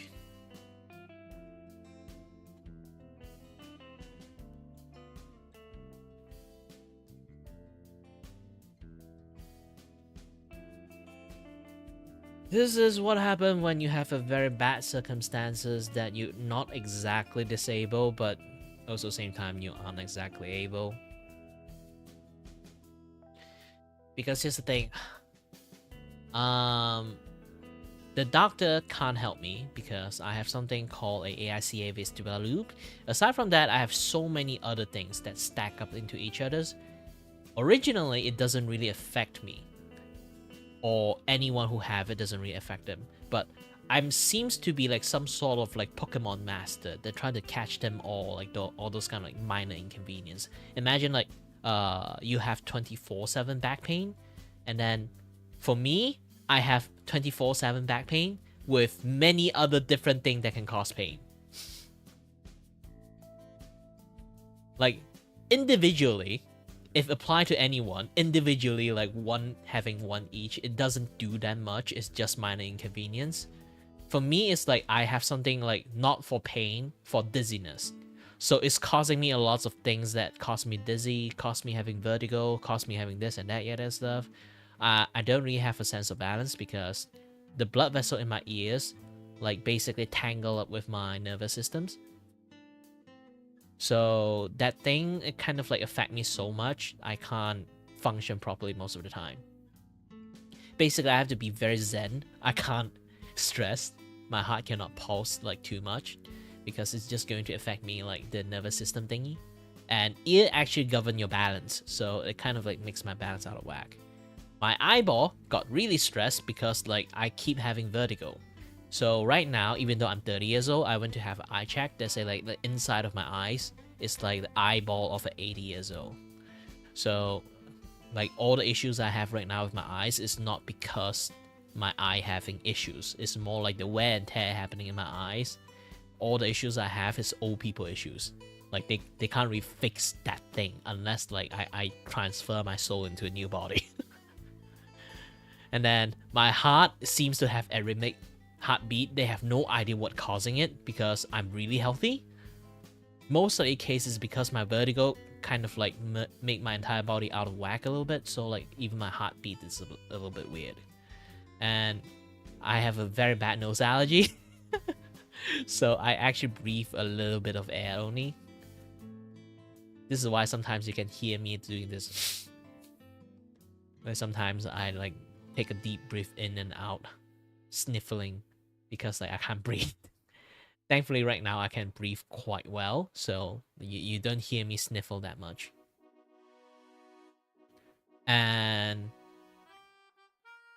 yeah, there's still like so many things that's like either discovered, undiscovered, or haven't discovered, not undiscovered.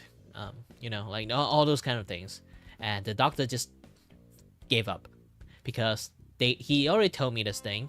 It's like my condition is on black and white papers, I can't be listed as a disabled, but with this many things we detected on you, you basically are a disabled person. We can write you a letters, but you need to stay up in the hospital for like half a year of observation to actually get an accurate statement of that you are disabled or not. I'll be like, nah, I don't want to stay in the hospital half a year. I'm going to have boredom. Lots of things, lots of things. And essentially, I end up in a state that is like what they call it, Kire. There's a doctor talk to me. Kire. Your current condition is you are not bad enough to be a disabled, but you're also not well enough to be an able person. I'll be like, then what to do then? Suck it up. That's literally how the doctor told me. My only defense right now against my conditions is suck it up. So I have a really long stream hours is because I have been using my pure willpower to keep myself moving for so long. I just don't get. I just have a really long like mental stamina just because of it. Imagine right now your entire world is still spinning, like low-key tiny spin. I still can draw in that state. This is me in a nutshell. Yeah.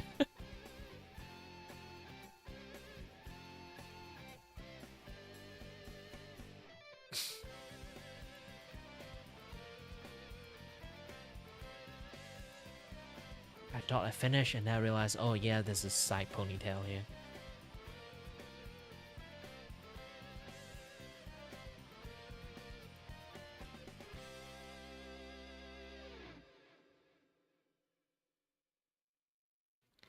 Yeah, yesterday, like, if, thankfully you weren't, like, there yesterday.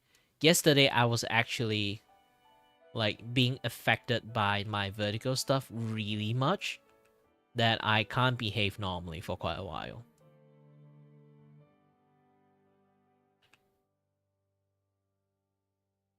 Basically, I just ran out of fumes. Like, sometimes you just, like, ran out of willpower.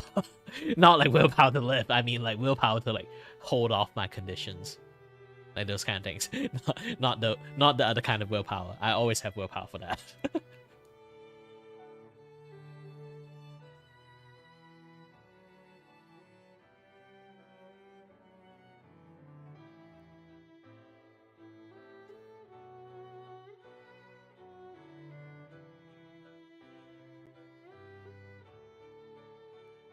I'm a stubborn asshole.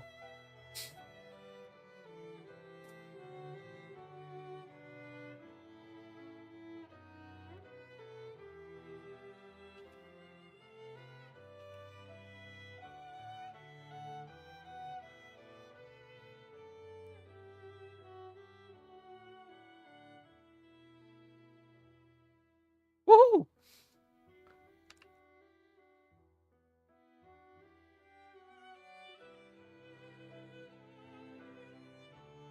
Why, thank you then. But still, I just appreciate the offer.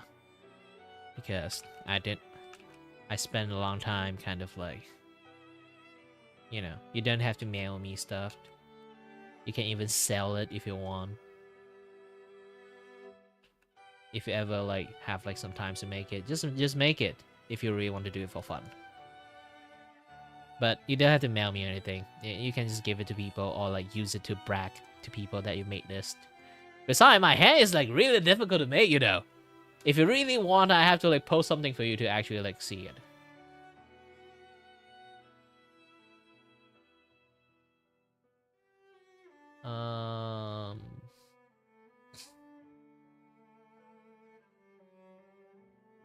Where was it again? Oh yeah, I can't find it anymore.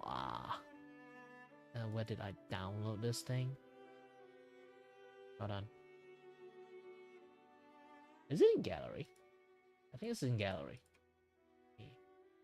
Gallery. I download so many stuff in here.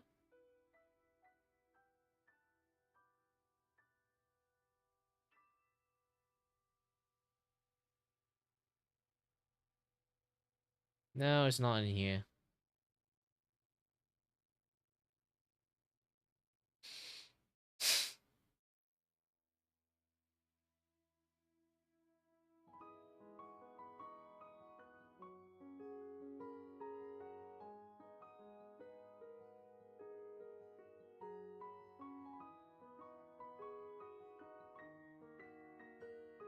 PEP Media, not you.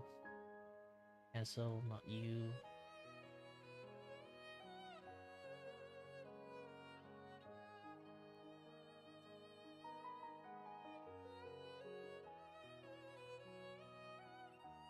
Oh, they removed it. Then I have to find it manually. Ugh.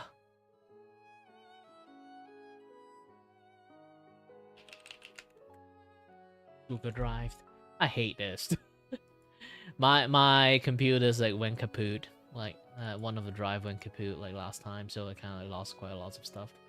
I have to reinstall my OS, this and that, yeah, that stuff. My drive.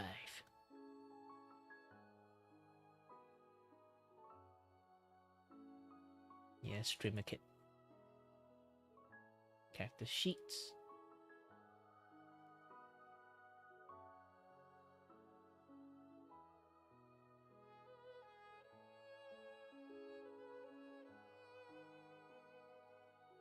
So open up.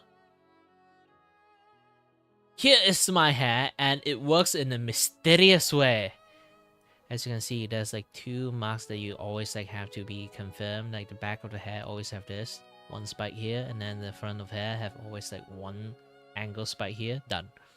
The rest of the spike you can just randomize it, but remember the spiral.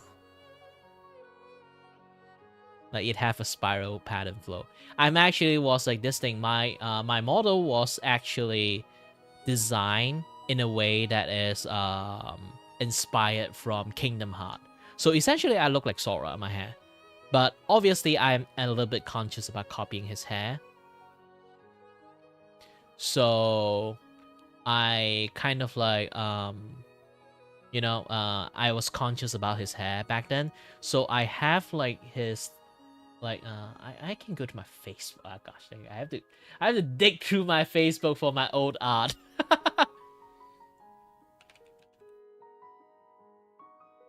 I draw them when I was like 16 or something. Actually earlier than 16, but still like 15. So let's go to. I have to go to my Facebook and then drag out some of my really old art. Man, I feel old doing this. No! No, I have to look at my thin self.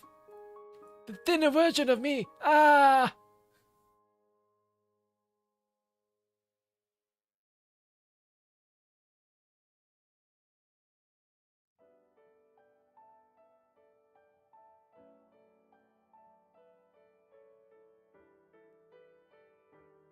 Okay. Now, it was in a manga, okay? It was the manga I made when I was a kid.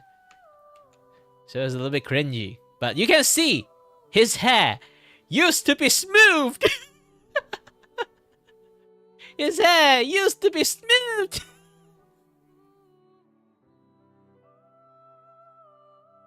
And then, oh yeah, this one is better. I don't have to show the cringy one.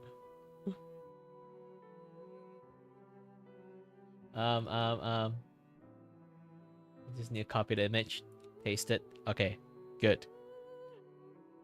You had to see Kirei back in the days. The hair was smooth. So I decided to kind of like you know, because it was like somewhat model after Kingdom Hearts Sora. I was like really conscious about like how the hair looks. I decided to unspike my hair. Okay? Because I unspike my hair, it kind of it looks more distinguished as time goes. I kind of like keep drawing.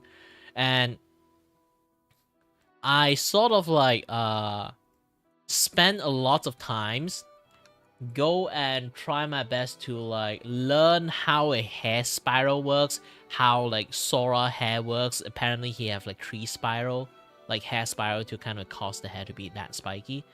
And then I make a lot of like things, this and that, yeah, that stuff. You mean like in Malaysia time? No. I stream in Malaysia time like depends. Sometimes I stream at 12 Sometimes I stream at 1. Depends like how much I kind of like did in my just chat sessions and my gaming sessions. I do quite a lot of stuff. Sometimes I game, sometimes I just chat, sometimes afterward, and then I do a drawing. I stream a very long time. I do a lot of different kind of content. I game for 2 hours or 3 hours, and then just chat for 2 or 3 hours, and then afterward, I'll do my drawing until I finish my drawing. And my drawing usually takes a longer time. Sometimes it might take like full on 12 hours of drawing. So it includes everything. I should be streaming for like 17 hours a day. My entire life isn't here. Ah.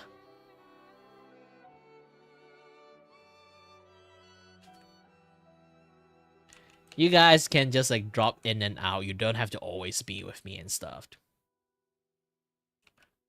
I really can't have a normal life. The reason is I can't have a normal life. So this is my normal life. The only way that I can interact with people. This is the reason I kind of stream in the first place, because like due to my vertigo, it's like I have extreme vertigo. So if I go out, it's a really big hassle. So it's not like I can't go out. I can. It's just that I have to deal with the vertigo.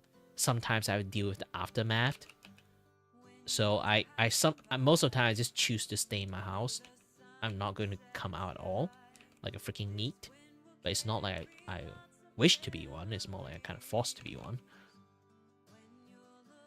You already can hear like how talkative I am. So like I'm definitely an extrovert. That forced to be introvert.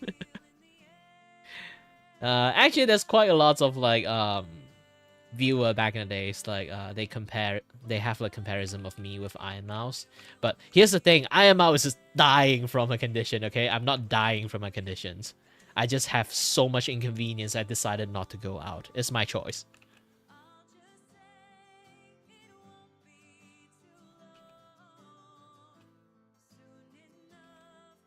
For her, it's not her choice. Yeah.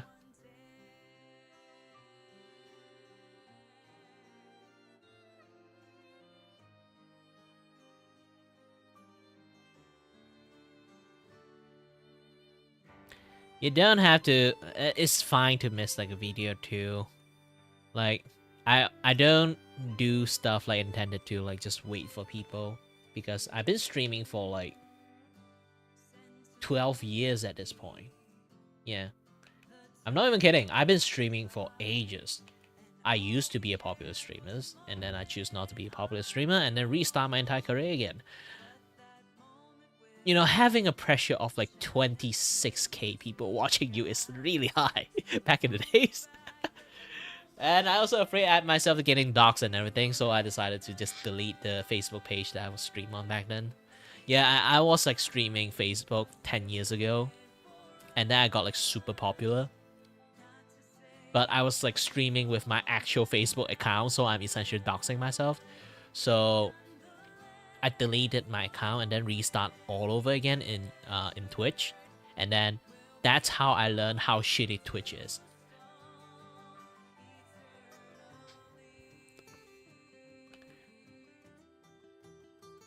Yeah, don't have a very good relationship with Twitch. I kind of see like how the infrastructure works, and then I'll be like, this is not going to survive for long, and then they somehow manage to survive for this long. And now like Twitch is like crumbling. Yay, patchy. But I do feel sad at the same time, because like a lot of my friends like livelihood is in here. They should do better, but they always didn't do better. I kind of see that thing coming a miles away. I warned my buddies. They keep complaining about how difficult to stream in YouTube is, so they decided just not to. And now Twitch is like going under at this point, and then now they're all panicking.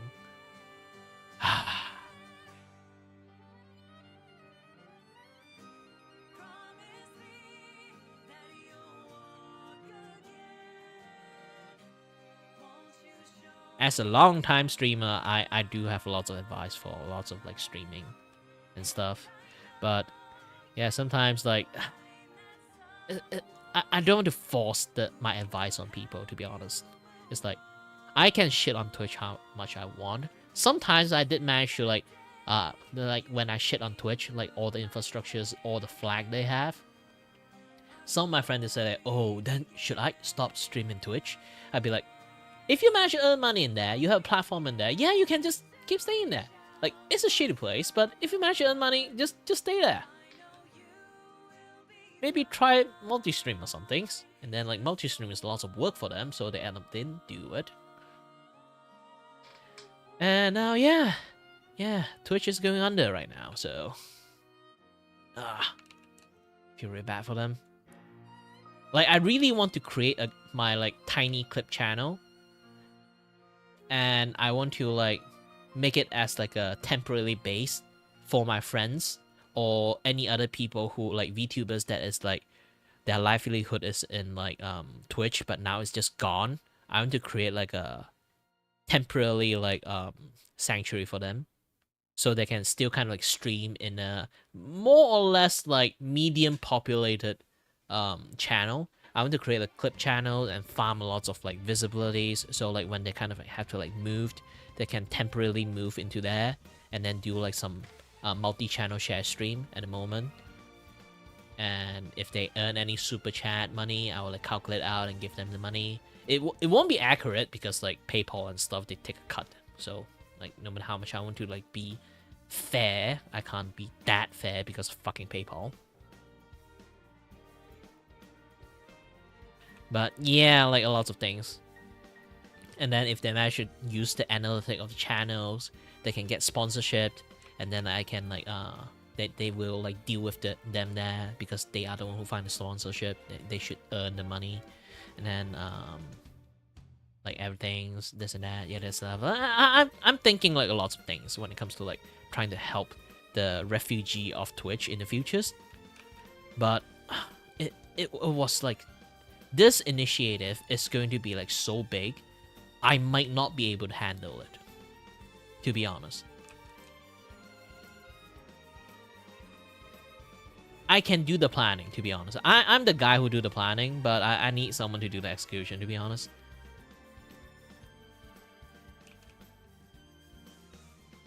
I have the foresight to see shit coming when I'm not the one who doing stuff.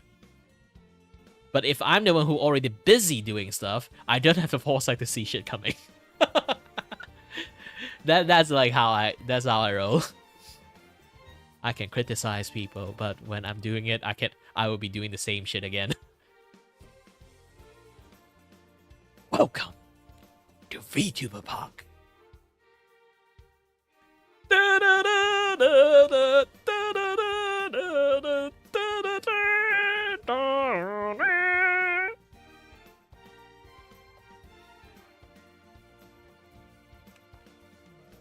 By now, you guys kind of noticed this thing.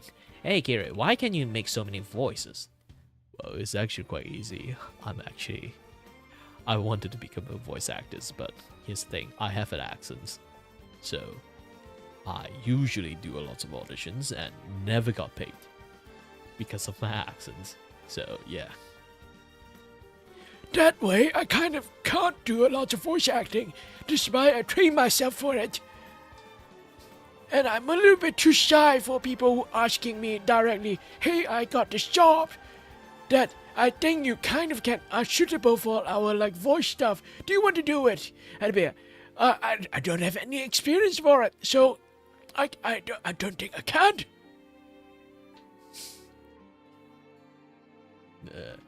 They do streams in Herd, yes. I know.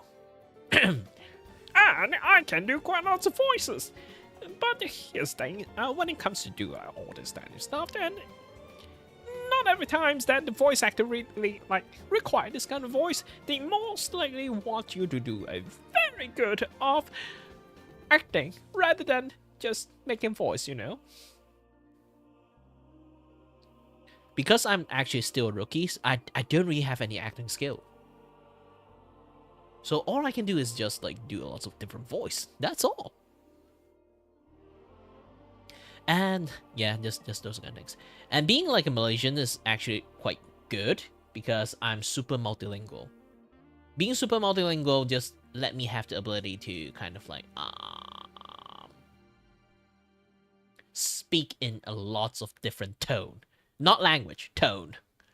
Because like different language, I realized one thing is like when you can speak multiple different language actually gives you the ability to sound a little bit different. So this is not actually my like what you guys have been hearing for so long. This is not exactly my English voice because my English voice is actually much more deeper tone. This is my when I speak Chinese, Mandarin, like those kind of things. I have a high pitch, so I move my Chinese voice into this English voice. So I sound like this like one right now because like it does match my Vtuber model way more because like, it looks like a, you know, like those kind of like general teenagers, like anime characters, like those kind of things. So I kind of like keep this kind of like voice for it.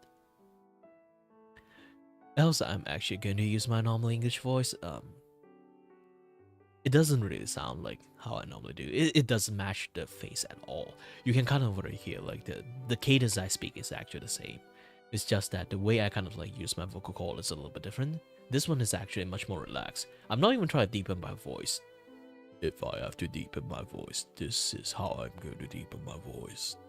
That's as far as I can deep go.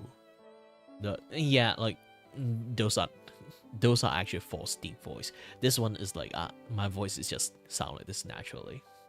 But yeah, it's very different. It's very different.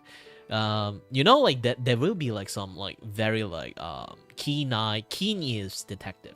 They will try to play every single video that I have, like see like can I maintain this voice consistently? Answer is I can't, because I have so many voice.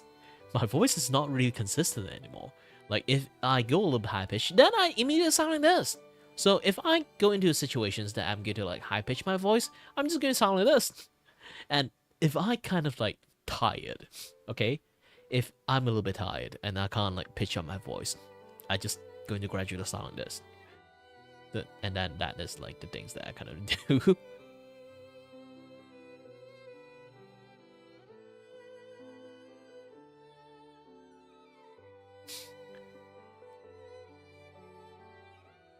Your mods are too busy posting if they could, that they forgot to poll if they should.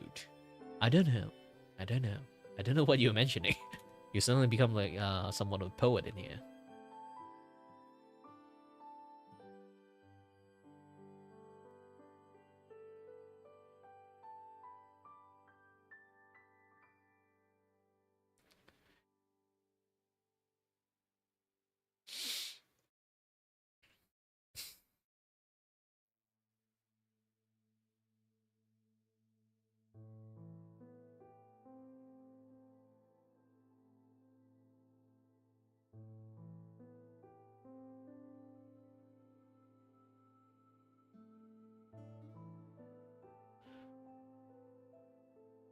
Ooh. Wrong things here.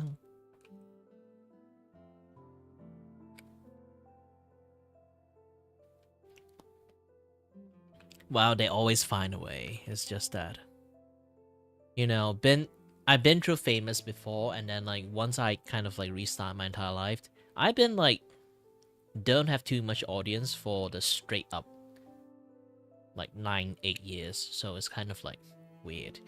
Even like pre-COVID time, actually pre-COVID time, I starting to build up an audience by playing Fantasy Star Online 2, the OG one, before the Globalist out one. I played the Japan versions, so I got quite a lot of people watch me because I was like really good at playing the game. And too bad I was like streaming with my face back then, and COVID happens, and then for some reason, like back in the days, like Twitch have this like cultures that is like there will be streams that is just existing to build up audience so they can raid another streamer. If you guys don't know what a raider is basically like, oh, I start a stream, I have this much audience, I'm gonna end the stream, so I'm gonna move the audience to one place. So it's like that, and then we will rate that person with like how many like viewer we have, like those kind of things. And it become like a culture that there's like some channel their sole purpose is to like build up momentum and then like rate other people's channel. This is the Twitch culture back in the days.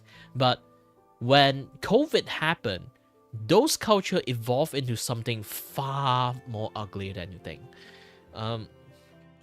The raid culture become the positive raid become hate raid, especially for anyone who is Asian looking enough. It's a fair game for them. So they will have a lot of bot that will spew the most heinous shit in the chat. So they will just like raid you with like 200 people in there, like with bots and maybe like with real people, like trying to spew, like just flood your chat with negative things. Back then, Twitch doesn't really have like the shield mode yet. The shield mode created because of that kind of things happens. So I was targeted by one of them because I'm a Malaysian Chinese. So, well, obviously I'm not Chinese enough to get attacked, but they don't even know like what kind of Chinese I am. But yeah. So yeah, I kind of got a little bit tired from like have to deal with those guys, because here's the thing, around the time I'm still studying universities, I'm already have to deal with my medical condition. Back then I still don't know what the heck it is, but it is like starting to affect me, like mentally back then. And the lockdown and the hate raid, and also like my school doesn't know how to do a proper like online class at all, just a mess, and messed up my like grade and stuff. I can't get like a scholarship because like they bullshit so many things. So it stressed me out so much. I streamed for fun back then, okay? I streamed to de-stress and then for fun, like so I just went on hiatus afterward. Even though I have like around like 80 viewer consistently back then, I would like consider as a quite a successful VTubers around, not VTuber, like streamer around the times too, because having 80 consistent like viewer is like a lot, not just like a bit. So yeah. But I have to abandon all those like viewer, too bad. Because like lots of them that did like try their best to help me kind of like moderate the things back then when I got hate rate, but it's just too much. Human can't fight robots. That's the sad part of it.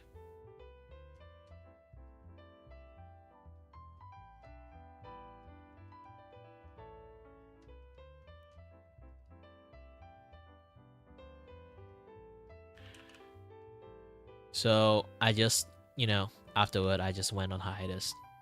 Don't stream anymore. Just focusing on my school, and then use my spare times, and then I made my VTuber model. So that's actually how I become VTubers. That is like the weirdest way to become VTubers. I always want to become VTubers, to be honest. Back in the days when VTuber was not even a thing. Back then, like when Kizuna Eyes is a thing, it's like Vocaloid, but human pilot. And then it'd be like, oh, this kind of things, I like it, I want to do it. But if you have the brain to understand, you know that Kizuna Ai is basically a girl with a studio backing her up. She's a girl with a studio, and there's a crew behind her. There's people scripting her stuff, and then there's like mocap crew, cameras, special camera for mocap, and like software for mocap. And then there's like, because back then it's not live, it's video, you definitely know one thing is like they definitely tweak a little bit of the animations after finishing record and stuff. So yeah, like you go understand like the impossibility of that. And then like VTuber become a thing, and afterward I always like want to do something like that. And afterward, VTuber become a thing, and I was like, I wish I can like have a VTuber model, and I'll be like, wait a minute, I'm a 3D animator. Back then, my university studies, like after I finished my engineering degree stuff, so I'll be like, you know what? I'm studying 3D animations. I should actually like, I should actually flex my skill, like make rigging's not that hard. And then I made my model afterward. After I went on hiatus. I have a lot of times.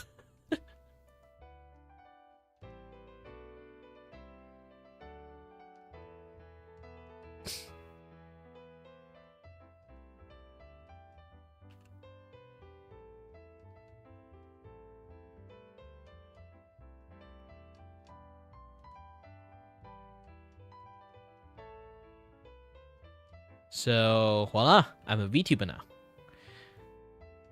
And now we have another issues. Being male VTubers. like I already say, like I already say, like being a male VTuber have like this thing called male VTuber debuff. Male VTuber debuff is a very big issues. Because generally, nobody would want to tune into male VTubers. There's a very big reason for it. It's kind of like you know, like some things that you will naturally gravitate toward the first choice and second choice. Male VTuber always is the second choice when it comes to VTubing communities. VTubing communities, not like normal people who just like find this thing like funny that like normal people just want to come here to watch it. So if you're really trying to target the VTubing communities, you kind of like already have like the shot on the stick here. Because generally people just won't select male VTuber first, like as their first choice.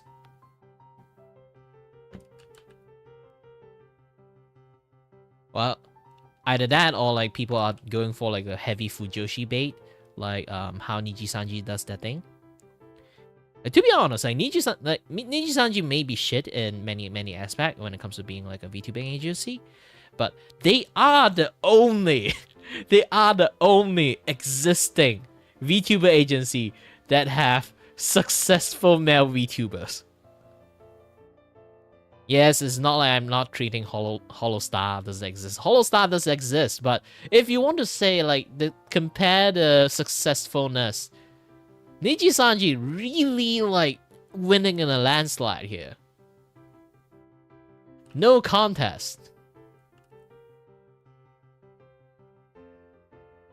Yeah, this is why because I'm trying to go for something different, I'm not trying to target VTuber viewer. I actually like, if you watch some of my YouTube short, I talk about this kind of topic a lot because I understand how the entirety of like the VTuber debuff actually, how it works, how it exists, how it become a thing. Is because here's the thing, spot effect. Simply say it's a spot effect.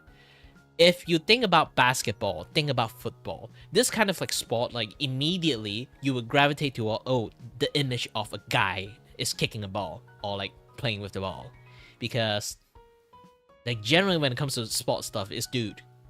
You can't not admit it. But yes, female counterpart of sport does exist, but people would tune to the male one first. Generally, they won't tune to the female one.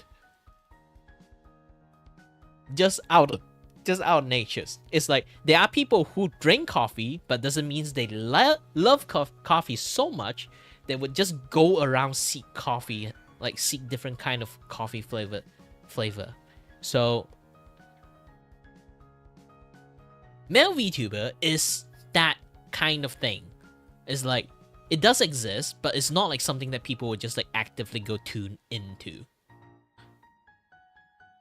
That is what we call the actual reality of the male VTuber debuff.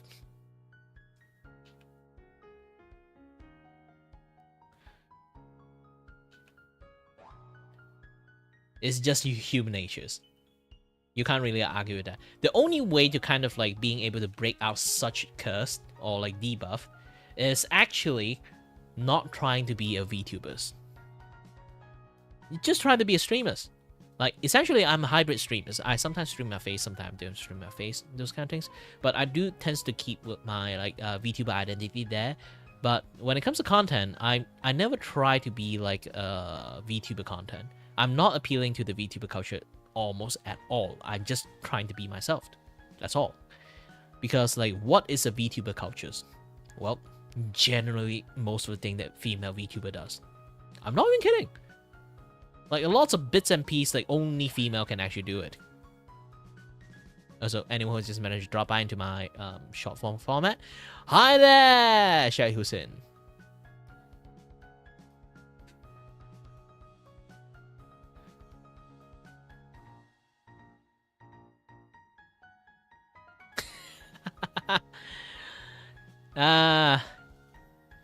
YouTube is...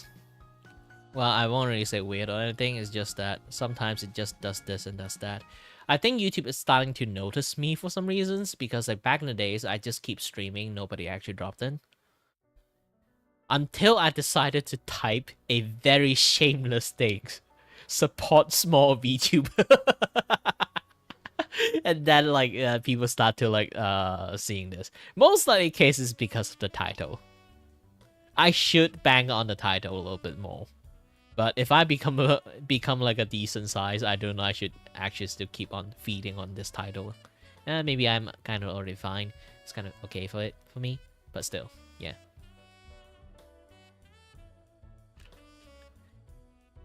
And also, to be honest, like, you guys have to cherish this moment. If I actually become famous, the way I operate chatting with stream is going to be very different.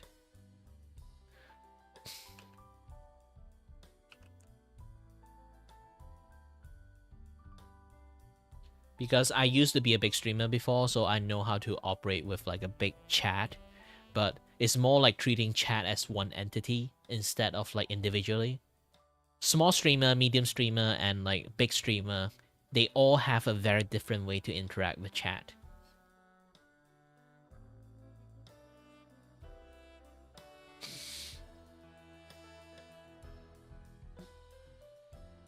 Yeah, that's one of the reasons. To be honest, there's a lot of very talented streamers, like VTubers exist, again, especially for male VTubers. But the issue is, again, male VTuber having a lot of this kind of like male VTuber debuff. I really want to help them by like teaching them how to like break out of that mode. It's either A, you learn how to play ball with the VTubing communities, okay? Either you choose a model that looks like a female, either a twink or something, or, you know, go for the Fujoshi bait like material, like male VTubers, or you have to have a gimmick that kind of like is really like female VTuber related, so we can play lots of like female VTuber V-cultures, like VTuber cultures kind of stuff, play along with it. Like Kuro from like back then, like Vshoujo is a thing. Kuro is kind of play into like the, you know, the Twinkie boy kind of like format. And Jewel, like, he is he may be a dude at using a female model, but his story is that he's a soul that want to like go into a role, go into something originally intended, but he went into the wrong fucking object. Now he's like in a female doll body, and he fucking hated. That is his entire dynamic. Or you have to be like very gay, like not like very gay. It's more like very like those kind of like very like over the top like gay from like those kind of TV shows kind of gay. It's not even gay. It's more like, you know, like tranny style. Yes, you have to go for like very tranny style to kind of like attract like a lot of viewer that way. Well, I'm kind of like the high-pitched side of the male VTubers, I guess.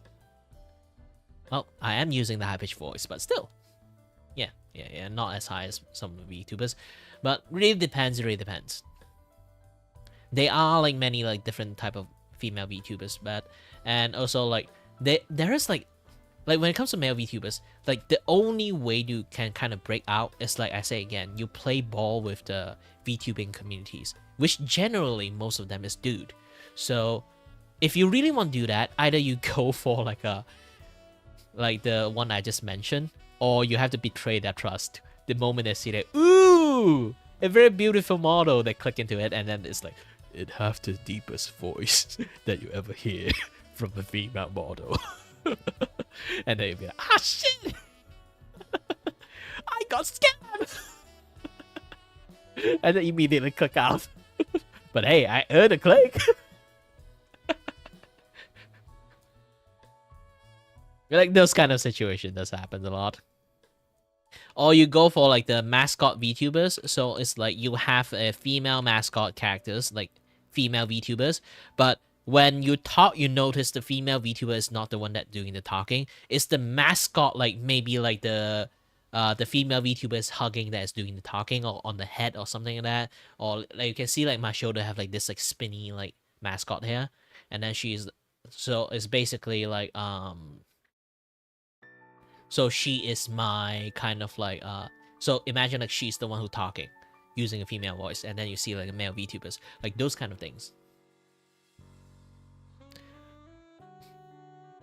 Well, not lots of people love the lower voice that I have too, but generally I don't use it that much. It's like, you know, most of my friends say it's very neuron activated and tell me stop doing it.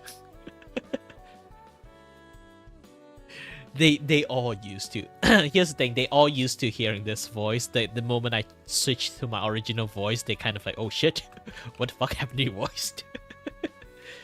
No, I'm just a little bit sick. Alright. And then they'll be like, oh no!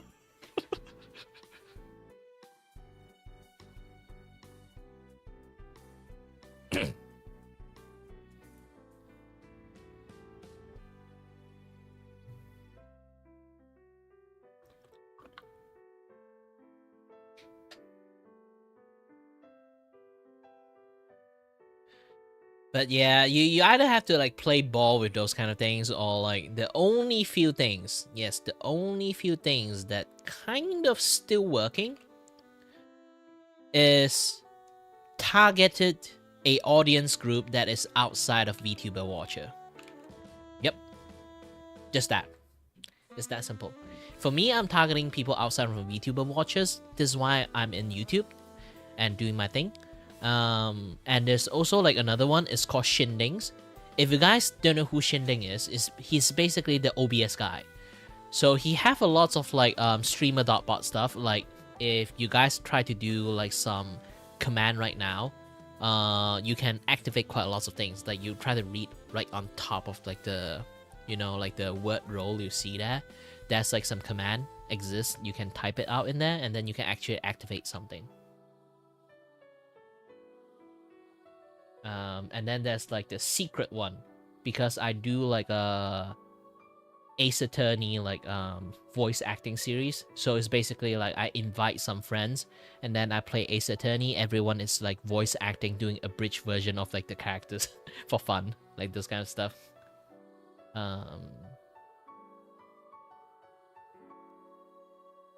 Let me go here and let's type this thing out. So if you type something, then you can like do something like this. Objections. Or like this one. Hey, Dandy Dick! You missed!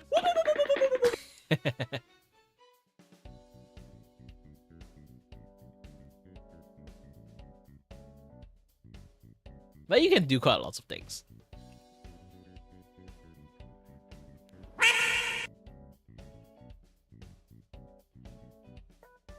So you can see like all this interactive stuff. Shinding is the guy that kind of like create a lot while he's a, sorry, a little bit gassy, I talk too much. While he's VTubers, but he's a VTuber that do a lots of like those kind of like you know, this kind of interactive stuff on the hyper level. So and lots of people actually go to watch his stream not because he's a VTuber. It's because like his stream is so interactable. Everyone go in and play a lot of like different kind of game that he kind of set up for like there. And then he just like more like a managers that manage his stream for not letting people go too crazy inside his stream. Just that. While he's still a VTuber, but his audience is not a VTuber within like VTuber circle. It's more like kids that want to join in and then play in his streams and participate, do some meme stuff, this and that, other stuff. Just have fun.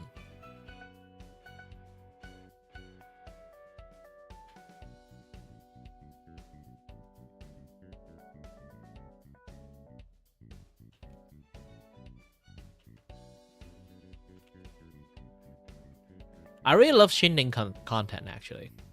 He's basically the greatest example I can pull out of as like a male VTuber that just never bothered to target like the audience on like the VTuber audience while being a VTuber and being very successful.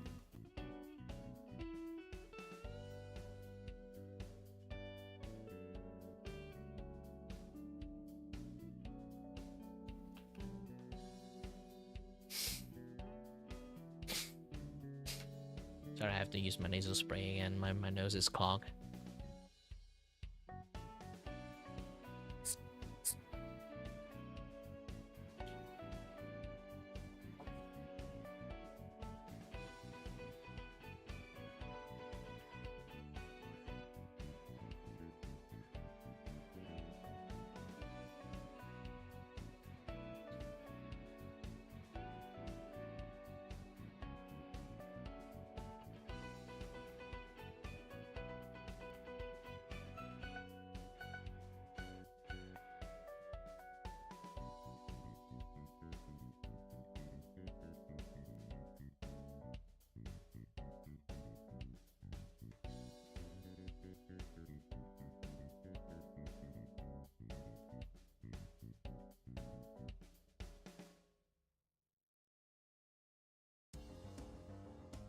Hold on.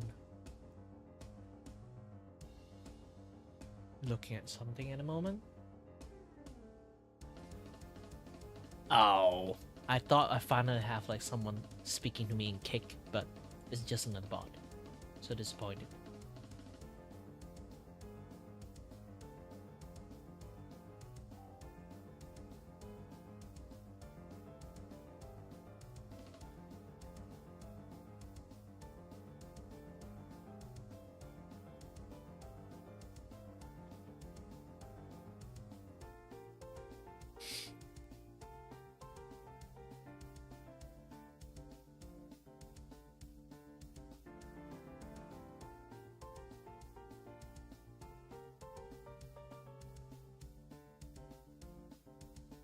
But yeah, speaking about like the thing I mentioned, so, like when I actually become like somewhat famous, I might actually have like a different way to interact with the chat. So you guys should cherish this moment just because of that. And yeah, go make your coffee. Like I'm not holding you back or anything. Just be careful not to get yourself bad. Happens to me so many times. Skill issues, skill issues.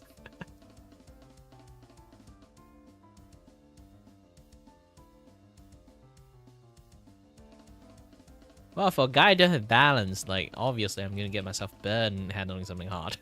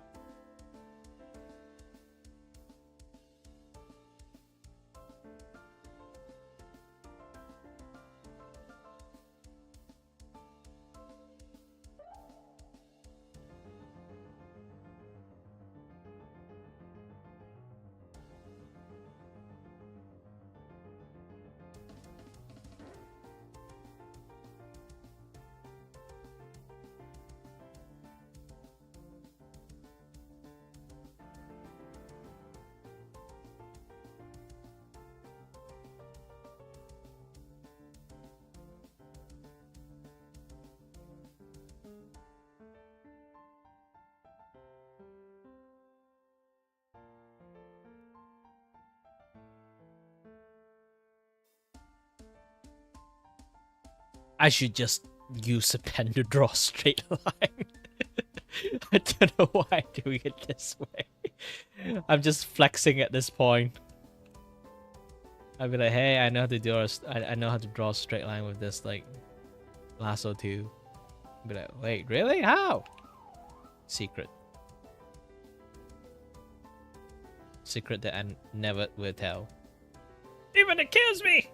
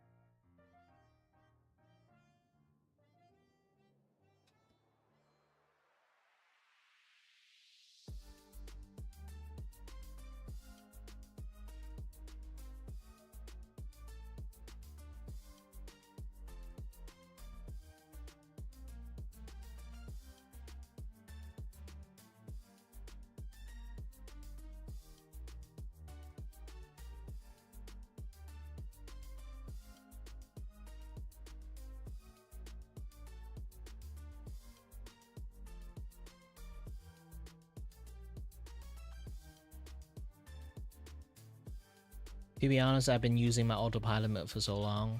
I can just autopilot drawing while chatting. It's just like how I normally do nowadays.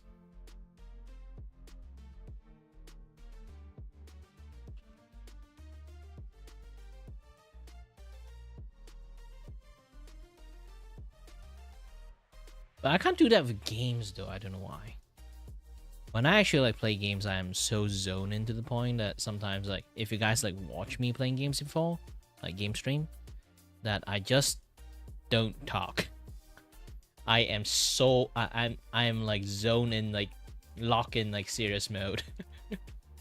I rarely actually commentating when I'm drawing, when I'm like playing games. So this is why I have like multiple like different sessions when it comes to streamings. I have the just chat sessions and like the streaming sessions on the YouTube. No, sorry, my brain. My brain! Fumble my words. It's basically I have gaming session, just chat sessions, and then like the inevitable, my long ass drawing stream. So more or less the rest of it too is like my gosh dang vacation at the point. And then people say, why don't you take a break? I already took a break. My other stream is my break.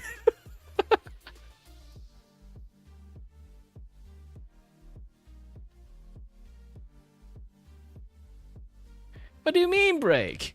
I don't need to take a break. And then look at me and I stream for straight up like 12 hours. I'm still streaming.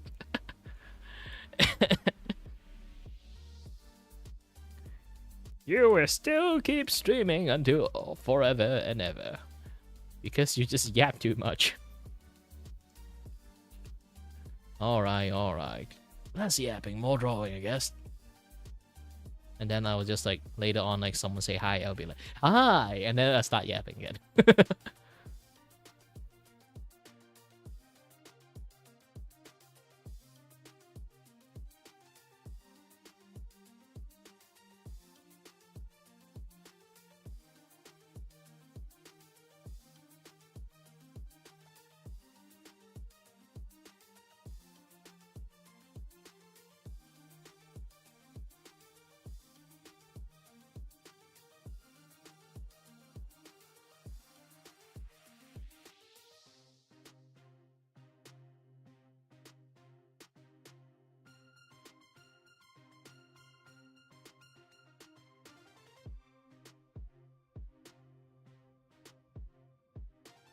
Well, technically, I almost finished my art and stuff. All I need to do is just some like rudimentary coloring. I'm not actually really good at coloring. I'm just like, you can sometimes I see like, oh, this is a very good line art. I'll be like, yeah, that's all. That's all to it. I don't have anything more to give. This is why, here's the thing. I always export a special line art outside, aside from the drawing itself. So this way, I can like share my line art out for people. And then people can draw, like, they color it themselves. So I do love to, like, see how many other people, like, see, like, how they were going to color my work. Like, it's really curious about it.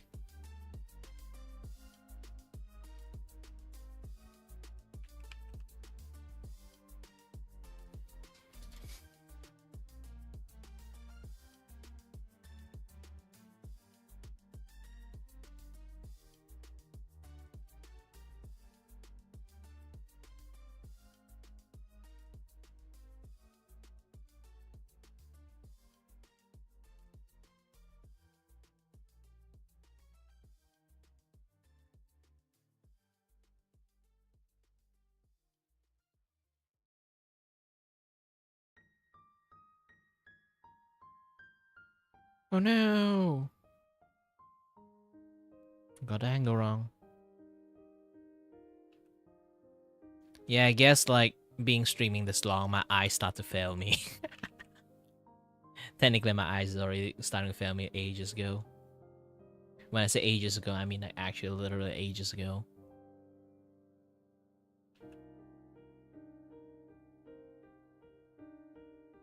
I'm wearing glasses, and this glasses is like power of 1,000 each eye.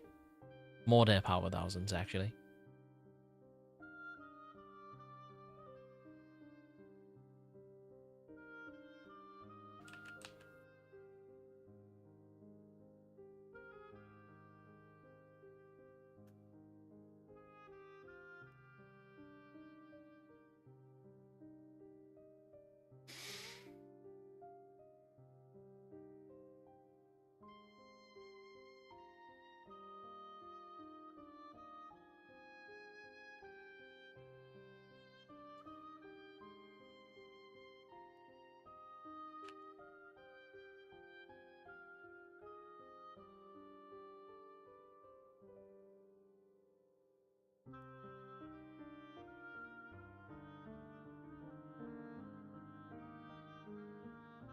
Of course I do. I spent such a long time to make my full model avatar. Well, if you want, I can just like copy and paste this image in to copy. Like the full model avatar is here. The back is going to be some very different. Like, I guess you can just like be creative with the back. I never bothered to draw the back, to be honest. This is my second clothes actually. Because this particular clothes I'm wearing right now is like it's not really friendly for making content because it have blue, it have green. I can't green screen, I can't blue screen, so I create like a black and white clothes versions.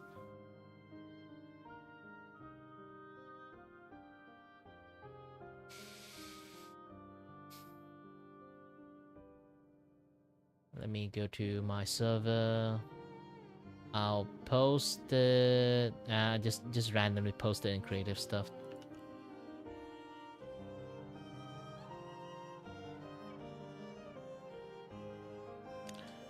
Because this is my the jacket it shows is my actual new jacket.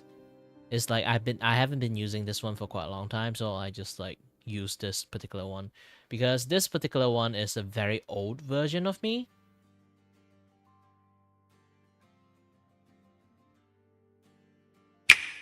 It's like last year fashion, fashion I started like 2 years ago.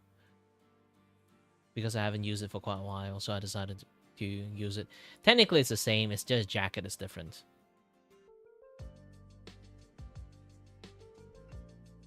This one is much more... Yeah, it is cooler, but the problem is I can't green screen or blue screen myself. My hair is green, so I can't green screen. So I have to use blue screen. But the top of my jacket is blue. So it kind of like behaved in a way that I don't really like it. And besides, I have like this galaxy thing like in my chest. It's not really like easy to like make a felt like doll of. To be honest, it's going to be very difficult. This is going to be a bane of existence. I'm not even kidding about it. I guess you can kind of like screenshot this thing or something. And I'm going to show you the second clothes that I made last year. I should have a model upgrade like this year too, but too bad I don't have the time for me.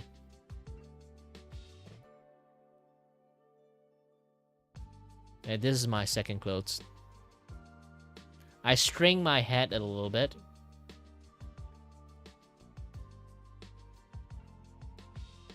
Yeah, I'll like switch it back like this one. Because lots of people miss the like the big ass ring I have like in my first model, so like, I kind of like add back the big ass ring.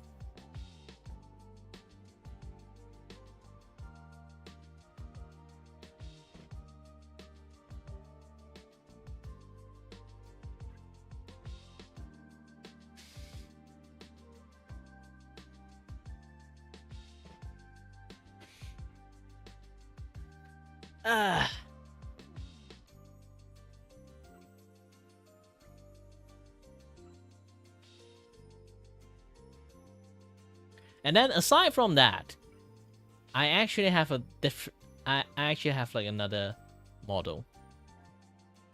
This is my first model. The first ever model I made and launched my career as a VTuber. That I don't know how to make a model that is full body, so I'm just going to make a half body. It's like we are not going to use like the most of the body anyway. You know, it's like, so I'll be like making half of the body. And then I'm making it as like a tired university student, so I decided to make my character look like super duper tired too. So I have like this like very big ass ring back then, so like people kind of missed this ring. So I add back the ring. And I have this whole-like version of me. Yeah, I kind of make it. You can kind of like see that spike there from my right side. Yeah, and then I use my like newer clothes for that particular versions.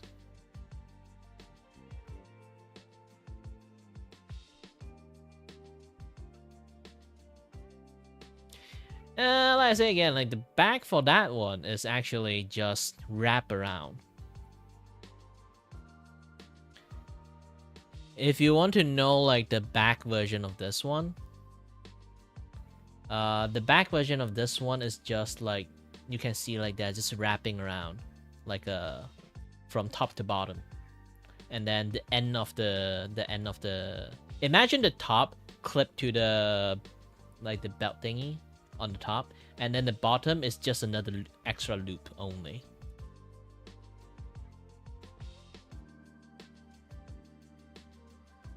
This character is actually much more taller.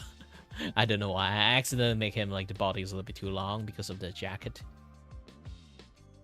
So I kind of like fix a little bit in my other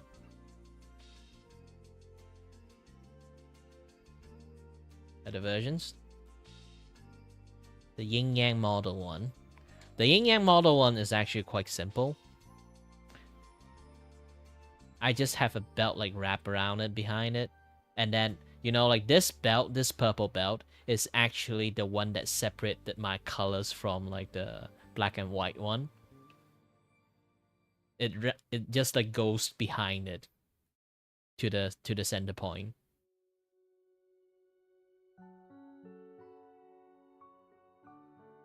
And then it separate the black and white thingy.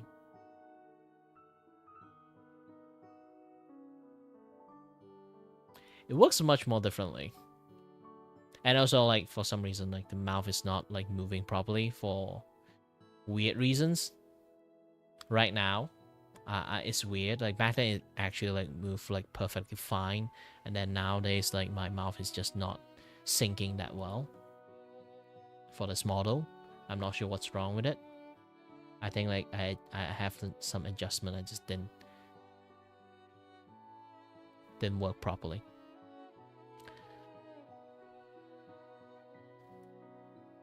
But so far, I would say like this model, I do love this model more, because I'm not sure. It's because like it's like when I actually take serious on making this model back then, and then I create this like clothes with textures and everything.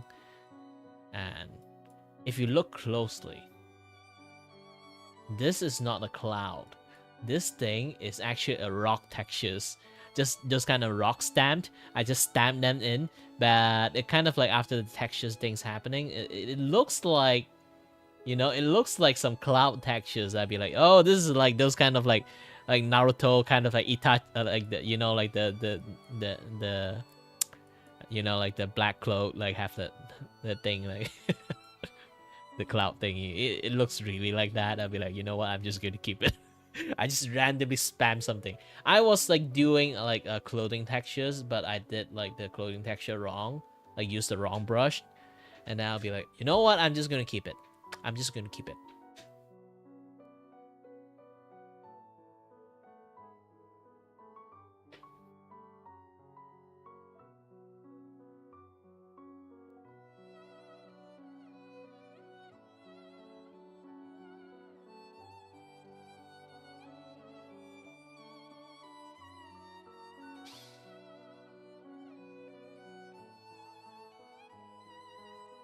And oh yeah, I have this like very complex eye too.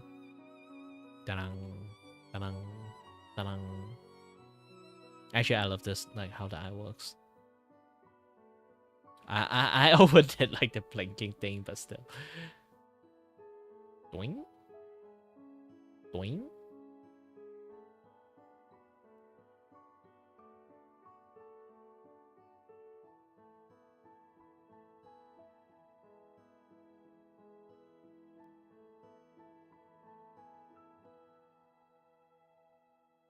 You know, there's a funny law about my character eye. If you look really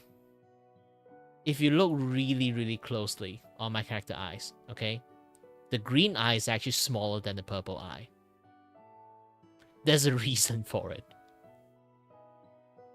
It's because like the characters is like, the law is like, I'm supposed to wear a green contact lens for both eyes because my character don't have a face actually. So this face is actually makeup, So this is why like you can see like the neck have like the thingy there is because I ran out of makeup. So we just do the makeup on the face and like the visible arm area. This is why my character have like lots of like things like blocking it. So I'm supposed to wear green contact lens, but I dropped it and I can't find it. So we don't have money to buy another contact lens. So like this like broke ass studio just find another like contact lens for me to use. So we have like a like 2 different color contact. And because it's different brand, it actually have different size. So my left eye is like bigger than my right eyes actually. Like the iris. That's my character laws about the eyes thingy. It's really hard to spot because I make it like super subtle. Unless like zooming it like really really closely, people like usually can't even see it. If I try to like squint down my eyes, you can kind of notice like my green eye is actually smaller than the purple eye.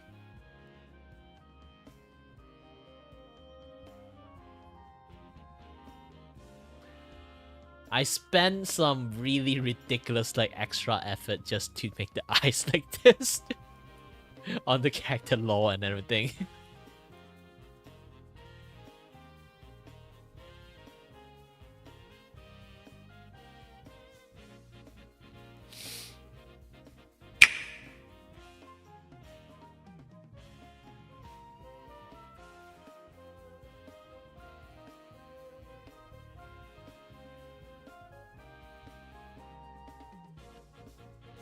Hi there! People from Cake.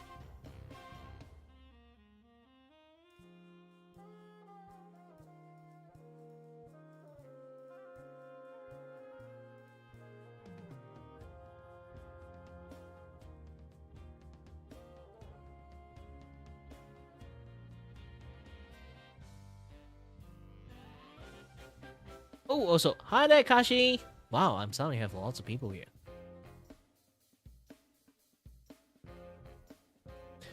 Let me do my usual opening then. Hello there everyone, my name is Kirivako and I am your host and your void with a voice here to entertain you and may or may not have no idea what the heck I'm doing. Ta-da!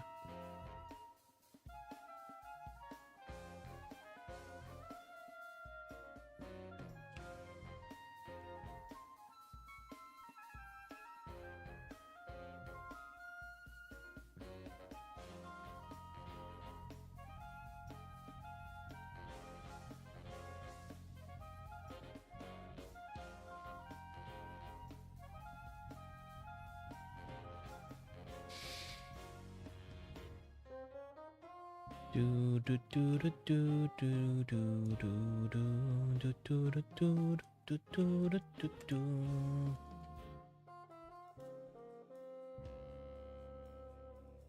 Why, thank you. But again, like this is not my best effort artwork. I kind of cheat a little bit using 3D model. I didn't follow 100% obviously, but still. I just want to know like how to foreshadow the feed.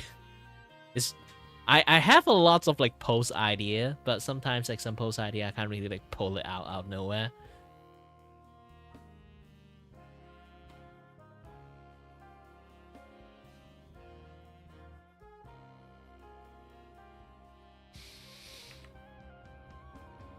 And if it's going to say carving art style, I can show you guys this.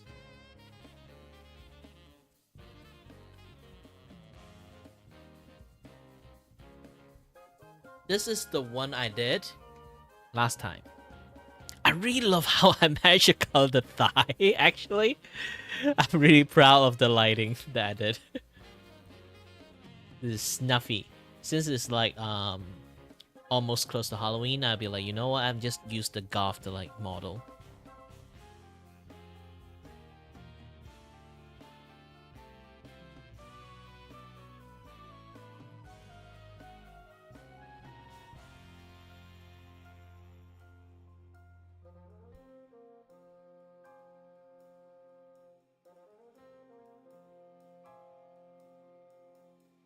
Yeah, and then this one.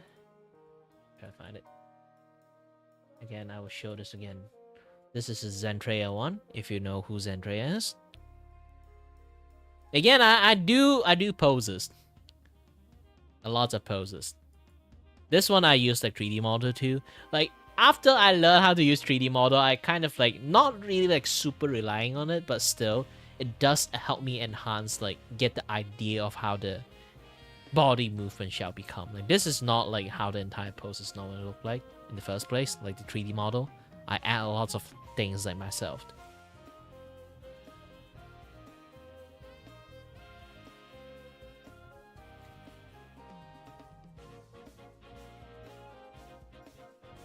And then I've been trying my best to learn how to do low budget animations.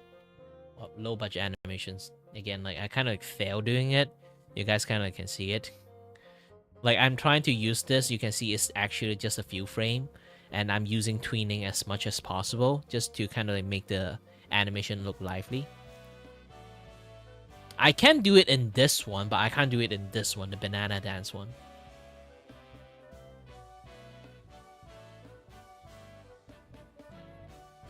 Yeah, it's an experimental animation, so like it's not really like smooth at all. This is also one of them.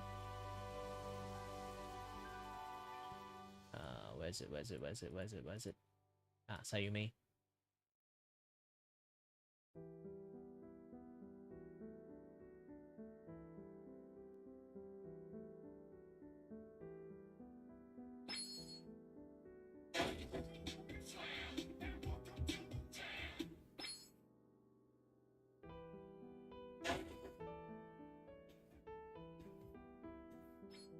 So yeah, I made quite lots of stuff.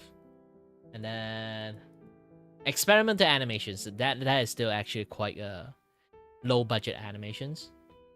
And then it kind of gave birth to a much more newer type of animation I have. Like this one I just made like yesterday, finish it.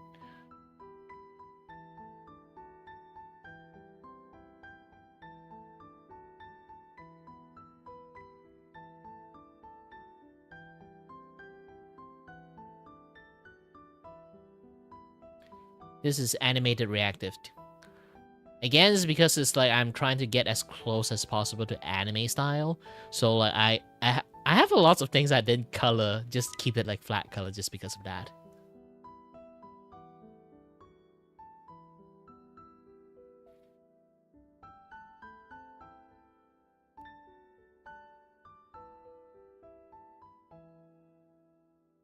And then this one, I rarely show these days, is like, because it's the very old artwork. It's kind of like the first artwork that kind of like clicked with me, that I learned how to do this kind of like using the lasso tool to make like artwork and stuff.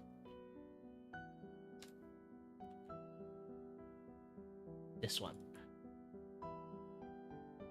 Ta-da! This one is kind of like the first time I kind of like learned how to use this kind of like style. It kind of clicked with me, like learn how to do it properly. And then also I realized that I can just use lots of shadow to hide lots of detail if I wanted to. It does have their own aesthetic if I do it this way.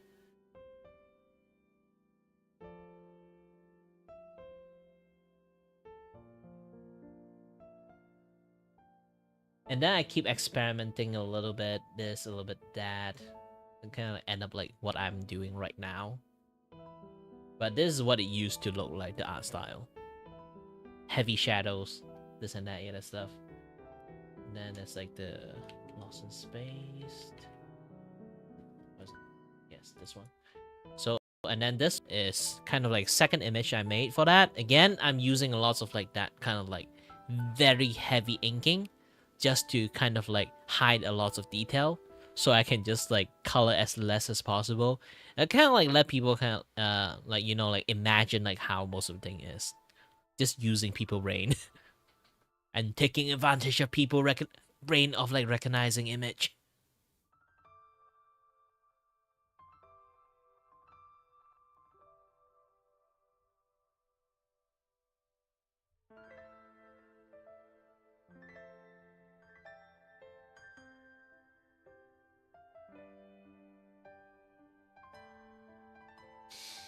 And then this kind of art style, you guys kind of are familiar with it if you guys watch like lots of old anime. Ta-da!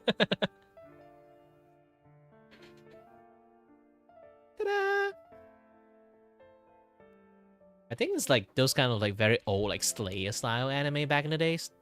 Ooh, I never watched Slayer, but I know it's a very like banger anime for lots of people. For lots of people, it's a very banger anime.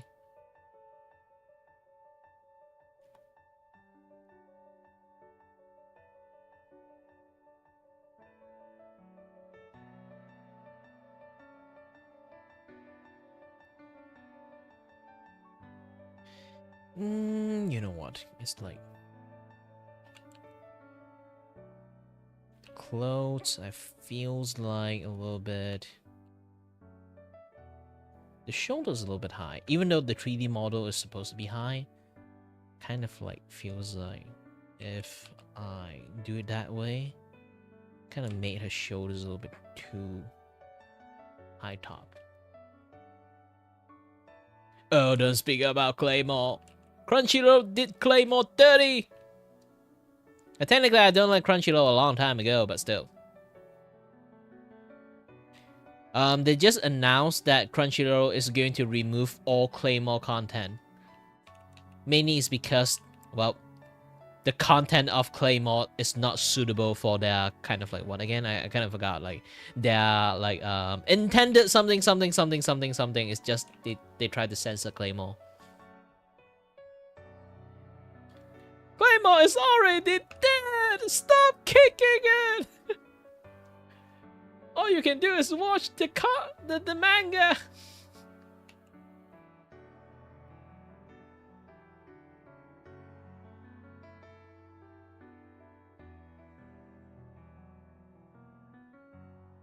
True anime fan know where to watch anime. It's not going to help them that much, but still. Fan subtitle is still superior than Crunchyroll DEI subtitle. Like they literally wrote skibbity into it. Like gosh dang it, Crunchyroll. What the fuck, man? Sorry, my voice is like slowly doing a lot of things. Because like before I was like trying to do a lot of voice, kind of like already did some damage.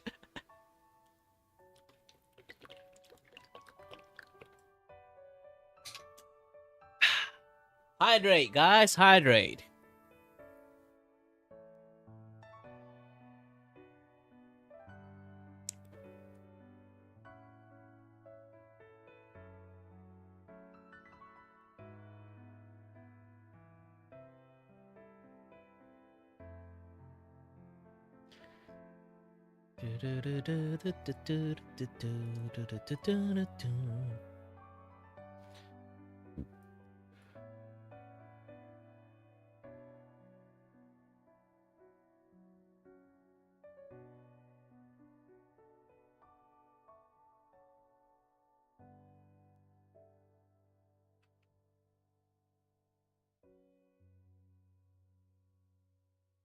Oh no, hold on. Tinnitus really strong. I can't hear anything at the moment.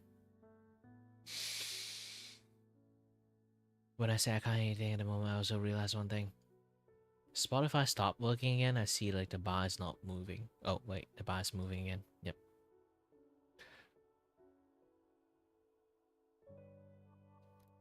Mom. Okay, I can hear again. Gosh dang. I guess it's like sometimes like with my like ear condition it's like starting to like getting worse and worse. Mostly in case I think I will overwork myself. I did finish most of the line art, so like I can just continue coloring tomorrow. But I was so proud of like doing everything in one day. I guess I just chatted a little bit too much today. But yeah. Should keep a healthy schedule. I'll be going to take a break and then go to sleep today and then continue my streaming tomorrow. Either way, thank you very much for watching, guys. And as always, stay healthy, stay safe, until next time, you will watch me actually fully coloring this thing. And also watch me play some games. I'm gonna play Rune Factory, my favorite game. I still haven't finished that game yet. Alright, I'm still finding my waifu in that game. And yeah, also some just chat and then start coloring this thing. Alright then. Bye-bye.